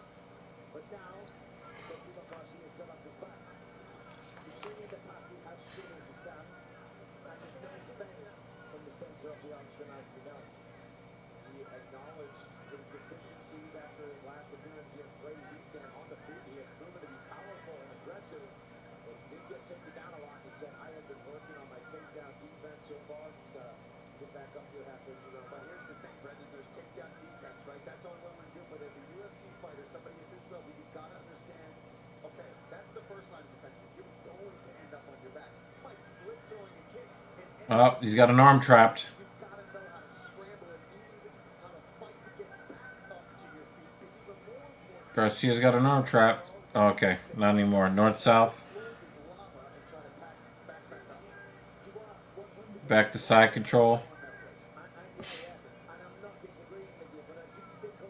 North-south again.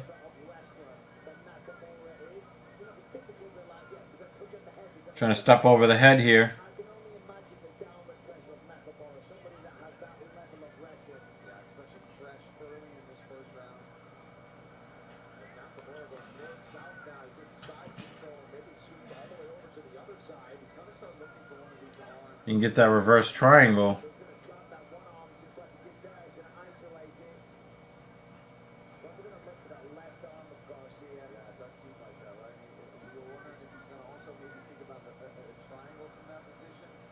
This is a new it's oh shit, he's got that north-south choke. Barney's running. He's working hard to get out of here. His face is getting red. You can see it's got a lot of pressure. And you're going to Nakamura's going to Yeah, he's about to go out. lower and lower. Garcia is about to go out. Out of there. Lower the base. Try and get your hips as close to the canvas as possible. But also you want to lift your toes a little bit so that all the pressure goes on the head. Oh no, he let it go. He let the choke go. But he's still in a terrible position. And this, you know, I sympathize with Garcia because he's been out wrestling in his first two fights. Wow. Nice ground and pound to the body. This is a dominant wrestling display here. And the thing is, I don't have a problem with this because he's hunting for a finish here, you know? Whether or not he gets it is immaterial, but he's hunting for it. Looks like he got an arm bar here. Alright, he let it go. Well, actually, Garcia made him let it go.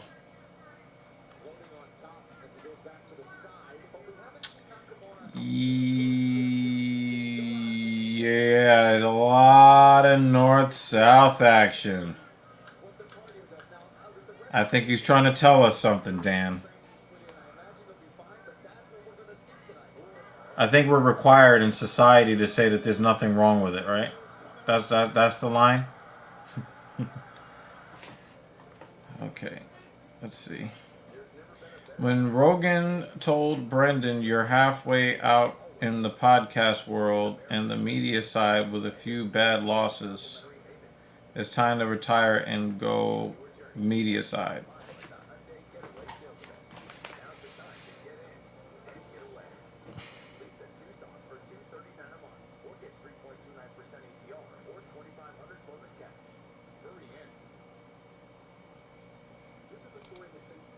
Okay. Gotcha. Okay. Jesse on Fire was saying Brennan should do celebrity fights. Like, come on. That is going to look bad no matter what. Yeah, that's not good. That's not good. I think he's saying that he should for his pockets because he could probably make some money fighting some fucking dim-witted YouTuber.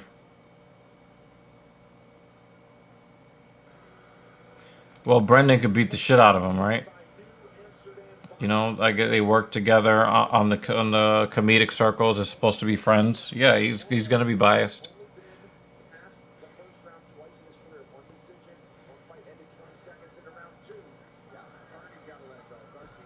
Yeah, this is also true.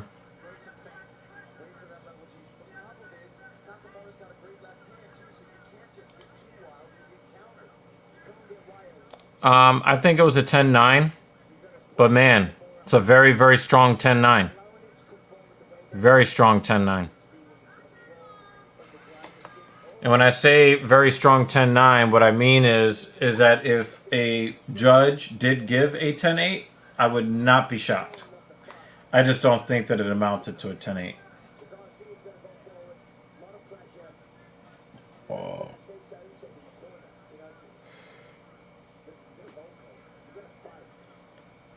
Nakamura just checked the leg kick. We'll see if Garcia is going to try that leg kick again after that. Oh, he kicked himself off his feet with that head kick attempt. Oh, wow, he missed the shovel uppercut. Oh, Nakamura just faked the level change and came with a high kick. Man, if he ever gets a KO off of that, that is going to be replayed a million times. And every wrestler in the world is going to be fucking practicing that shit.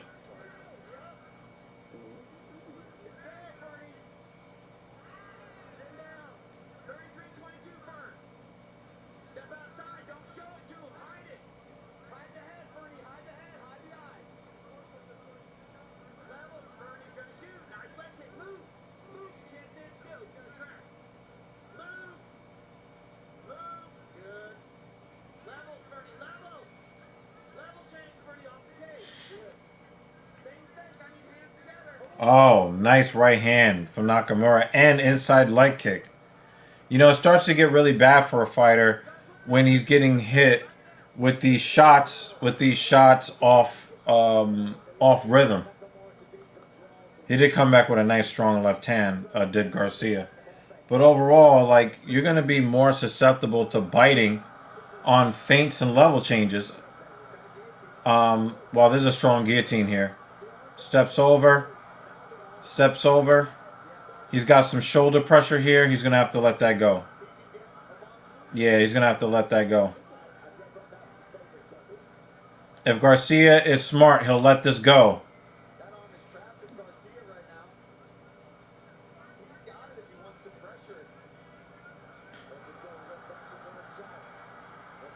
That was a very tight guillotine. And Nakamura had no fear. He had no fear. Yeah, I gotta say, man. If you're at 135,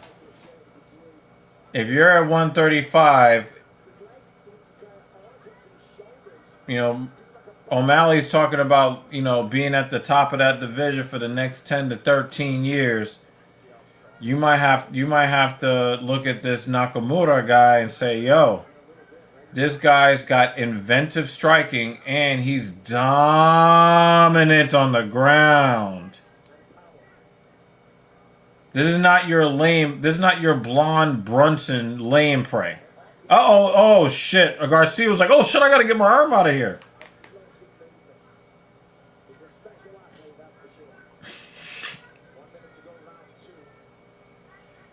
Oh no, he gave it up. I was about to say, like, come on, man, you cannot let him corral your arm like this.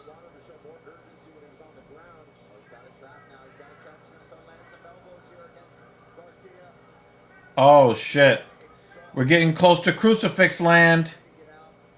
Oh, he's got the arm again. He's going for the arm bar. Oh, he bent that elbow the other way. He's trying to isolate that elbow. Oh, he got that arm out. Now, that elbow to the body might have saved Garcia. That elbow to the body saved Garcia. He hit the ribs in the right spot. That made Nakamura give that shit up super fast. Another very strong 10-9.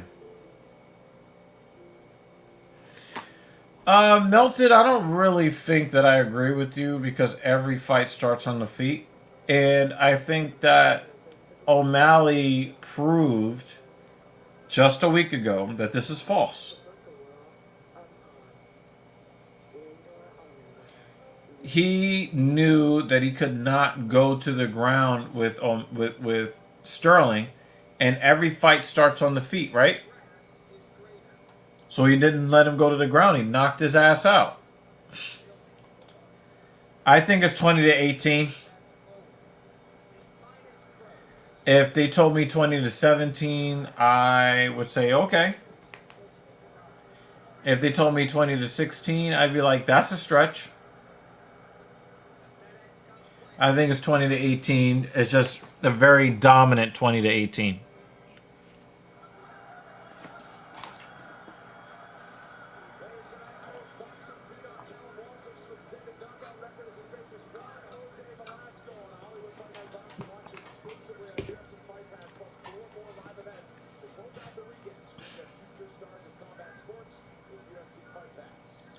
Nakamura has to keep his focus here. He looks a little off rhythm right now. Oh, he tried to kill Garcia just now with that left hand. One of the things I like about Nakamura is that he's very defensively sound. He's very disciplined defensively. Keeps his hands up. You know, he reads body language very, very well. He just gave a nice kick to the body to Garcia.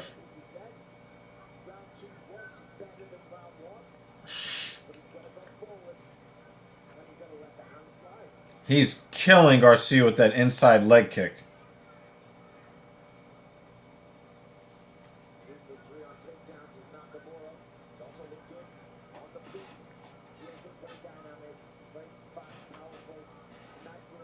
Little left hand from Nakamura. Yo, Bisping, do you know what you're looking at?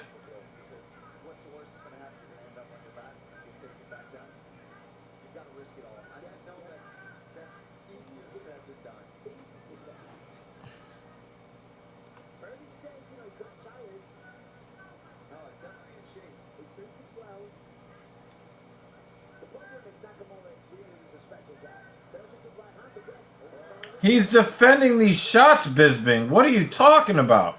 Oh, that's a good right hand. He punched his opponent's arm. These shots are not getting through Bisping. Now, I give Bisping some credit. He only got one eye. But come on, guy. What are you looking at? 3M said the same shit I just said. Oh, man. Come on, Bisping. He can only see one fighter at a time. He said that's a nice right hand. It didn't land.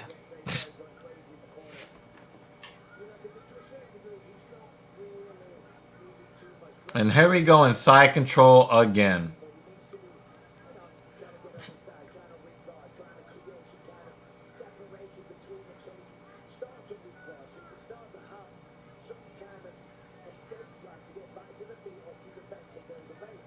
Nakamura is very dominant on the ground. However, he's in full mount. He's got to hunt for... He's got to get... I know he's hunting for finishes. He needs to get them. He needs to actually corral them. Garcia's in a lot of trouble here. He's got that head and arm.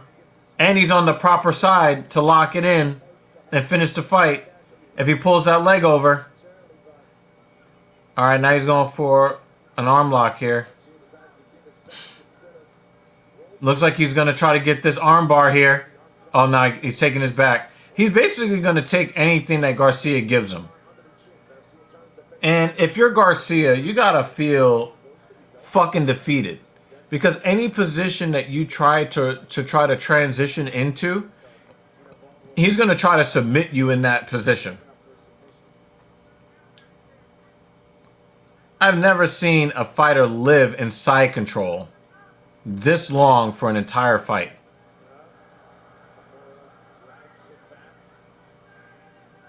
Oh, there he will. There he goes. There he goes. There he goes. That armbar.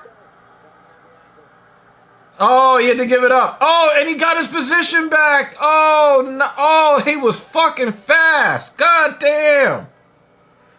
Nah, Nakamura's definitely going for a finish. He's gone for Kimuras. He went for a head and arm. He just pulled for an arm bar.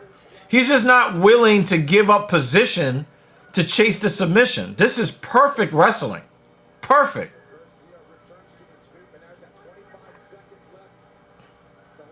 If he pump handle slams this guy, I'm going to laugh.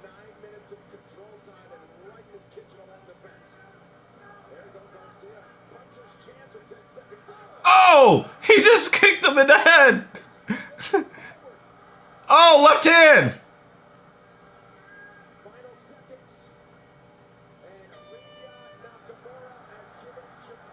Wow, I'm very, very impressed with Nakamura. Very impressed. He put Garcia in a position where Garcia wins if he leaves there with his limbs intact. 30-27, man. 30-27. 30-27. But man, he put yo. Nakamura did exactly what submission wrestling is supposed to be. Position over submission. Take what the defense gives you. But every time he was about to put this guy away, the guy would squirm, turn his arm here, turn his head there. And these are victories for Garcia. Not getting armbarred is a victory. And when you're able to do that to people, oh man, it's fucking scary. It's fucking scary.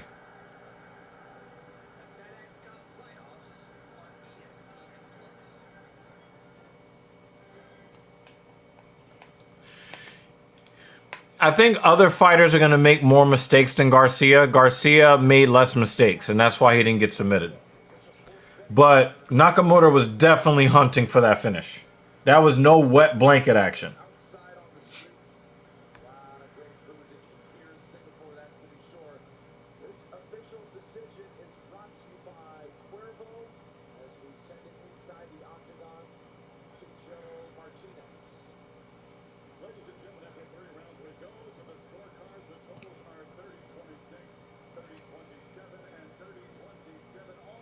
So there was a 30-26 in there, but mostly 30-27.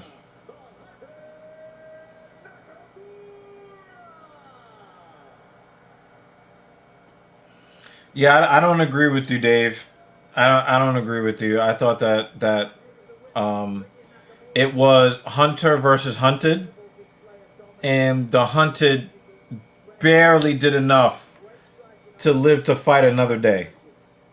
One of the things that I was very impressed by was Nakamura's attempt to fake the level change into a high kick.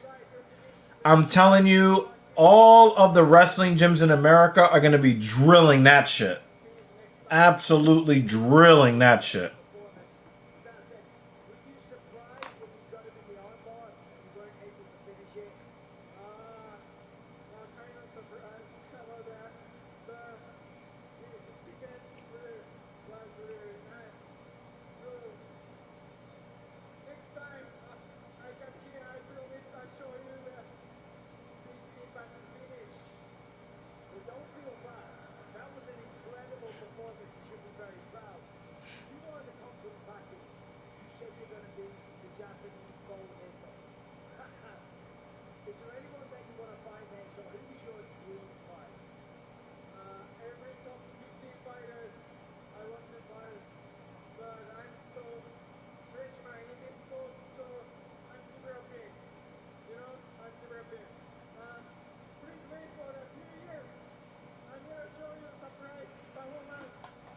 Nah.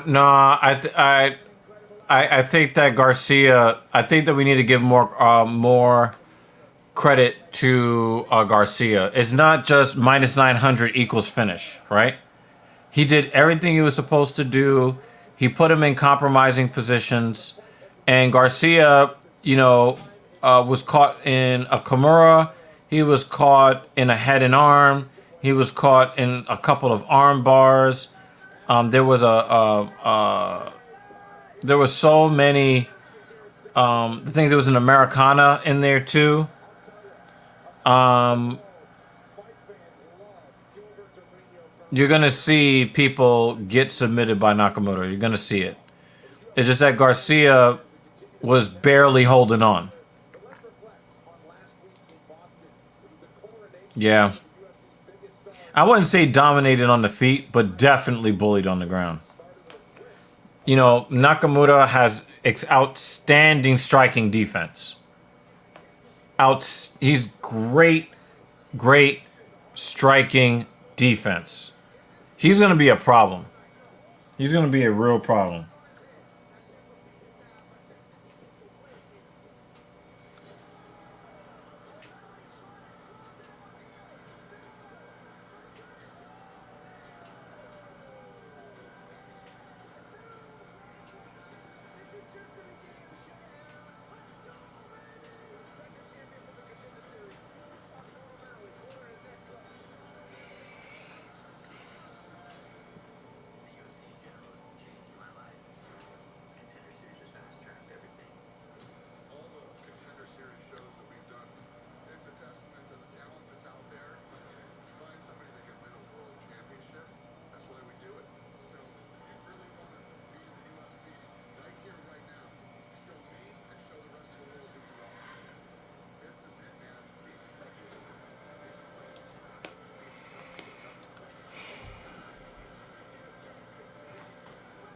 I think that you need to see another. You need to see him fight another fighter before you give him a ranked opponent.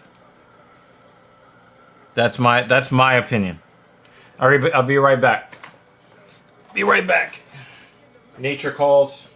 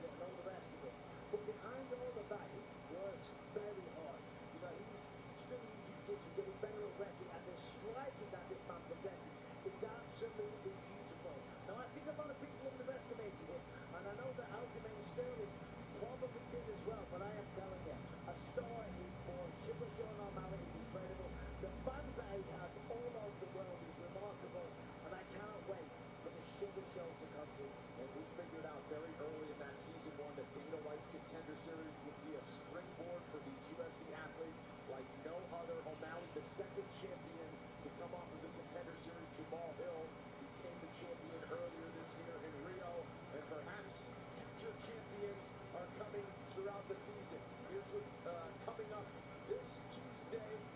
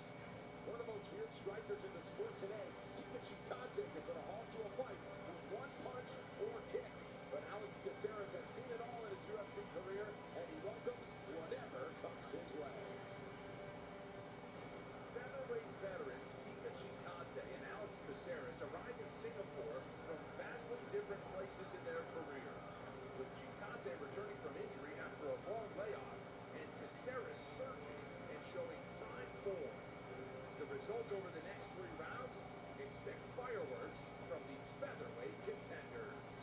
I stopped trying to fight not to lose or trying to win. I simply do it. So like Bruce Lee said, when it hits you, I'm not hitting you, it's hitting you all by itself. This time I'll be concentrating only on myself. Because I believe when I represent myself the way I am and the way I train with all my skills, there is nobody to compete against me.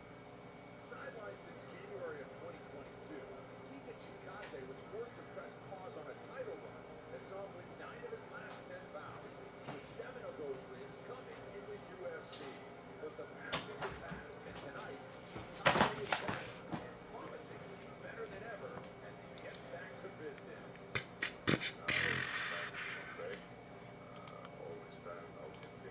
All right, this is definitely a fight that I'm very interested in. Giga Chikadze versus Alex Caceres. Has been the resurgence of Alex Caceres, and after a performance of the night finish of Julian Erosa and a fight of the night win over Daniel Pineda, a move into the top 10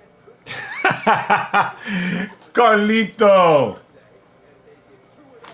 Caribbean, cool. Very cool. I was hoping that that he was gonna sign a contract with WWE and stay on, but he didn't. He didn't. I try to leave nothing behind.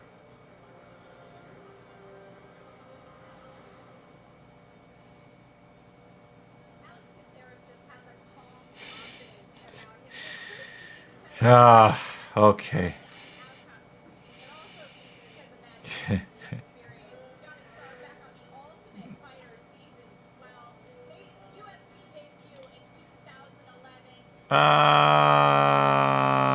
It's possible.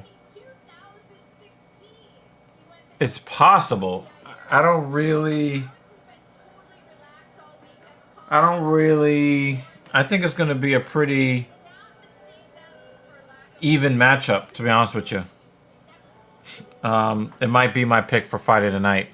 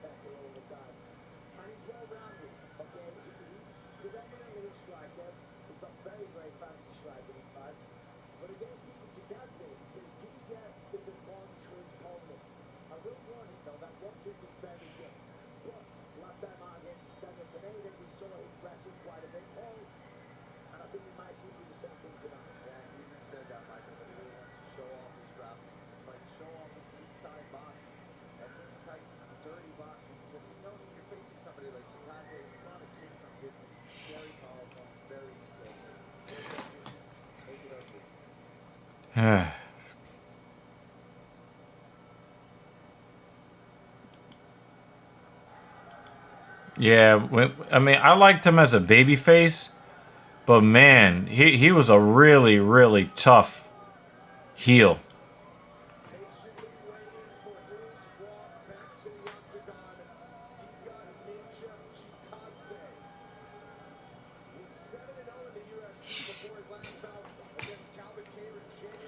Well, Giga has always been kind of cocky, Jay.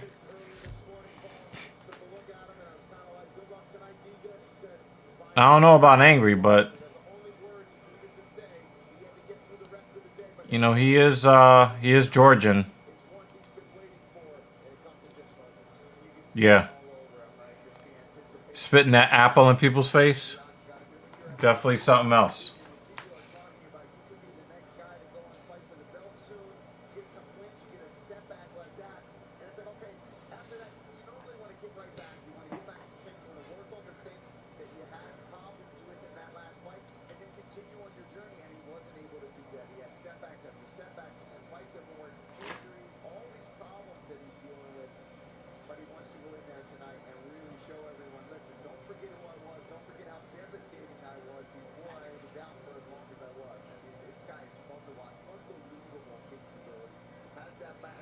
Yeah.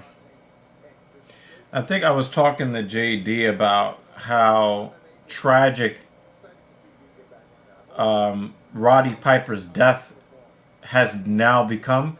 His death, you know, we lost Roddy Piper to cancer some time ago.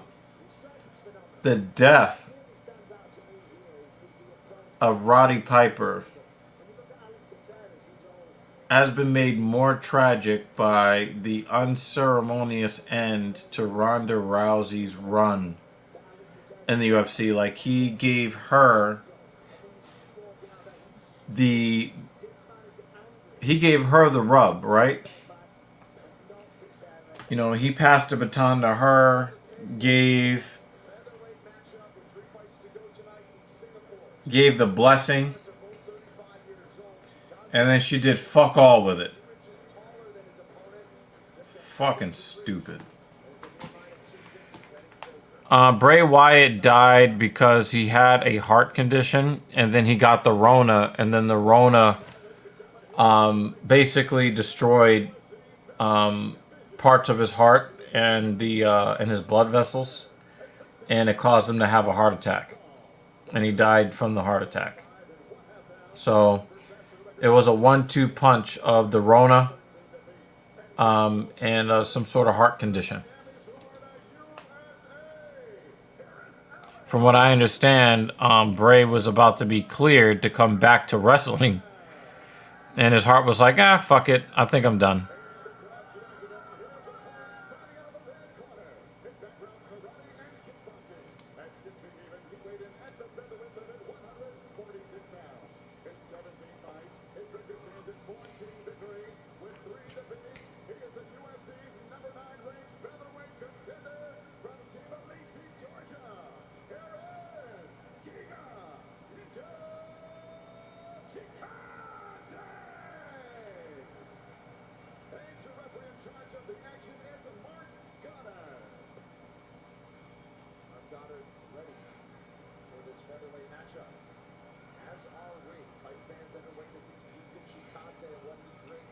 All right, we're about to see.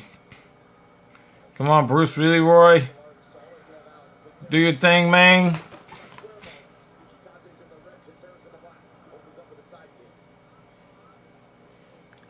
So we got karate kick versus Giga kick.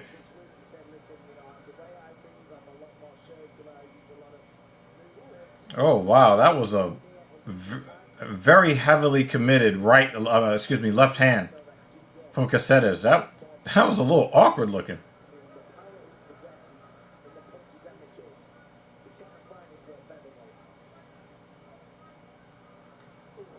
Nice body kick from Chikadze.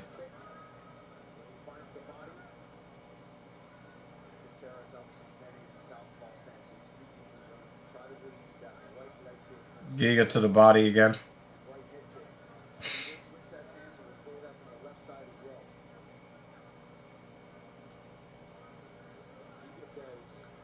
Oh no, Giga's attacking his lead leg.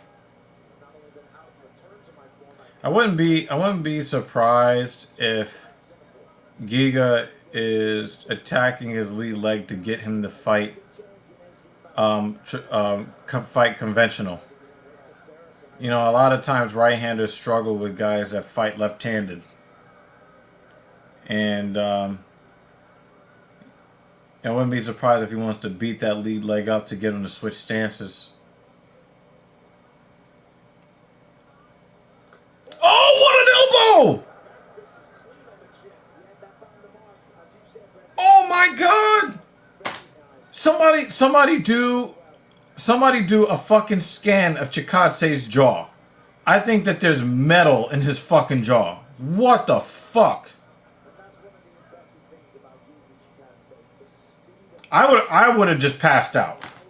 I'd be asleep right now.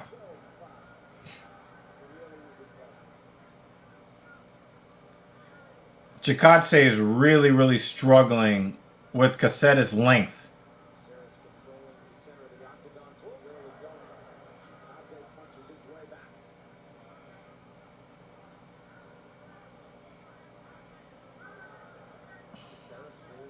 Caceres is showing spinning back elbow again.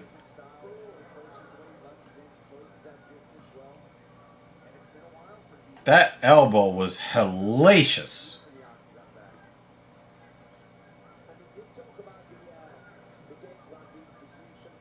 We've seen a lot softer elbows do a lot more damage.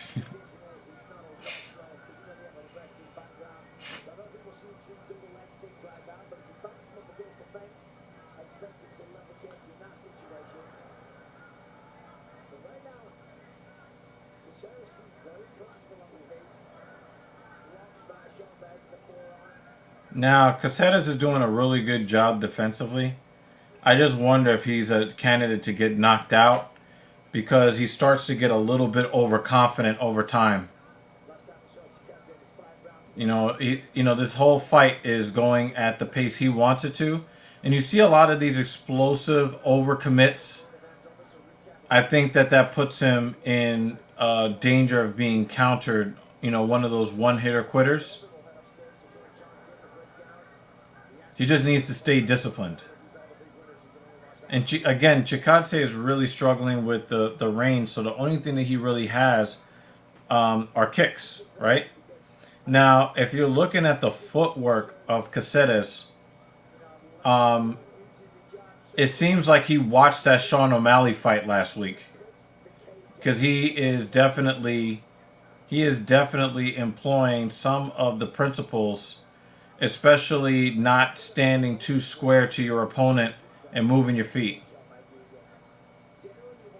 So Chikadze is not getting a lot of opportunities, so he's trying to load up and try to get rid of Caceres with one shot. And Chikadze has the power to do it, no doubt.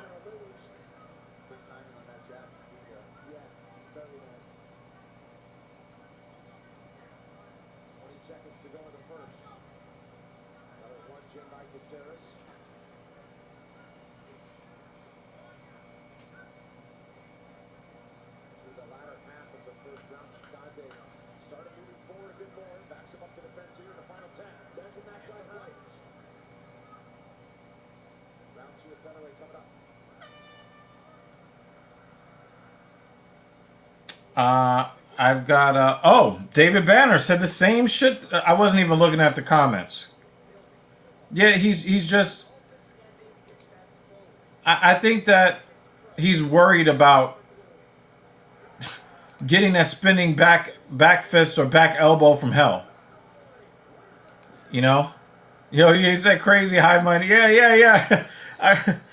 The thing is that again, Chikadze likes to use his hands to set up his kicks, and again, it seems like Caceres watched Sean O'Malley. That's what he's saying. Oh my God! Excuses.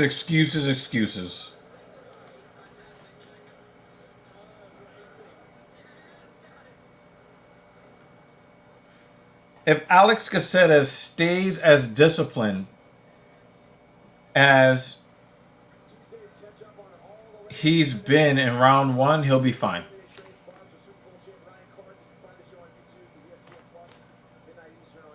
But I don't think Chikadze could take another spinning back elbow or anything on the left side of his jaw. I don't think that he can take any more shots on the left side of his jaw. Because that fucking elbow was insane.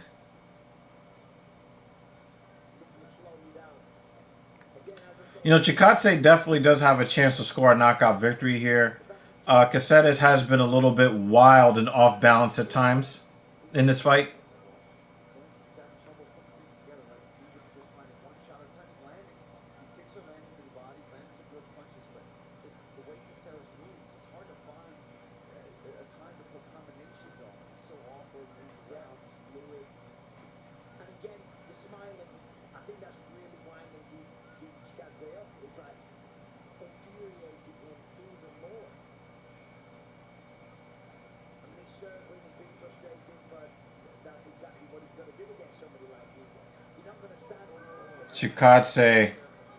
Chikadze is now reacting to feints.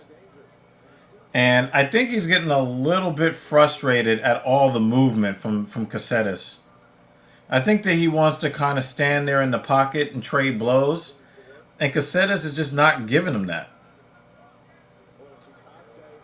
A nice left, followed by a hesitation and then a right from Chikadze. Like, nice little delayed combo there.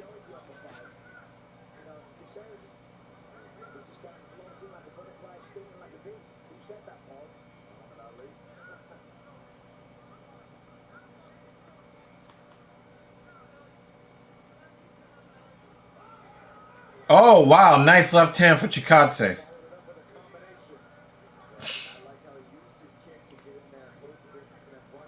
Good leg kick, Chikadze.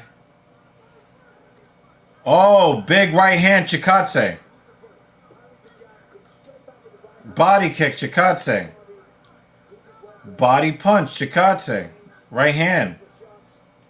Left hand, Chikadze. Uh-oh. The timing has changed.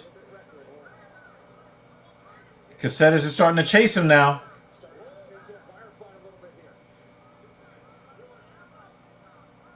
Caceres is very loose.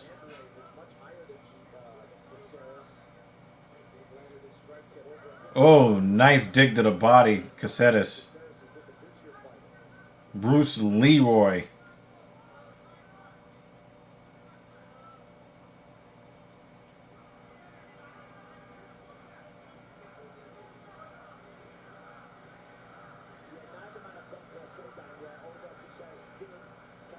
Oh, it's a wheel kick.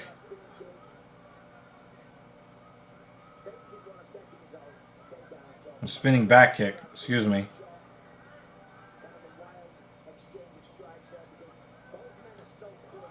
Defended high kick. Nice defense from Caceres. Oh, right hand from Chikadze.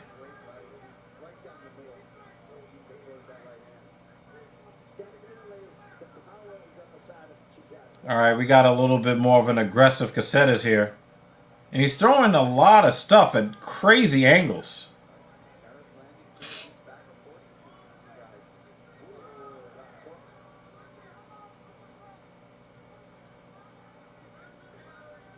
One of the things that I've noticed about Bruce Leroy here, he's using a lot of techniques that are meant to keep Chikadze at range, but he's just barely missing his spot.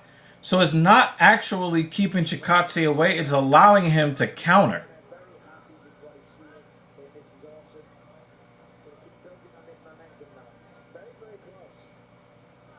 I'm actually really liking this fight, y'all. I got Chikadze leading here in round 2. Even though the numbers are for Caceres in round 2, I got Chikadze in round 2. And even though the numbers are for Chikadze in round 1, I've got Caceres in round 1.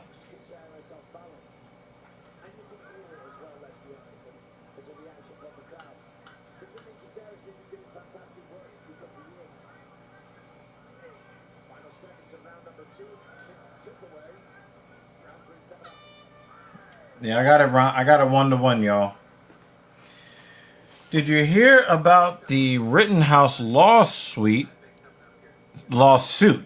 He's getting sued by the dead family for wrongful death on the last day it was eligible. Yeah, I think they probably had to do what they had to do. But I'm going to repeat my position on this. When Kyle Rittenhouse tried to act like a SWAT officer when he is not a sworn officer of the law, and in possession of a rifle that he knew he was not supposed to be in possession of. When he shot that rifle, he did not know the criminal history of the people he was shooting at. So you can only go by what Kyle knew at the time that he shot those people. And he did not know anything about anything beyond those people were the enemy. So I don't think that the family of the guy that you're talking about, I don't think that they are going to get a fair trial. because people are going to look at the previous criminal history of the deceased, and they're just going to make a judgment on that instead of on the facts of the case. But, you know, Rittenhouse was somewhere he was not supposed to be at a time he was not supposed to be there, acting in a capacity that he was not qualified to act in, and not lawfully allowed to act in that capacity. So there was a loss of life because of his actions. And so if I was, you know, a jury, I would definitely say that I would probably rule in favor of the plaintiff. But I don't expect other people to rule in favor of the plaintiff because of, you know, hindsight is 2020, you know. Now, the question is, if he did not have that criminal history, would people feel differently about what was done? You know, that's a question that you have to answer as well.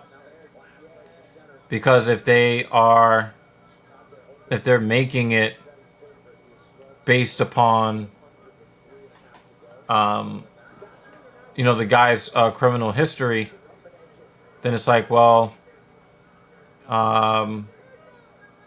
Rittenhouse didn't know that at the time. You know?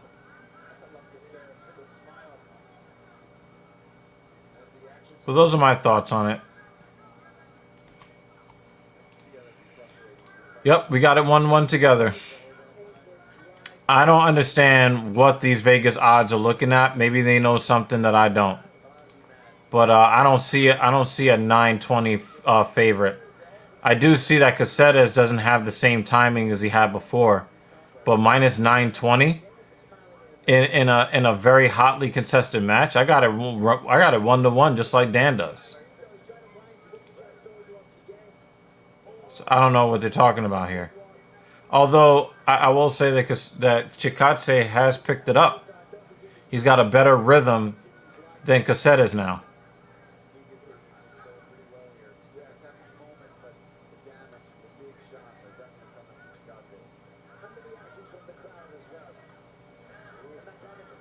Overhand right.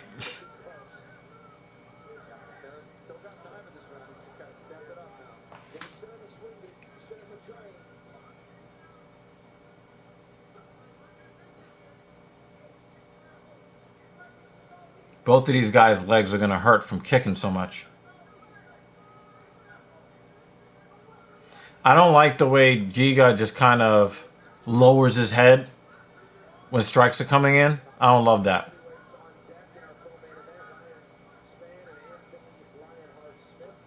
Oh, big right hand from Chikadze. Wow.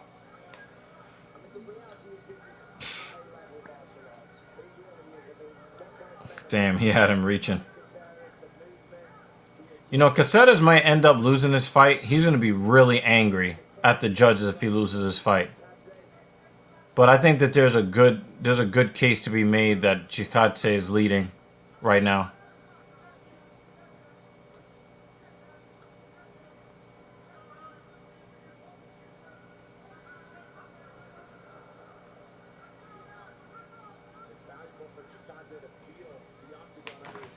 full 15 minutes.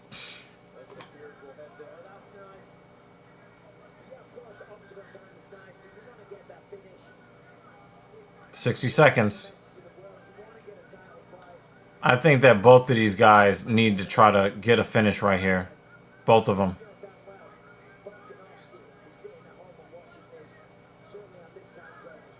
I think it's pretty clear that Chikadze got round 2. And I think that Caceres got round 1.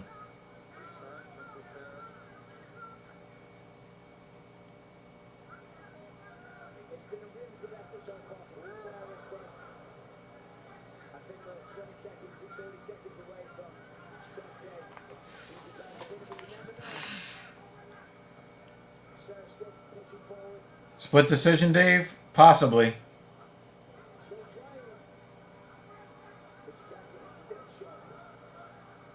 Ten seconds.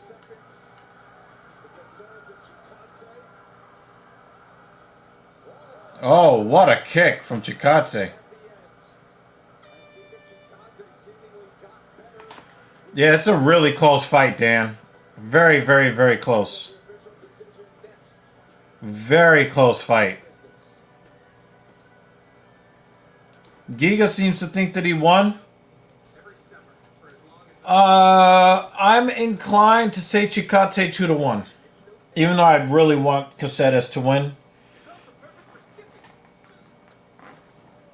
I don't think that if they give the fight to Caceres, I will not say it's a robbery unless they say it's like 30-27 or some dumb shit like that. But I think that Caceres did enough. Excuse me. I think that Chikadze did enough.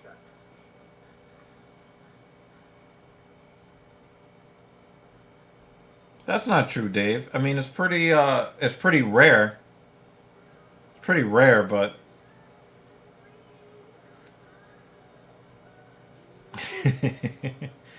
yeah, I'm about to delete Twitter. I don't go on Twitter anymore. Elon Musk, the wannabe genius, ruined that platform.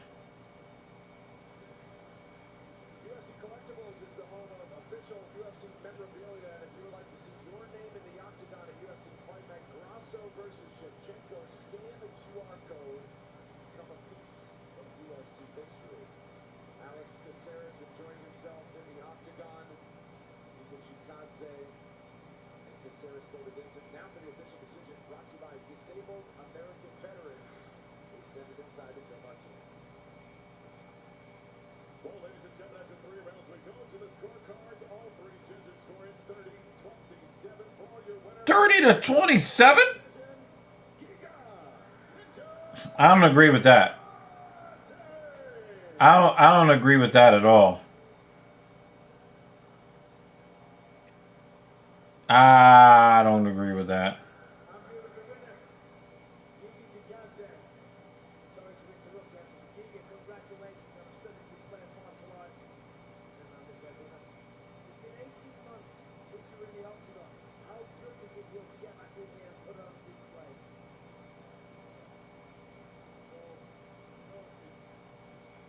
That was not a 30-27.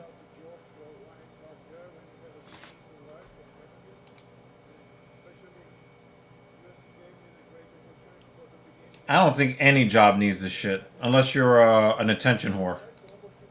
I mean, even as a personal trainer, I don't really use social media.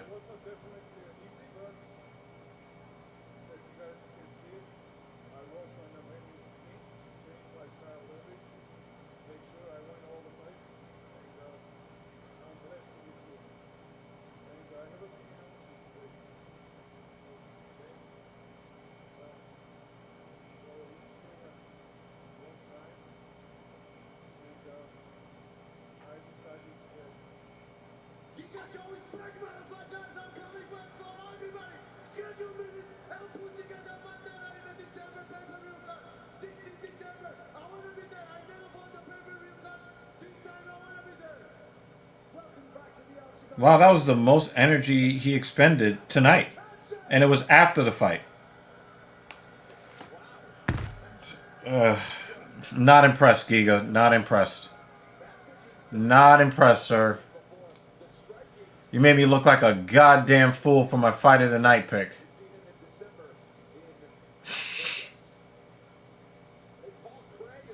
I mean, hello. Hello. Yeah. Except that we didn't get a Khamzat performance. That was not a 30-27. That was a split decision.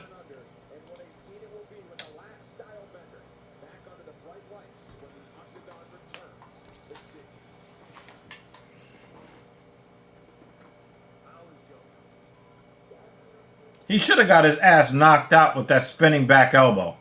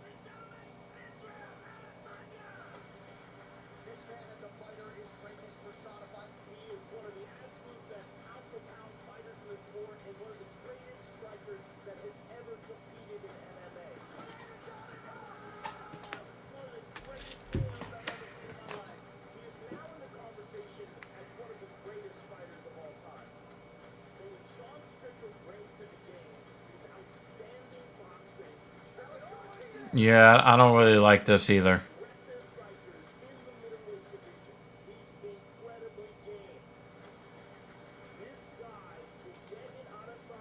Yeah, you know, Facebook is highly addictive, and it's also a way for people to stay connected to acquaintances. So I think that people do care, just not enough to get off the platform. That's my perspective on it. People know it's a problem.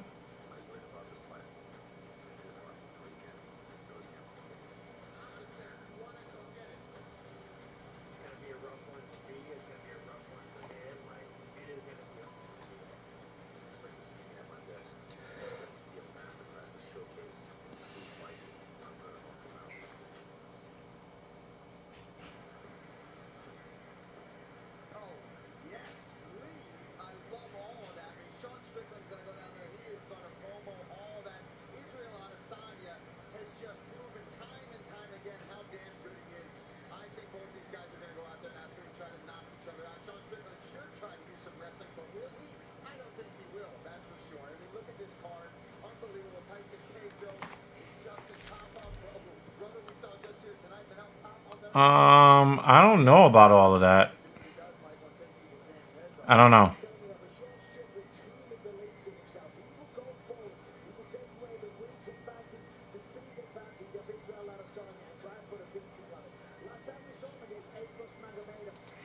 Funny how quick the UFC moved on from the real African champion beef. Yeah, because Diamond Dallas Page didn't actually want to take the fight. You know, or you claim that there was an injury or he wanted to take some time off or some shit. Well, next man up. Next man up.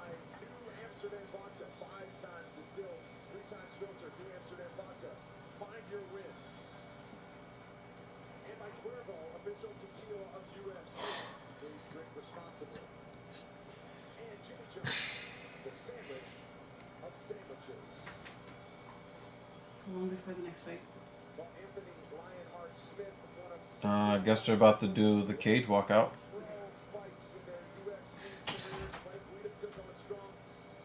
Yeah, I agree with this. It's a loud minority to hate Izzy.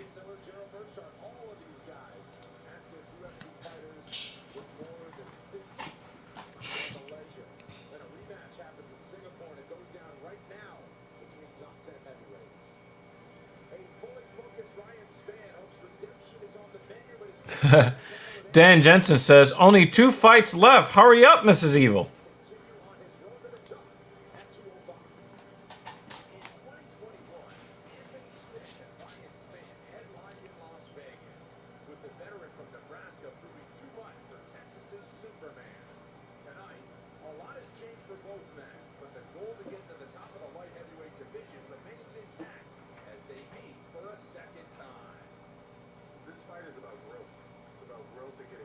Let her know that the next fight is coming up. All right. No, just let her know because she asked.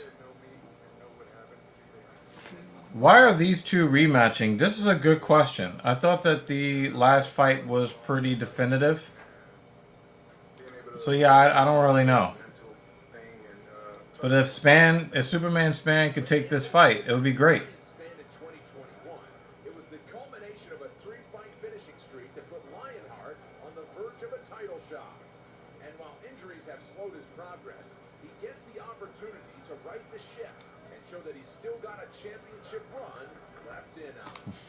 Show the world that at 35 years old and 50 plus fights in, that I can still completely change, that I can still completely revamp my style, that I can address the problems.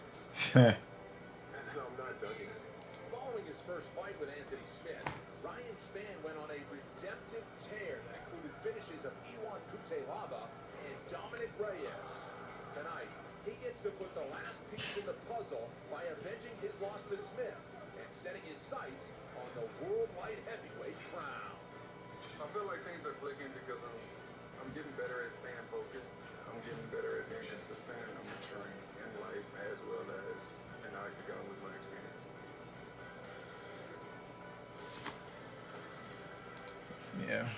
Yeah, I'm tired of hearing Anthony Smith talk. But yes, please, guys. You know, we're about to make it all the way through. You know, we're now here at the co-main, trying to stick through this for you guys. Please support the platform. Share with your friends too. Even your friends that don't like MMA, say, hey, we have cool times hanging out every Saturday together. Come join. You know what I mean? Don't have to be an MMA fan yet to enjoy this. You know. He kind of talks a bit cryptic about why that night did not go his way, right? We don't know what was going on. We don't know if there was personal things. Maybe he did enlighten certain people about it, but ultimately, it was not his night. He got hurt on the feet. He's finished on the ground, and he needs to go in here tonight and show that he's made adjustments. He went on that two-fight winning streak. He looked fantastic in those fights. He showed time and time again he's got powerful striking. He's got knockout ability. He's got a fantastic guillotine. He talks about calming down, right? He's got to go out there and control when he's going to be explosive, when he's going to be chaotic, especially against a veteran like Anthony Smith who can do it all, who's seen everything. He's got a million fights on his record. He's got to try to hurt it, but not rush things. Because if you rush anything against Anthony Smith, he'll find a way to capitalize on it. These Fighting Spirit stats are sponsored by Cerveza Modelo. As we take a look at the numbers for Ryan Smith, he's got a dozen wins by submission, and he can end things early. But Michael, he has often talked about the maturity and just kind of settling into the moment. Looks like he's feeling himself right now. We don't often see him wearing a big smile when he gets into the octagon. Looks like he's in a good headspace tonight. Well, that's what we talked about all week, the maturity level and the mental level that he's at, because physically he's a prime specimen. He's 6'5", he's extremely powerful. I mean, look at the knockout against Dominic Reyes. I mean, that was a sickening punch that turned his lights out immediately. Now, I don't mind the banter between them on the podcast.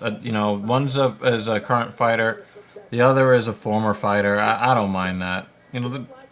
I find it to be an entertaining podcast, though I will say I enjoyed Believe You Me when it was just Bisbing. So that show would be good with or without Smith.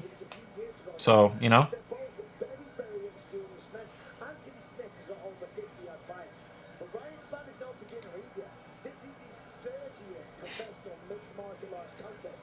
So what we're going to see right now is two big, strong, athletic guys, both ranked highly and both extremely experienced. A lot on the line for Ryan Spann as he awaits Lionheart.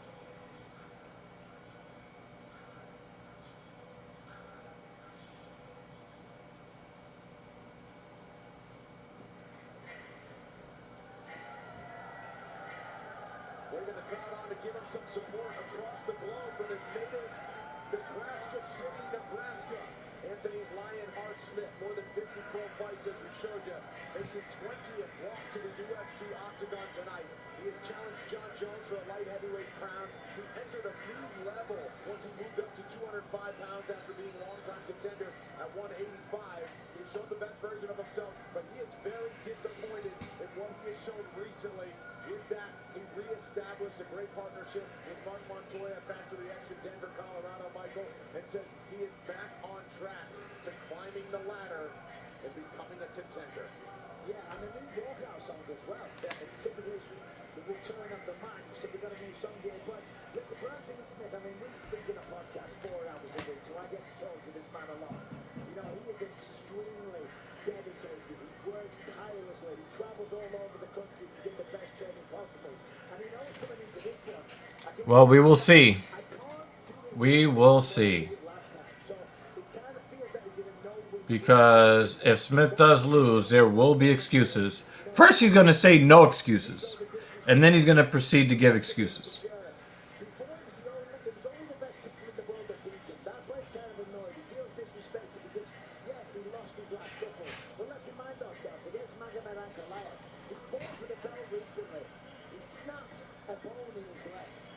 When they say Magomed Ankalaev, I always want to think of Magomed's ankle.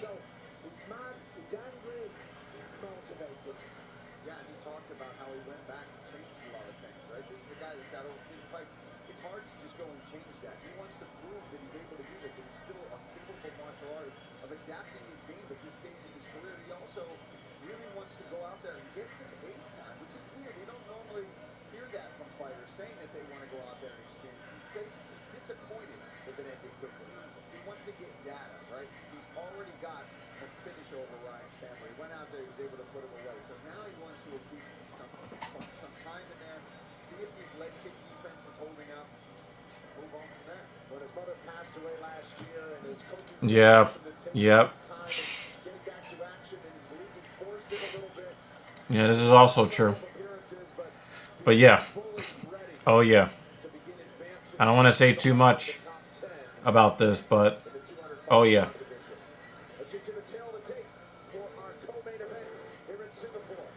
Anthony Smith, 3 years older, and the Texas product Ryan Spann. Damn, you would think Anthony Smith was 45 years old. Spann, small -130, betting favorite. Here is Joe Martinez.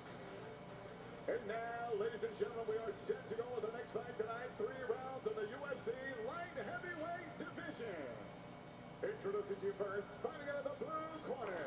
This mixed martial artist is 6 feet 5 inches tall. It's almost a pick'em though. 205 pounds. It's almost a pick'em. His record stands at 21 victories. With 8 defeats, he is the UFC's number 10 ranked light heavyweight contender from Memphis, Tennessee, by way of Beaumont, Texas, USA. Ryan Spann.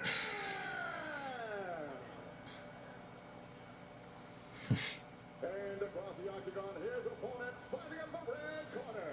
A freestyle fighter standing 6 feet 4 inches tall. He weighed in officially 205 and 1/2 pounds, and in 54 fights, holds 36 victories with 18 defeats, presenting the UFC's number 8 ranked light heavyweight contender of the world from Omaha, Nebraska, USA. Here is Anthony Lionheart. I'm not flexing at all. I'm actually not flexing at all. I'm just trying not to go to sleep. Right here on the stream. Found it interesting that Ryan Spann enters as the betting favorite despite losing the first matchup. GNC's got a sale. So guys know more than I I might have to. Thank you for being here. I'm running out of subs, yo. Getting us ready for this co-head Alright, here we go, man. Here we go. Finally, they start the co-main. yellow. Smith in the red. Ryan Spann in the yellow. So Anthony Jones He just kicked the shit out of Span's hand. starts. We're seeing a much more That was awkward as shit. been attacking that lead leg quite a lot recently, so his words with Mark Montoya and changing some things. Well, the thing is, man, Trying to lead heavy on the jab and get through Smith has shown a lot of heart in the cage. really attack that lead leg. I don't know, he's just making himself less likable as time has gone on. Yes, yes. When you look at Oh wow, he tried to take Span's head off. the pre-show yesterday, one leg kick, I think in the last 12 fights. You know what's really funny? They got Smith and Span, two Americans, and they couldn't get them together except to fly all the way to Singapore. That's pretty funny to me. Good jab by Smith. Ryan standing right in front of him, though, bites him up against the fence. There's that left hook again for Anthony Smith. So far, Span is just hitting them with 1-2s. Nice, nice right hook from Smith. And he hit him with it again. gets to the chin from Smith. Oh! That was a nasty ass leg kick from Smith.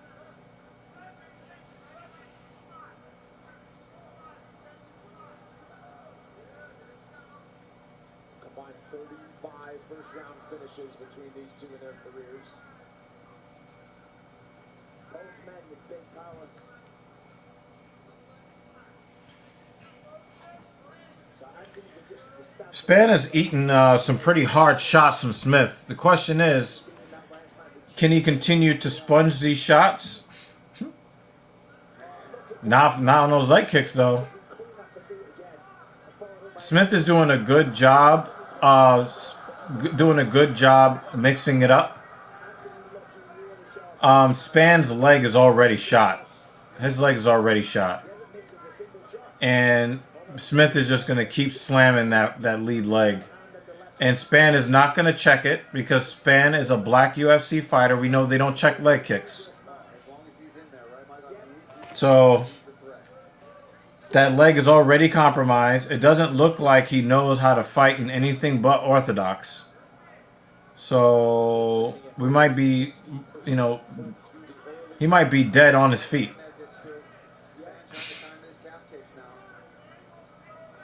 And that's what Ryan's about needs. He needs to something that's going to help his confidence. You know, because the 4 rounds before, it ended pretty quickly.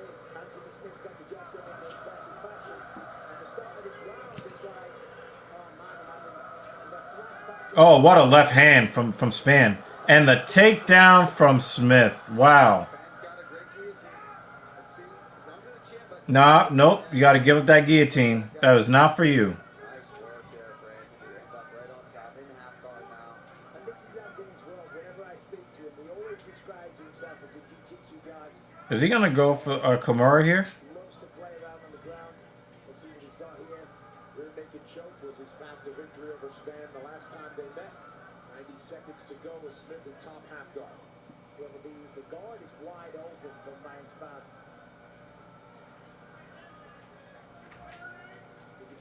Oh, no, no. He got that head and arm. He's advancing it. Oh, he got out of it. That was precarious. That was precarious. No, he got taken down, Jay. He got taken down. That's a takedown for Smith. Smith is winning round 1. I'm just reading this one. I was raising my hands above my head. I'm kind of floating away. I can tell by the droopy lids. Yeah, I'm floating away. I'm just kind of like, This is a ugh. co-main, right? This is a co-main. Molten Mind is gonna, you know, call the cops on them guns. And you know the cops will shoot first, ask questions later. I almost choked on water. Thank you. It was a good run, a good long run. I'll probably need some water myself. But I definitely came back smelling. Yeah, this is a big, big round for Anthony Smith. Yeah, I'm going to try to make it, yo. I'm going to try to make it through this whole stream. So did I miss out on any candidates for fight of the morning? I'm calling fight of the night, fight of the morning. I'll probably say no. I mean, there weren't any, like... There were a couple, like, explosive knockouts. You know, some good finishes. There's this Nakamura, bantamweight, who's, like, really good at wrestling. Yeah. You gotta understand something, Jay. Black UFC fighters don't check leg kicks. They just act tough like they can take it until their leg crumples and they lose the fight.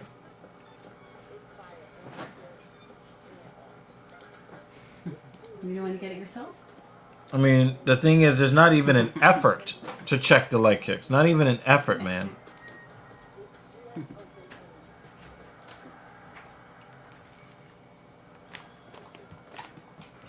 Next Saturday, heavyweights hit the octagon in Paris, France. Former interim champion French standout Cyril Gahn takes That main event looks like it's going to be boring as fuck. live next Saturday on ESPN. Gahn versus Spivak. Early start time in the States, 3 p.m. Eastern. I hope Gahn just pieces him up. From France. Right away to the cap. I was going to say, I mean, first round, massive success with those calf kicks. And we haven't seen a black fighter check a leg kick since. It was a really good opening round for Anthony Smith, but they're still going. There's another hard low kick. Corby's Ryan's back to switch stance straight away. Oh, Span swings a big left after he slips a shot. Nice left hand from Span. Uh-oh. It looks like Smith might be a little bit hurt. Is he bleeding? It looks like it, yeah. Uh-oh. Oh. Oh, he's hurt. That eye is fucked up. broken? He might have broken his orbital. I don't Doesn't know. it look a little sunken in? No, it looks it's kind of hard to tell. Yeah. He looks hurt Oh, did he just knee him? in the body, not Okay. to the head. Right? I mean, I see the blood definitely. But it that almost eye looks blew like- up fast. It almost looks like the eyebrow is sunken in a bit. Arms out, you see a little bit of the damage. Span trying to sweep to the side, and still stays in the half guard. Thinking about it, good thought. Gotta be careful, though. We know this is dangerous Oh, uh-oh. Oh, Oh, man. that arm is caught. from Span. Nasty elbows from Ryan's back. He's in a really difficult position here, actually. He's gonna try. If I was him, I'd abandon that leg. Now, Smith is trying to tuck his head so he can only see the back of the head. Smith is in a lot of trouble here. Round control here from Span. 3 minutes to go in round 2. I don't think he's surviving 3 more minutes with whatever that damage is. Well, we need to see it first. This is actually pretty good for him. Whoa! A lot of swelling below it. There's a cut. Oh! Let me see, let me see, let me see, let me see, let me see. Oh! Oh no! Come on, cameraman! Oh! Producer, other camera! Thank you. I'm awake! I'm awake, y'all! I'm awake! Oh, Oh! man! He can't open that eye. He wants to continue on this fight. It is Yeah, that's why he's holding his hand up here. He's He like, I can't can't open see that nothing eye. coming in. Ooh! Okay, it's not that it's sunken in. It's just that there's so much swelling underneath. It Oh, looks like the top man. is sunken in by comparison. Oh my God! I was like, oh shit, he broke his face. boom! Oh, The with left hand right in his eye socket. His shit blew up like a balloon. Dan. Oh! That's something that's hanging out of his eye? It's his It's his eye. He is a frozen steak. Woo! That woke me up. Woo! They're gonna stop the fight. Smith has literally 90 seconds to knock out Span, or they're gonna stop this fight. Technical knockout. Look at his fucking eye. See. So both guys really damaged. There's a nice left from Anthony, but as you say, those cartridge paint dividends. Gotta be careful, though. Oh, yo, you could tell that Anthony can't see because his hand is like this. Yeah. He's like, don't hit me no more, Yeah. please. I can't see him coming in. Oh, Oh, another one. And the thing is, Span is a right-hander, so the thing is, he could just tag that left. If he could just get the... Dude. Dan. Yo, Jay, you fucked up for this one. You fucked up. Like, yo, you know, 2 one-eyed guys on the podcast. Woo! Of course, Dan, you want a close-up. Right now, his eyes closed up. Damn, that woke me up. And then when the cut man puts it right Nah, on his eye I- and mushes it down. Actually, I could see the white of Anthony's eyes. It might not stop the fight. Left in with the straight right. I think the swelling has. Span's got to do something here. Perhaps they can address it in the corner. And Smith expected it to He didn't do anything. All right, no commercials. No commercials. Oh, look at it. Oh, motherfuckers. You mad, bro? I don't want a commercial. I wanted the close up on the Oh eye. shit, you mad? Big mad. What if your schedule worked for you, and her, and him? And what if the promise of better work No way. was something that found us? I got the interview. It's that New York City buzz. It's the spark that crowd. It's seeing the stars and feeling like home. It's fire burning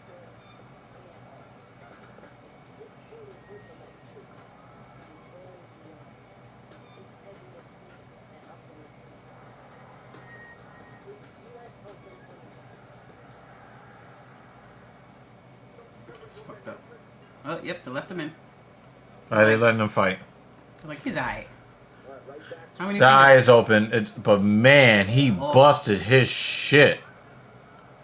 That is a balloon. Oh, now there's still.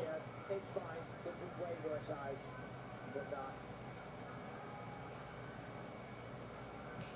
But let's take a look. Look, he just put his knuckle right in his eye. Bang! Oh, you saw him. Eye for an eye podcast. They don't. They're not satisfied. They're- Now, wait there.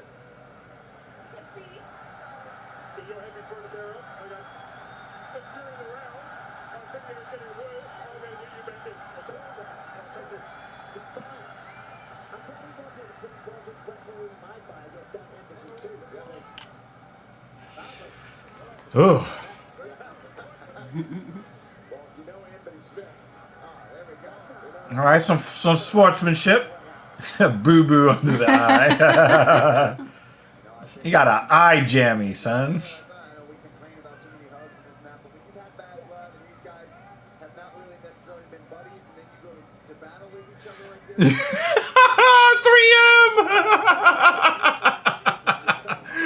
3M. Yo, we had some low key good comments tonight. It's tonight in Singapore, Yeah. and it's This tonight to morning. me because I'm about to go night my goddamn self. Yeah, it's definitely 1-1. It is even, but I just don't. I think that I just don't see Smith. I mean, if he can destroy Span's lead leg and make it where he can't walk anymore, it's weird. They're letting Smith fight with that loose tape on his hand. You see that loose tape on his right hand? Normally they call somebody in to cut that shit off. Smith hit the guy in the middle. It was not 10-8. It was not 10-8. Strong 10-9 for Span. Definitely a tie.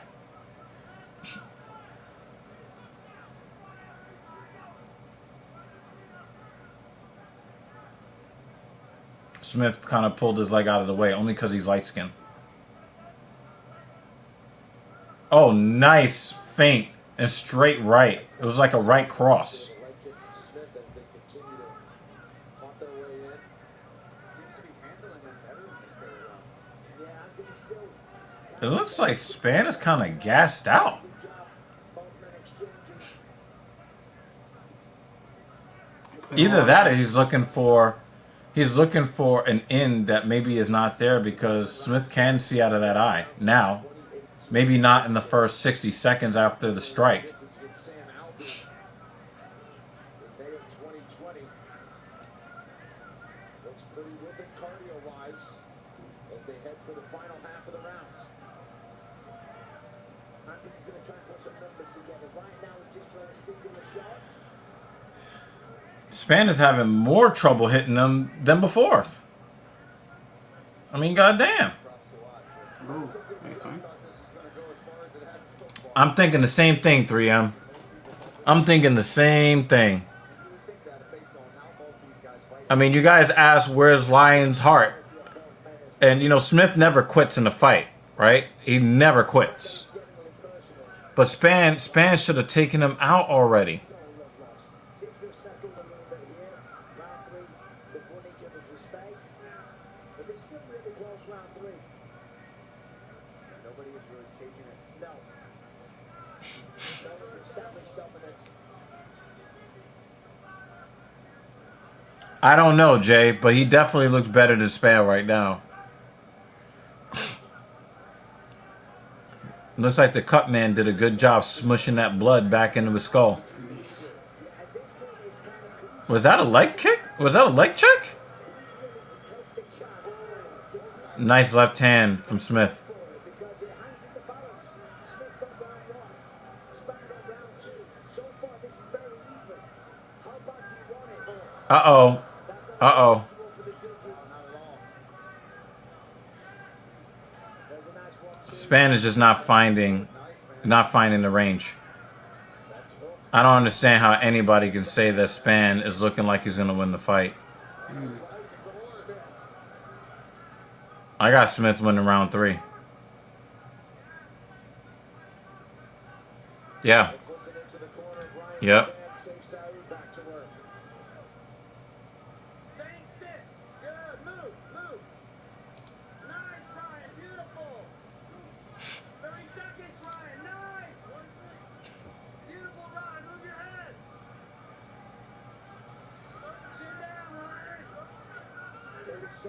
Yeah, there's been some very strange odds.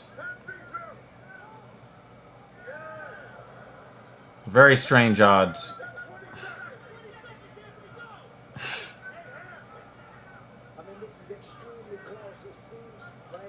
No, I think Smith's got this. Unless Span can wobble him in the next 3 seconds. Nope. Try. Nope.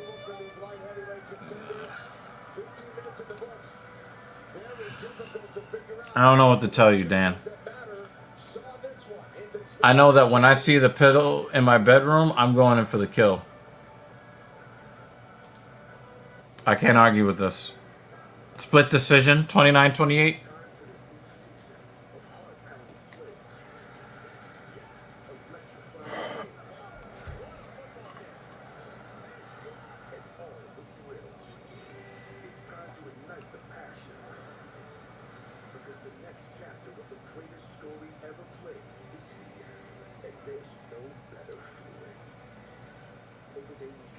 ESPN and BBC.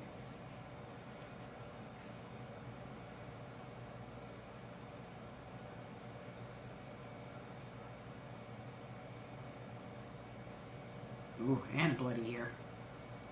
Nice to see the show of respect from these two as we return to Singapore. Here are the stats over the 3-round significant strikes, basically the same. Smith landed at a higher clip. Yeah, it's hard to make a case for Span, even if they do give him the decision. It's really hard to make that case. Anthony Smith. And one would think we're heading for a split decision, but who the heck knows? Still doing some math and waiting for Joe Martinez to enter the Who the heck knows? All right, let's see. Let's see what the judges say, y'all. Ladies and gentlemen, after 3 rounds, we go to the scorecards, and here are the totals. Judge Pialillo scores at 29-28 for Span. A split decision. 29-28 for Smith. Dead man. He shot up the club too. 28 for your winner by split decision, Anthony. Yep. Don't act surprised, Span. You didn't do shit in the 3rd round. Why are you acting surprised? It was close enough to be split. It was close enough to be split. Yeah, I gotta say 3M.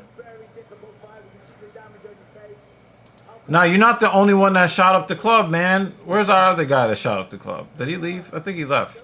Oh, did he go to sleep? No, I think he had something he had to go do. I think he was talking about his pregnant girlfriend complaining. Yeah. Yeah, Jeremy Lewis. He shot up the club too. Yeah,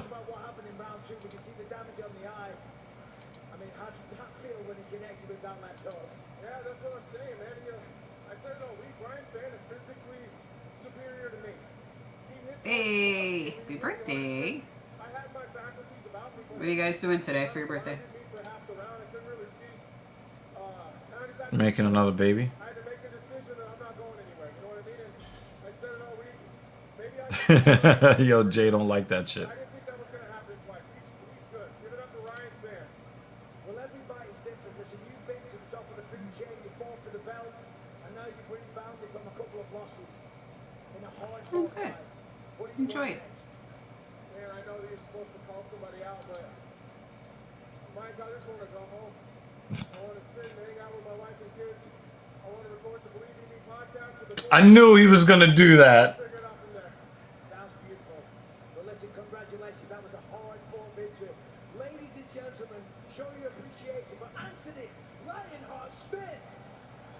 Director Bisping was saying the plug for the podcast was beautiful. Yeah, I knew he was gonna plug the fucking podcast. You could just fucking sense it. When he's forced to go away, that kind of warrior, soldier-like mentality, that's what this forced him to do. Was to come It kind of felt like that, right? It did kind of feel like that. to Nebraska. It was coming up next week as the Octagon continues its trip around the globe. Paris, we're coming back. What an event it was last It's not a bad podcast. year. Made its maiden voyage to I don't listen to it as often as I used to, but it's not a bad podcast. main event. How about Rose Namajunas, the former champ and a fan favorite strawweight, moving up to 125 and challenging herself with the top of the food chain, taking on France's Manon Fior in the co-main event. Don't miss it next week. But what a week we have had in this beautiful city of Singapore. Big time in the last 6 years. A lot of I totally agree with that. here. Think you know Singapore? It's time to reimagine. Plan your next holiday at visitsingapore.com. And on this special weekend for the leader in combat sports here, we welcome And, you know, you're watching UFC Fight Night, Holloway versus the Korean Zombie. kind of Fight Night is presented by proud of myself. Vodka. Still standing. Still strong. Still strong. Well, yeah, because you keep showing up with guns. I'm fucking tired. Waiting for my exception letter from Job Corps. I decided to do something like that because I need to find a path that helps me grow and make money. You know, absolutely. Got to get off the PlayStation sometime. Synaptic and Titan is not going to feed your family. I got work later, but had to watch this. Gonna have a quick nap. Yeah, I know. Yo, yeah. Yeah, 3M. You know, especially with the way that, you know, in fact, I met somebody in the gym yesterday. Him and this guy are looking to develop a dating app. Oh, yeah, you talking about that? And Describe it? Or... And I was like, hey, if you guys don't mind me putting my 2 cents in. But here in the United States, especially here in the city of New York, we're not suffering from a lack of dating apps. We're suffering from a disconnect between men and women where we live in a society that heavily favors the women. And then the men, you know, who gives a fuck, right? Mm-hmm. So guys are giving up on dating because... You know, when they ask a woman, well, you know, the women are always asked what they expect from, they're always asked and always have a very long list of what they expect from men. But then when you ask them, well, what do you bring to a man's life? They're just offended, you know? So... you know, I was saying, you know, there's a huge disconnect to the point where men are just giving up on dating altogether. And we need to figure out the disconnect because your app doesn't really stand a chance if guys are not interested in dating at all. So, you know what I mean? Yeah, and, you know, it's Hinge and it's Bumble and it's OK Cupid and his Match and Plenty of Fish or whatever, you know. You know, there's not a dearth of apps to download. The problem is that there's a dearth of women with reasonable expectations of what men are supposed to be. So I'm hoping to get these guys on the podcast for, you know, kind of like an interview and to kind of, you know, sell, you know, maybe sell. Yeah, I appreciate that, Dan. I appreciate it, man. Thank you, Dan. Thank you for not letting me fucking sit up here sleepy for free. Guys, it's not too late to get some super chats in, like Dan just did. I really appreciate it. You know, so it's really important for us to figure out what we can do to level the playing field in the dating market. And if you can find a way to do that, then you try to monetize a dating app. So we're going to get their thoughts on, what they want to accomplish with this dating app and how they're going to make their dating app different than all the others. Hoping to get an interview with them as soon as possible. JL says, I saw a post says what a man can offer if she has a house, car, and money, like a congrats on being an adult. Like some of these women use men as a piggy bank. Yeah, like they'll want everybody to know how strong and independent they are, but then demand that the man make more money than them. Yay! Got a super sticker! Thank you so much, man. Thank you so much. Really appreciate you. Thank you. Stickers. I love stickers. It's a hot dog sticker. Oh, there you go. All right. Hot dogs. The glizzy. Okay, so the thing is like, the women are like, the men better have this, and this. Hey, JL, thank you. Hey. Thank you. Thank you, dudes. I really appreciate it because, like, I'm fucking dying over here. And I'm getting gassy, too. You guys don't have to worry about the gassy. I do. Yeah, so throw the super chat to her, yo. You can survive the bombs. Yeah. Well, let's see if Chan Soon Jun can survive these bombs, you know what I'm saying? Oh, I love that everybody sings zombie.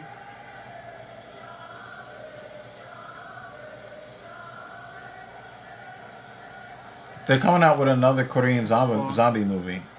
Of course. I think it's called like Gangnam Zombie or something like that. Do you know how they had Train to Busan? Yeah. So just like every city is gonna have their own fucking zombie movie. So that's funny. Yeah. So anyway, it's really important to a banana sticker for Mrs. Evil. Thank you. I really do appreciate it. We Post-race fucking banana. dying over here. Yeah. That's cool too, right? Yeah. Have you seen the memes? It's Yeah. like you did that all one that one weird ass elbow fucked his whole career up. So the thing is, like, the women will talk about, and I just talked to these guys about it yesterday. These women will say that they want equality and they want to compete with men for resources and they want to make more money than the men, right? But then when they go into the dating market, they demand men that make more money than them. Make that make sense. And then, I was saying this to you yesterday, but what kind of sense does it make that women are talking about women are the prize, right? But women also say that all... Oh, man, this is adorable. Cool, thank you. I love this sticker. Look how cute that is. Is that an athletic pair?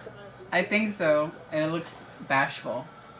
Aww. Jay put another super sticker. What was that? Oh yeah, let's get the These son. are so cute. Now you get the flex. Yeah. Oh, I love these stickers. I just love stickers in general. I really do appreciate you guys, man, because like this is rough. It's rough. I'm pretty sure we're gonna all get into this last fight. But, like I was saying to her yesterday, how much sense does it make that women say that women are the prize, right? Women also say that all women are 10s. Right. Women also find that 85 out of 100 men are unattractive. So if that is the case, if this is really what it is, right? This one's adorable too. Is that a fox? A fox or a doggy? Looks like With fox. hearts in the background. This is so cute. Like, is that a dog or a cat? That's what Dad said. So, like... Appreciate it, guys. These are so cute. Yeah, I really do appreciate it. Yeah, What is the one hilarious. that Jay just sent? Sent a book. Oh, I thought it was... I Oh, was no, looking. no. I was looking for the thing. Okay. Probably a Shiba. Yeah. Shiba Inu. Looks Shiba-ish. I was gonna say, how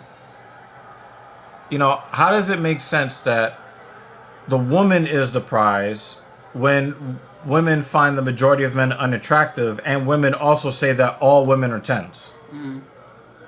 So, if you're the one with the high demand,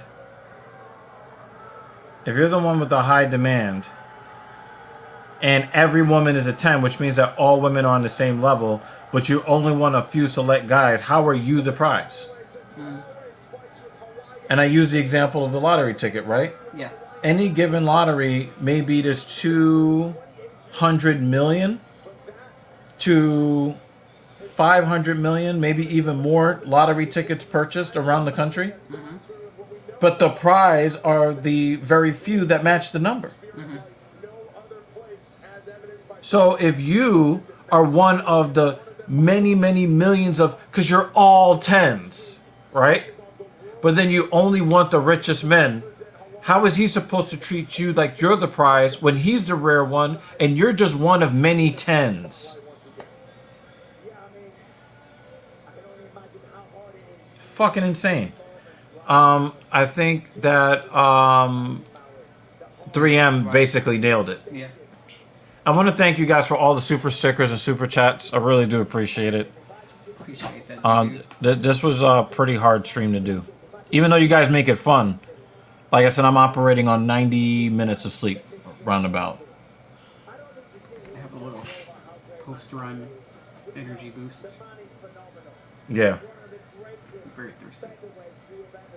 So, that's just kind of like the way that I see things. And I think that, if anybody's going to make another dating app, it needs to reflect the current market and what the current market needs. The current market doesn't need another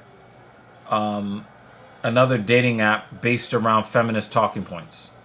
Yeah, Michael, it's truly, I've got chills. I mean, both walkouts, honest to God, it really made me almost a bit teary-eyed. I respect both these guys so much to see Max come out here and face another legend like Korean Zombie over here in Asia with everything that Max has going on at home, with everything Korean Zombie has going on in his life. This is going to be fantastic. 3M, you're a savage for that. I can't put that on the screen. But I'll put this up. Wearing red for Hawaii. Actually, he does the bloodying for the most part. Damn, he's a minus 650 favorite. God damn.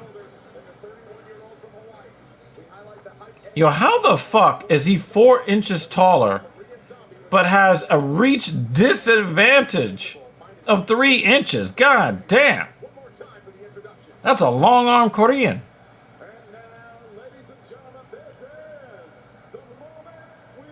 This is Jay's favorite part. Did he just steal that from Bruce? He just stole that from Bruce.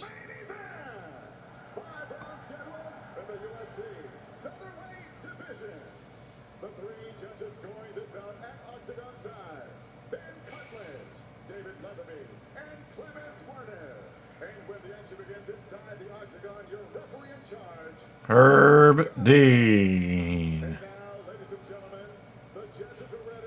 You see this shit? I had enough.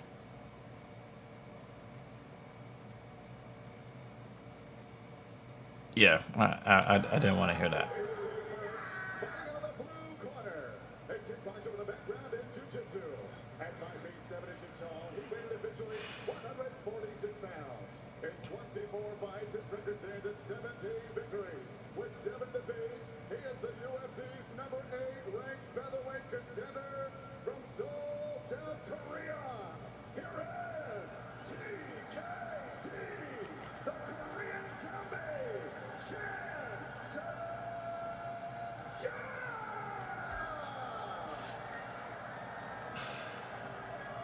I want to mute again.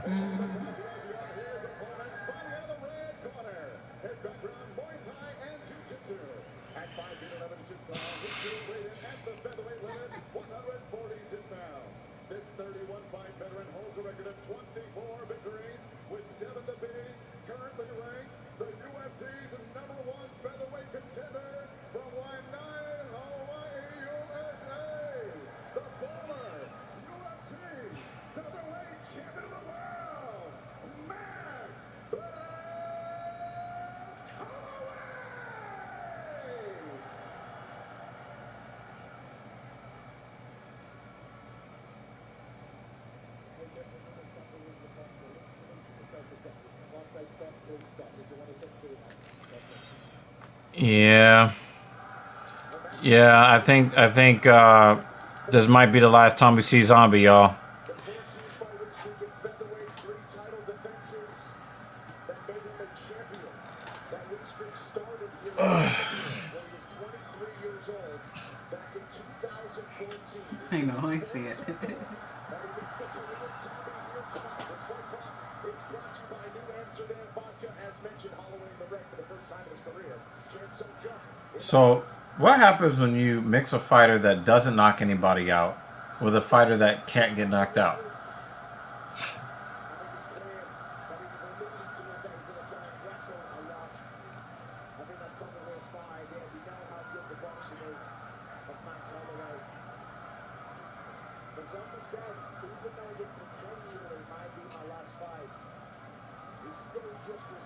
Damn, they're the same guy.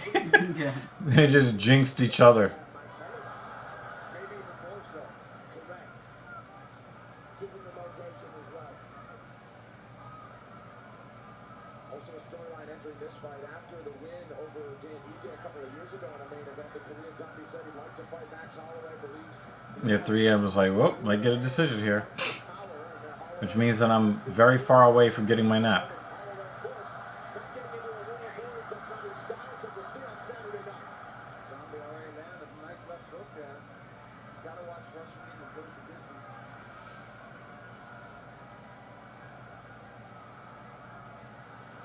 second UFC appearance in Asia for the Korean Zombie, the other one in his native South Korea. Left hand for TKZ.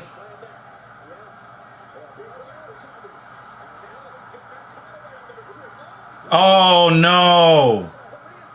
Oh no, he wobbled him right off the bat. Wow.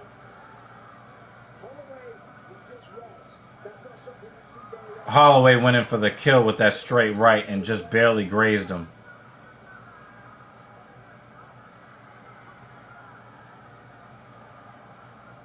Holloway just went to the body.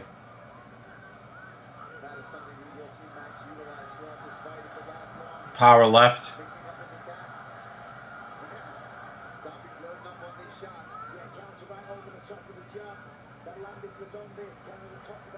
Zombie is falling away on his leg kicks. He doesn't want to get countered. Left hook for Max. For Maxie baby.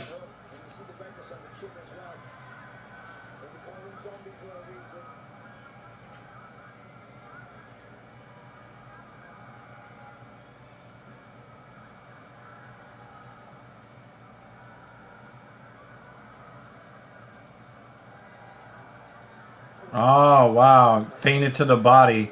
Straight left. Don't let Holloway find his range. Jung, don't let Holloway find his range, man.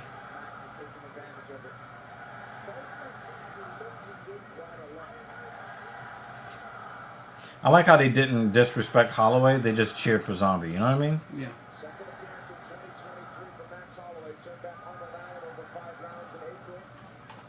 Yeah, I know. I'm watching them. Yeah.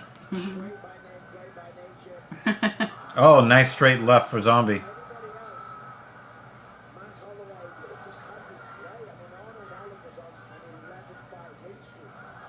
Now remember, Chan Sung Jung, he has the reach advantage here as the shorter fighter. Oh, nice left hand. Oh, and then a straight right. Body kick. Get that patient Holloway. I got Holloway leading.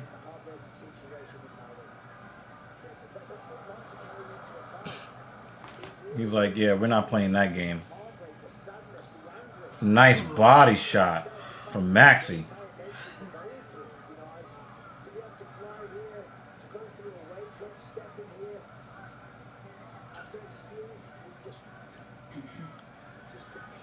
Nice big right hook for Jung.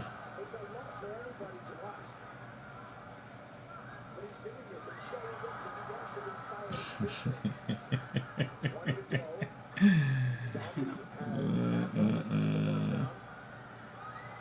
strikes in favor of Holloway, who is landing at a higher clip as well. But he's landing with bigger power as well. Uh-oh. He was about to get knocked out the end of the round again. Close, but I gotta go Maxi Baby round 1.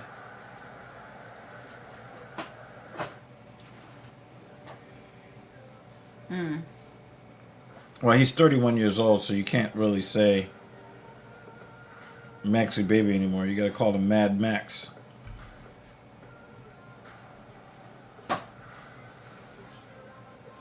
Well, the fight just started, JL. The fight just started.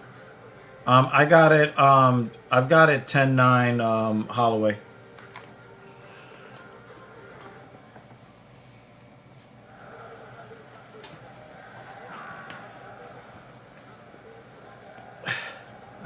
No, Max is just very very patient.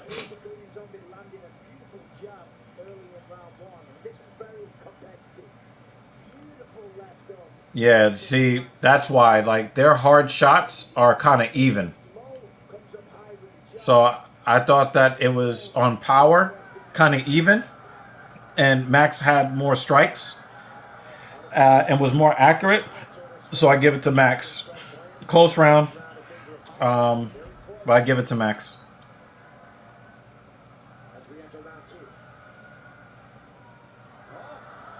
Nice left hand for Zombie.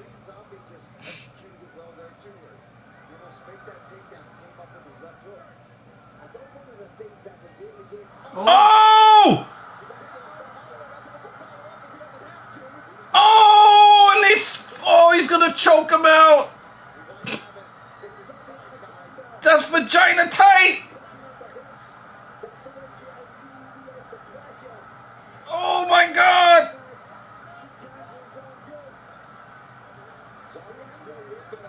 He's still trying. He's still spinning.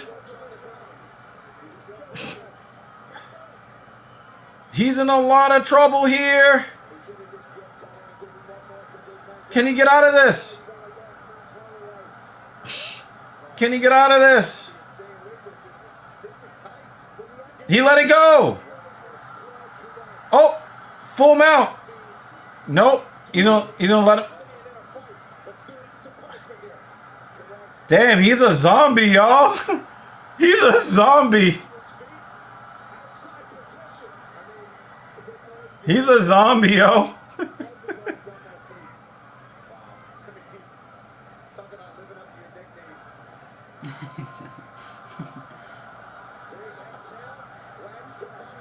He's like, JK, no. That was fine. Max is really affecting him.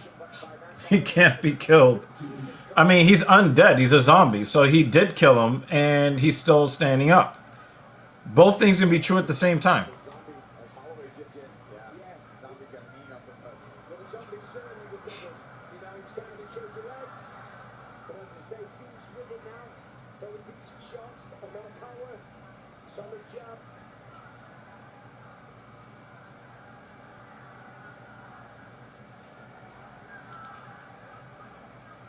Or you can do like Michonne did. She cut off their arms and took the bottom jaw off so they can't bite.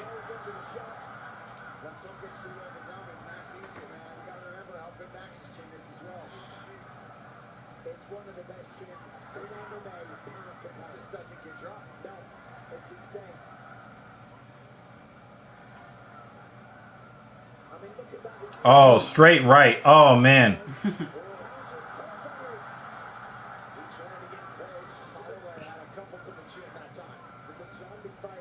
Oh, right hand. June. Yeah, Max never underestimates any of his opponents.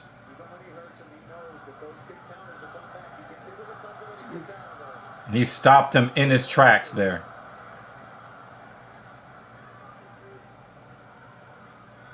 talking about the chin. Much has been made about Max Holloway's kind of unique approach. Yeah, Jung does look like he's recovering. But it doesn't take much to put him on Dream Street again. So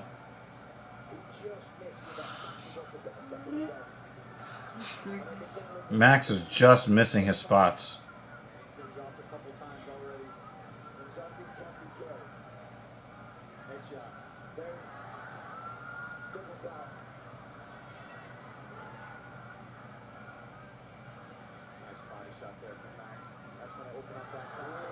Oh, wow. They both exchange hard shots. Is Max starting to find himself here?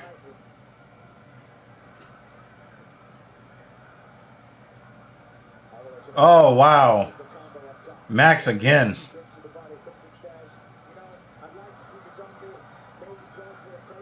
That kick was like going to nowhere. It wasn't a body kick. It wasn't a head kick. It was just kind of up there. Oh, nice body kick to stop Zombie's progress there.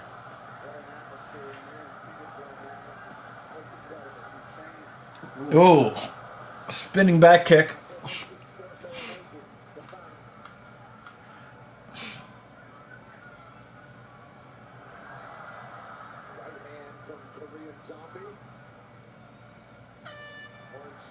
Yeah, that definitely goes to Holloway.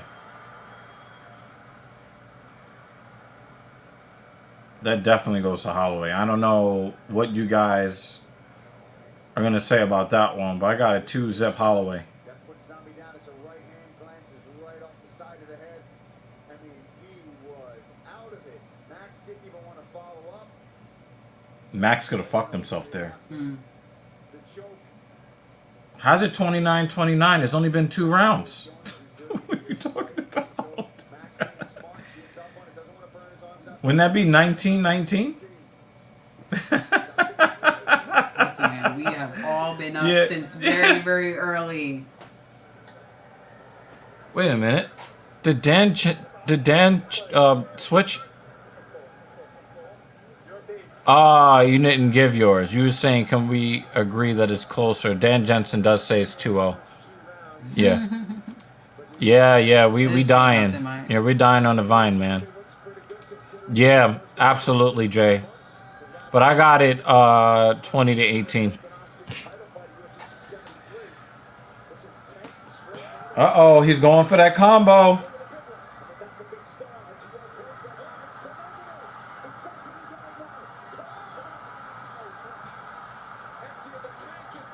Wow, he fucked up his eye. Oh, he killed him! He's dead!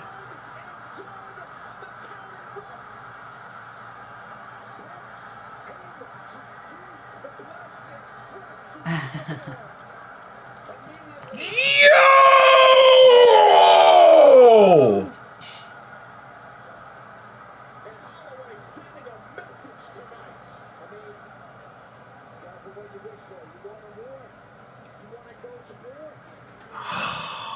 Fuck! And I'm sad because of this. These are 2 guys I don't want to lose. But unfortunately, Chan Sung Jun is just, he's done. And the thing is, if he would have beat Max here, then both of their careers are in the toilet. Stoppage inside the distance for Max Holloway since he beat Brian Ortega at UFC 231 back in December of 2018. What a fight. So this is the craziness that led to the finish. The Zombie just throws caution to the wind, goes forward and says, I'm not going to pick either one, and here's why. We didn't get to really see what Chan Sung Jun could do against Volk because he was just frozen. Oh, and that shot Yeah. opened him up there. Woo! Boom! And Done. he hits his head right Boom. on that spot. Done. Yeah, for real. Boom! Woo! That is a funny ass knockout, though. I can front. Dead. What? Yeah. Boom! It looked like Chan Sung Jun was gonna go, like, really go for broke here. Yeah. In fact, that looked like something that Israel Adesanya does. That was an Israel Adesanya knockout. Man, Holloway just on a mission In fact, we just watched to represent Hawaii. when he beat Alex, right? Fighting back. Didn't that knockout look almost exactly the same? It was tough to pull one way or the other, I imagine, for a lot of fight fans out there when you talk about these two athletes Damn, love Zombie though, man. Love Zombie. and the fights that Love Zombie. one fight But unfortunately, as makes it official. unfortunately, Comes officially that's the end of his career, you know? 3 seconds. Round number 3. We have your winner by way of knockout. Yeah. You gotta give the man a billion units of respect. No, Zombie didn't get cocky. He just wanted to come out and get the kill because he knew that he was on his way to getting knocked out. There was no arrogance there at all.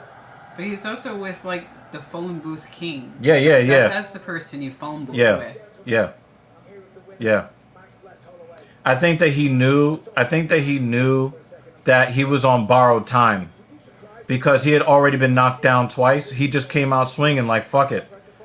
If I go out, I go out, but I'm not going to go out timid. He went out timid against Volk. He went out timid against Brian Ortega. He wasn't going out timid today. Maybe he'll fight again knowing that he can go out and fight with his whole soul again.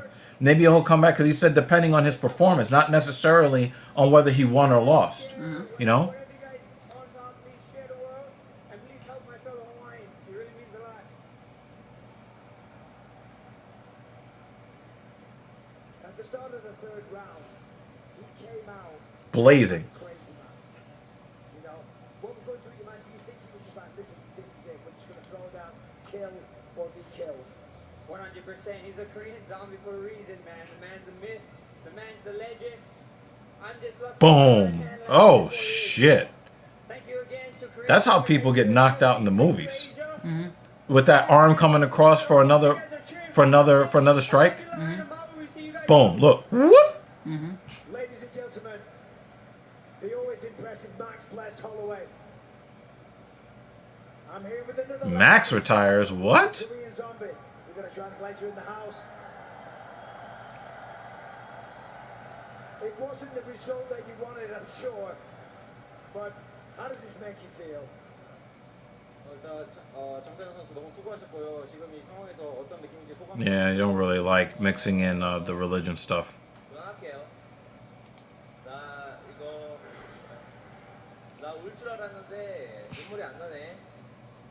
뭐 Yeah, there's only 3 Twister submissions, by the way, guys. I knew there's only 3. 챔피언이 목표인 사람입니다. 그리고 할로웨이를 진심으로 이길 수 있다고 생각했고 후회 없이 제가 준비해봤어요.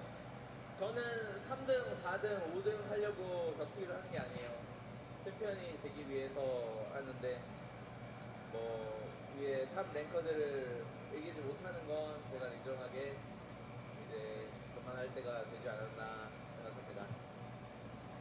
You know what? I'm gonna stop fighting. I mean, I've always aimed to become a champion when I his gloves first are off. started. Yeah. I'm not here to be ranked 3rd, 4th, or 5th. I try my absolute best to prepare for Max Holloway. I really, really believed I could beat him, but I ended up failing, so I don't think I have the opportunity anymore. So I think I'm going to stop fighting from now. So this is officially, you're announcing your retirement. Well, on behalf of everyone, all the fight fans around the world, we want to thank you for all the sacrifice, the excitement, the finishes. So ladies and gentlemen, one Yeah, it's more kind of, time it's definitely bittersweet, you know. for the Korean zombie, Chan Sung Jung.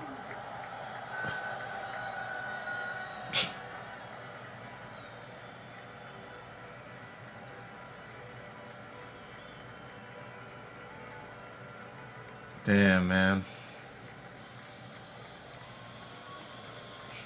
Yeah, he's a fucking legend, man.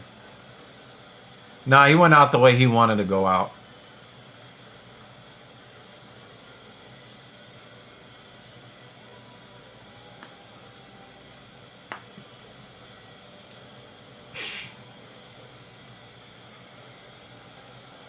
Yeah.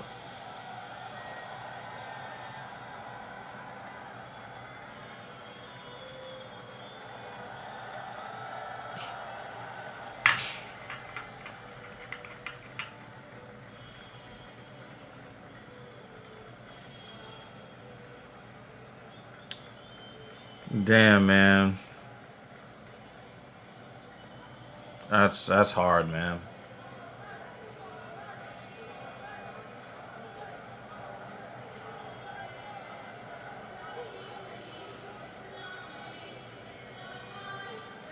Yeah.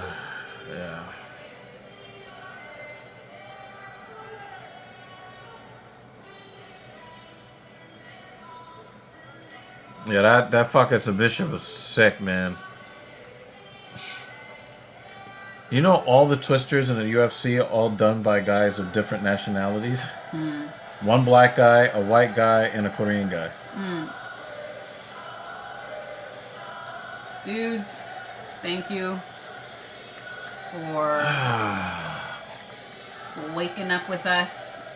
Yeah, and going back to bed with us. Let me do some housekeeping here. And all the lovely stickers. David Banner said, Max Holloway by any way he wants it. Bruce Leroy by head kick KO and Giga. That didn't happen. We didn't get to the Donald mugshot, but that was hilarious. We'll talk about this on TSP sometimes very soon.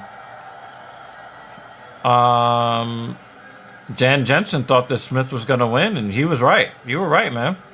You were fucking right.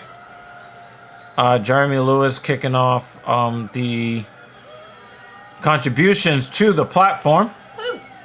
Dan Jensen ended up being our stream sponsor. Yep. We made it to the end. You know,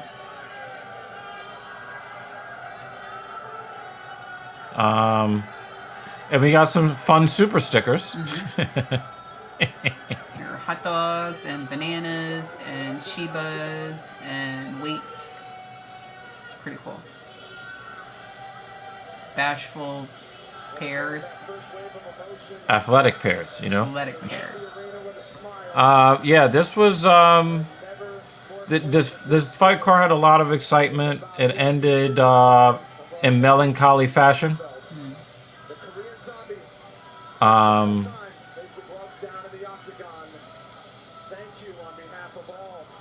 Yeah.